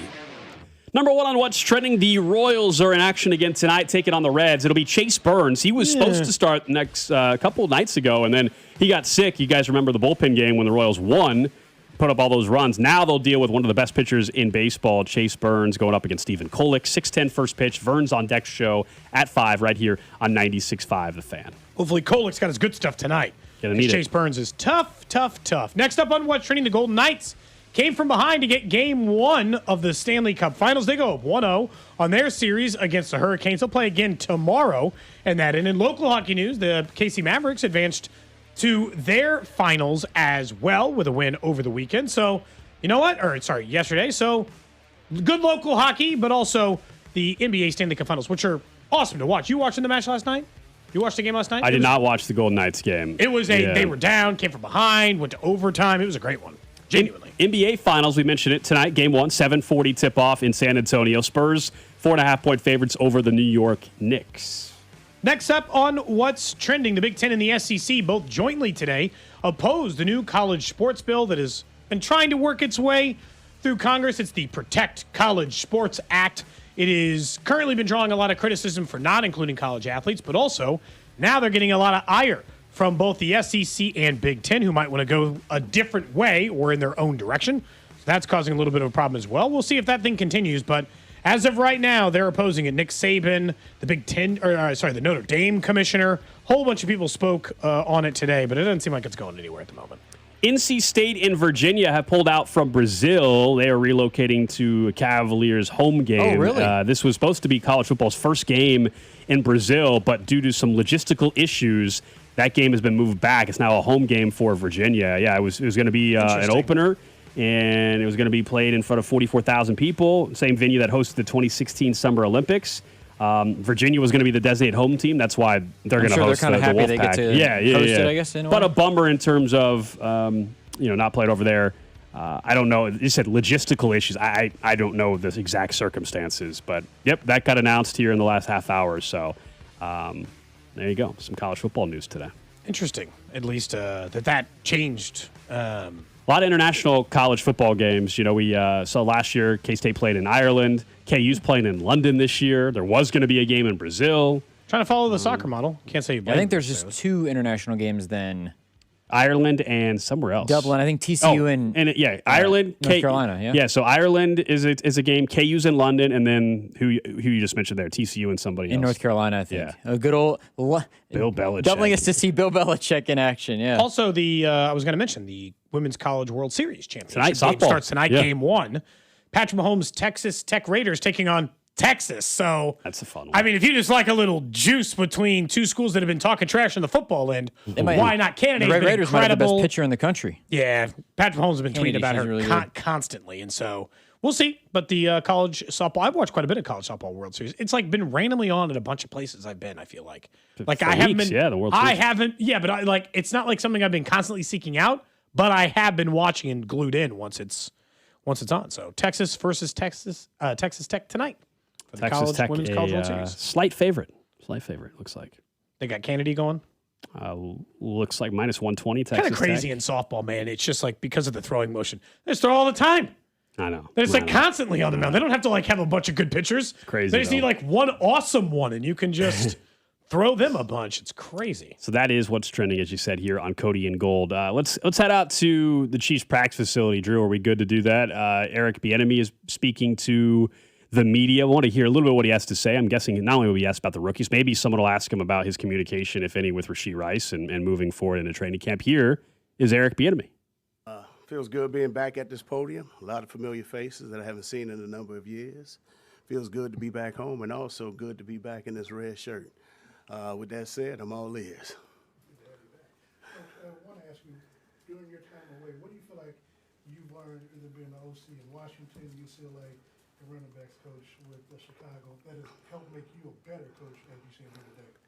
I just think that when you go different places, there's a lot of things that you can learn. You learn the value of how you're treating people. On top of that, how you're engaging and interacting within the organization.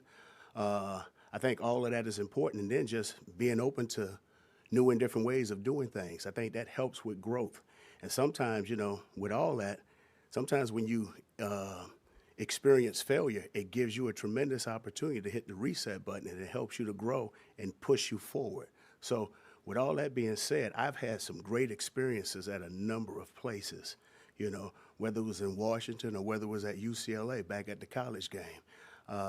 And then having that opportunity to coach in Chicago and experiencing that and, watching those guys have the success that they have. So there's been a number of things, and I'm happy with the growth, and I'm just enjoying it and continue moving forward as we continue to progress. Just following up on that, how does it feel though when Andy makes that call to you after the playoffs and wants to have you back here in Kansas City?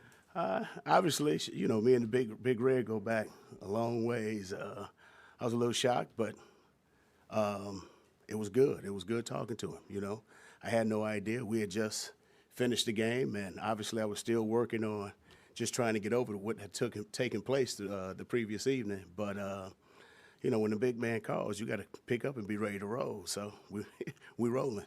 Eric, we certainly asked you about the tone you set at practice. But I just wondered the importance of you establishing that now in the summer, especially with the introduction of the NFL for a lot of these guys.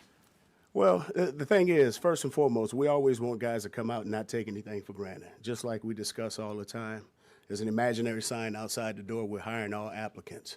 But at the end of the day, we want these guys to make sure that they're reapplying every single day. We can't get comfortable being comfortable and not enjoying the fundamentals that we have to work on every single day. And I think that's more than anything that we have to do. And so we got to get comfortable being uncomfortable, but on top of that, we got to continue to work. We can't get bored with the little things that's going to help us to grow. And when I say the little things, it's just not necessarily taking place on the football field. It's how we enter the building. It's what we're doing in the weight room. It's what we're doing in the training room. It's what we're doing in our meeting room. So we got to make sure that we're not taking anything for granted, because those little things end up adding up for either good reasons or bad reasons. So we just want to make sure that our perception becomes our reality. Following up on that, just quickly, we got to see and hear your legendary voice.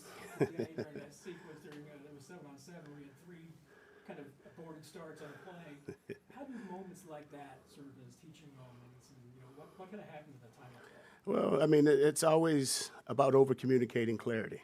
One thing, when we get in the huddle, we need to know as a group what position we're playing. Something so simple, but because of that, just what I just said, the little things becomes a big thing because we're not over communicating with each other.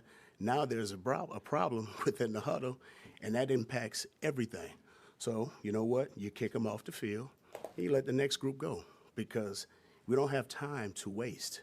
We have to continue moving forward. But now we can utilize that particular moment, as a life lesson moving forward. Now, because if that was to happen on a game day, hell, we hear it from you guys, right? We burned the timeout, coming out after a timeout. I mean, hell, we get a 15-yard penalty. Everybody's booing the hell out of us. Shit, I mean, it'd be bad. You know what I mean? So those lessons need to be taught when those situations present themselves.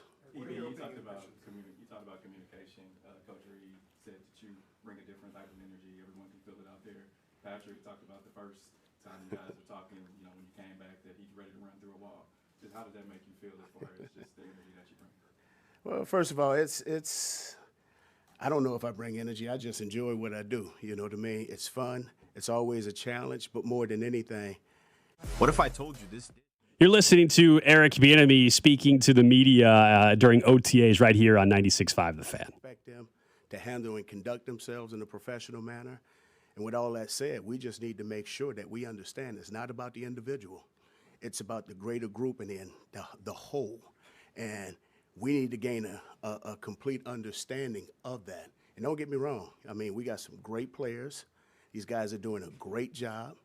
But now let's make sure that we're sacrificing and doing all the necessary things that's going to help the man sitting next to me to be better in a defining moment. So it's all about over communication and making sure guys understand the value of the man sitting next to you. Coach, what have you learned about Kenneth Walker in your time down there? Very competitive. Very competitive. He's a hard worker. Does not take anything for granted. He's what you want. You love his approach in the building. He's very professional in the classroom, and he hates being wrong, you know. So you love all of that about him. Now it's just about making sure he has the what's, the whys, and the hows down on how we going to get him to be the player that we need him to be. But the thing that I love, he does not take anything for granted. The kid works his tail off in the classroom, in the weight room, and on the field as well. We'll do just a couple more. I was going to ask you the same thing about DeMarco Murray. Uh-huh. How's he transitioning?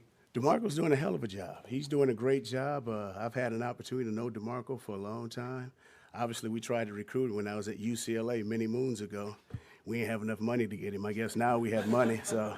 But DeMarco brings a tremendous amount of experience to that room. He's done a great job as a coach while he was at the University of Oklahoma. And obviously, he has playing experience at a high level. So it's good to have somebody around like that in that room that players can relate to. So I am very happy and satisfied with him. We'll go Nate, Pete, and Nick. I got two quick ones, Eric. Just what is one thing that you want Kenneth to get better at? And secondly, what has your message been since you rejoined the team for Rashee Rice about his upcoming season? Okay. So first of all, what I want Kenneth to work at is just understanding that we just have to become a better player when the ball is not in our hands, okay? I know exactly what he's going to do and what he's capable of when the ball is in his hands. So now when the ball is not in his hands, what value is he going to add? We have to do a great job protecting the quarterback, and then we got to do a great job of being a route runner on the perimeter. So those are the little things that we're working on. And understanding that, too, we're working on him being the efficient runner that we want him to be within our scheme. And you know what? He's doing a heck of a job. So he'll continue to work on all three of those phases. And so it's been very satisfying. Now, as far as Rashee Rice is concerned, I'm going to leave everything with Coach Reed's quote and statement that he made and leave it at that. Okay. On the field, you know, without Rice, it seems Worthy is everywhere. I guess what are your initial impressions of working with him, and I guess how good can Worthy be? You know what? I think all of those guys, and we're talking about new coaches. Coach Chad O'Shea is doing an outstanding job as well with that group. Xavier's doing a heck of a job. He's accepted the challenge. He's working. He's doing all the little things the right way, and he's continuing to grow. He'll make a mistake here and there, but I love the energy that he brings. I love his initial quickness. I just like the kid's approach and his personality. And a part of this, too, and I didn't say this at the beginning, I'm studying folks because I'm trying to get to know the group. You know, I know the Pats. I know the Creeds. I know the Kelseys of the world. I know the Noahs. You know, I know Trey. I know all those guys. But now it's also about observing and studying and spending time with the other players and just getting to know them. And I'm very impressed with Xavier so far. We still got a long ways to go, but so far, so good. Two more, Nick. Eric, for you, with you, DeMarco, and Chad, how do you think you guys can help this offense add some new innovation and wrinkles to it? Well, I just think that more than anything, we just need to make sure, and I know this sounds very high schoolish, this is an answer I'm about to give you. We got to get back to doing the fundamental things the right way, okay? The footwork detail, okay? When it comes to just O-line play, the footwork detail when it comes to quarterback and running back play, All right. And then what is our approach on the perimeter when we're running routes? How are we going to defeat this certain coverage? So we got to make sure that we just not out there running plays for the sake of running plays. No, we're focusing on detailing all the little things that's going to help us to be efficient in what we need to accomplish. And so that's the main focus. There is no big picture right now if we can't get off the ball, and block somebody. So we got to learn how to play with a flat back and come off running off the ball as far as the O-line is concerned. And then speed off the ball on the perimeter when we are throwing the ball. On top of that, we got to do a great job protecting the quarterback. We got to keep that pocket integrity. Backs got to be willing to step up in protection and be physical with protection. So I know all that sounds high schoolers, but those are the little things that we're focusing on, because if we can't do those things the right way, it don't matter who the hell we play. So we got to make sure that we can address those issues and get back to the bread and butter of how this game was played. Coach, it feels like in the city, accountability and your name are synonymous. What does that word mean to you, and how do you implement it into a culture? Well, it means, like I've said before, indirectly we impact each other's lives, okay? So it's about making sure that guys are doing the right things the right way when required to.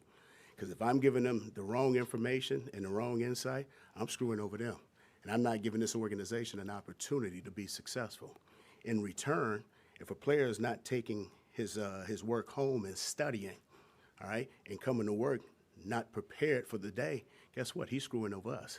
So we got to make sure that we understand that we impact each other, okay? It's not about you. It's not about me. It's about the greater good of everybody in this organization, because what we do, all right, impacts each other. So we got to make sure that we're focused on doing the right things the right way, okay? All right. All right, so that was Eric Bieniemy speaking to the media, and yes, we did hit the dump button in time. Thank you for your curiosity on the text If you were line. on the video stream or on the app, you heard it. Yeah. Look, we all make mistakes. I still like listening. I still think Are we sure it was after a mistake for week, me? no, No. I meant week after week, it gets old. But when you haven't heard him speak for a while, I love hearing EB talk. I do. It's like anything else. When you're winning, you like the way he talks Yeah. because it feels very motivational. Yeah. And I like hold everyone accountable. I like the whole vibe. and- I like the whole vibe.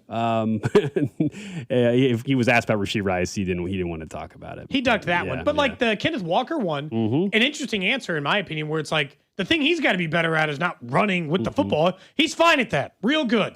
You saw he can handle that. It's like, nah, you got a job when you don't touch the football. And that's the kind of, when you and I talk, Eric Bieniemy maybe can bring some discipline to the offense. That's what you and I mean. We don't mean discipline like Rashee Rice isn't going to have trouble with the law. Or, like not those kinds of, or they're not going to commit penalties. Yes, don't be lazy in your route running. Don't be lazy in your blocking assignment, whatever it may be. You have right? jobs. You have jobs on a football field, and you have to do them. The penalty stuff that existed with EB, I've pointed that out a million times. We don't have to go back into the statistical evidence that proves it. But if Kenneth Walker's job is to distract someone to go to the other side of the thing, or complete a block, or stretch it out, he is good for those types of discipline. As in, every play, you have to do your job to essentially your maximum ability of the job. And the more plays we have like that, the more likely we are to be successful in that play. And I think that they've lost some of that under Matt Nagy. And I think they've lost some of that over the last couple of years. And I'm not saying it's all Nagy's fault. Some of that could just be because you get fat and happy, winning Super Bowls and going to AFC championship games, and you get comfortable. That's natural. EB doesn't let people be comfortable. That is not his natural state. His natural state is just kind of a hard ass. Yeah. And he said, look, there's a couple guys on the team, he knows what they're about, but even Xavier Worthy's someone that's new to him. Yeah. Gave him some praise there early on, at least. Talk about what he's seen so far from Worthy. Remember, Worthy is still wearing a yellow non-contact jersey because he had the surgery on the shoulder. Seems to be on track. I'll be curious when we're up in St. Joe if he starts training camp still wearing that, or is he a full go by the time we get to camp? I would like to think that he's not wearing the yellow non-contact jersey when we're up in St. Joe and he can actually start getting after it. But we'll see. I mean, ideally, him and Jaden Hicks, right, are the two guys that have been, and other than Mahomes, but that have been wearing the yellow non-contact jersey at OTAs. Yeah.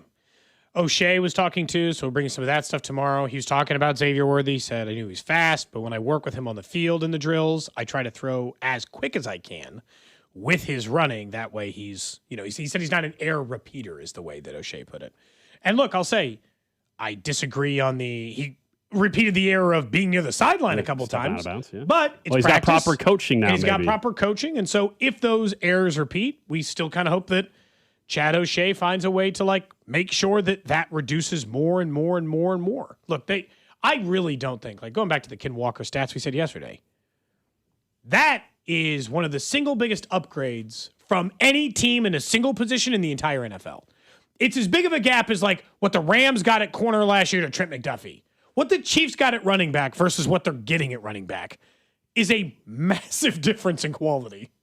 I don't want to it's a massive difference in quality. And it was a massive problem for them. They had no explosiveness in their run game for a couple of years.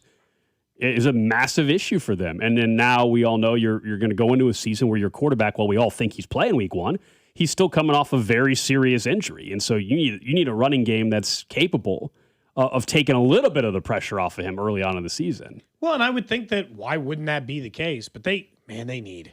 Yeah. We talked about this once. We said, is it bigger that Rashee Rice or Xavier Worthy have a career year? And I still said, Worthy is still kind of my answer, but it's tough. A couple people texted about Brandon Ayuk. Yeah, we mentioned it earlier. Yes, Brandon Ayuk, there is a arrest warrant out for him. He did not show up for a misdemeanor charge, is what it sounds like. It's a bench warrant. But it's more the decision making. In the grand scheme of things, legally, it's not a huge problem. But get a lawyer. Make sure the stuff's taken care of. Figure your stuff out, dude. And he ghosted the Niners, and now he's ghosting the law, I guess, as well. On top of it, this guy's not. He didn't ghost him. They put a warrant out.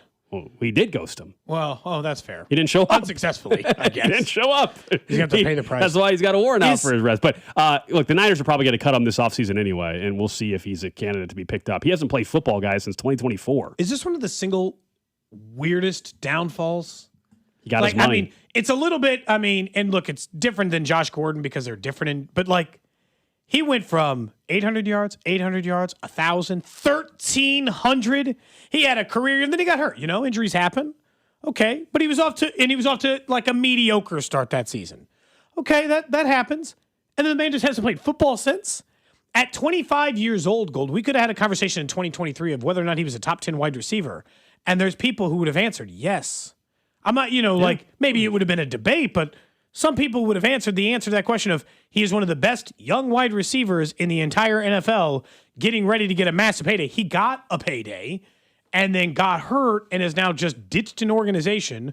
Nobody wants him. Now he can't even just pay a traffic ticket. Yeah, for speeding. He could have just paid the ticket. Mm-hmm. He didn't even have to get a lawyer. He could have just paid the fine. That's right. Taking the points on his license or whatever, Yeah, and he's made enough money where it's not going to be a problem for him. How much of that did he have to give back, I guess? They're still working on it, aren't they? He's still under contract, so they haven't. I don't know if they've actually got the NFL. He's not sure from work. Don't they have to get some of that money back? They're going to try. I don't know if that's been resolved yet, though. He is. Currently, SpotTrack shows his career earnings. Let's see. 60 mil. Yeah, 60 million. He's making his cap hit this year is 13.6. Everybody expects him to get cut. I'm an idiot because the Chiefs have had nothing but problem players at wide receiver, and if he was available on a 1-year cheap deal, I'd probably take the chance. It's not a good decision. No, but it's I just don't trust their wide receivers enough that if he was just on the street, it's a body. I'd take a chance. They shouldn't. They really shouldn't. Honestly, it's not good advice. The fact that he hasn't played. 2 years. He also hasn't played since the ACL. So it's not like he came back for a year, was good after the ACL. He might be slow as hell, yeah. You have no clue what he looks like. Complete wild card. Yeah, and then you also don't know if he's even going to care, which is the whole other side of things. I might know that he doesn't care. He shows no interest in playing football. I do think, we're beyond that. I don't know if anybody's going to pick. That's not enough for debate. If they cut him, I think we believe somebody will pick him up. For sure. But 1 year, $10 million, 1 year, $15 million. Are we really sure, though? Because I think there is a chance that he actually never does play again because teams have seen what he's put the Niners through and said, we don't want any part of that at all. I think it is, if he wants to play, a team will sign him, right? I can't control, if you're saying that he won't play again because he just doesn't want to play football, I can't answer that, then that might be the case. If he wants to play again, somebody will sign him if he gets cut. I just don't know if he wants to play football. If your point is just he may not want to play, well then, I think there's a 50-50 chance he just never plays another NFL game. I think he probably does, but my guess is he gets I don't say with any somebody. kind of confidence. Yeah. Did he just hate being a member of the 49ers? And that's why he didn't want to come back? He didn't. And some of it was over an injury dispute. He didn't feel ready. They thought he was. They thought he was rushing him back from the injury. But that's also why he might not play a game again, Drew.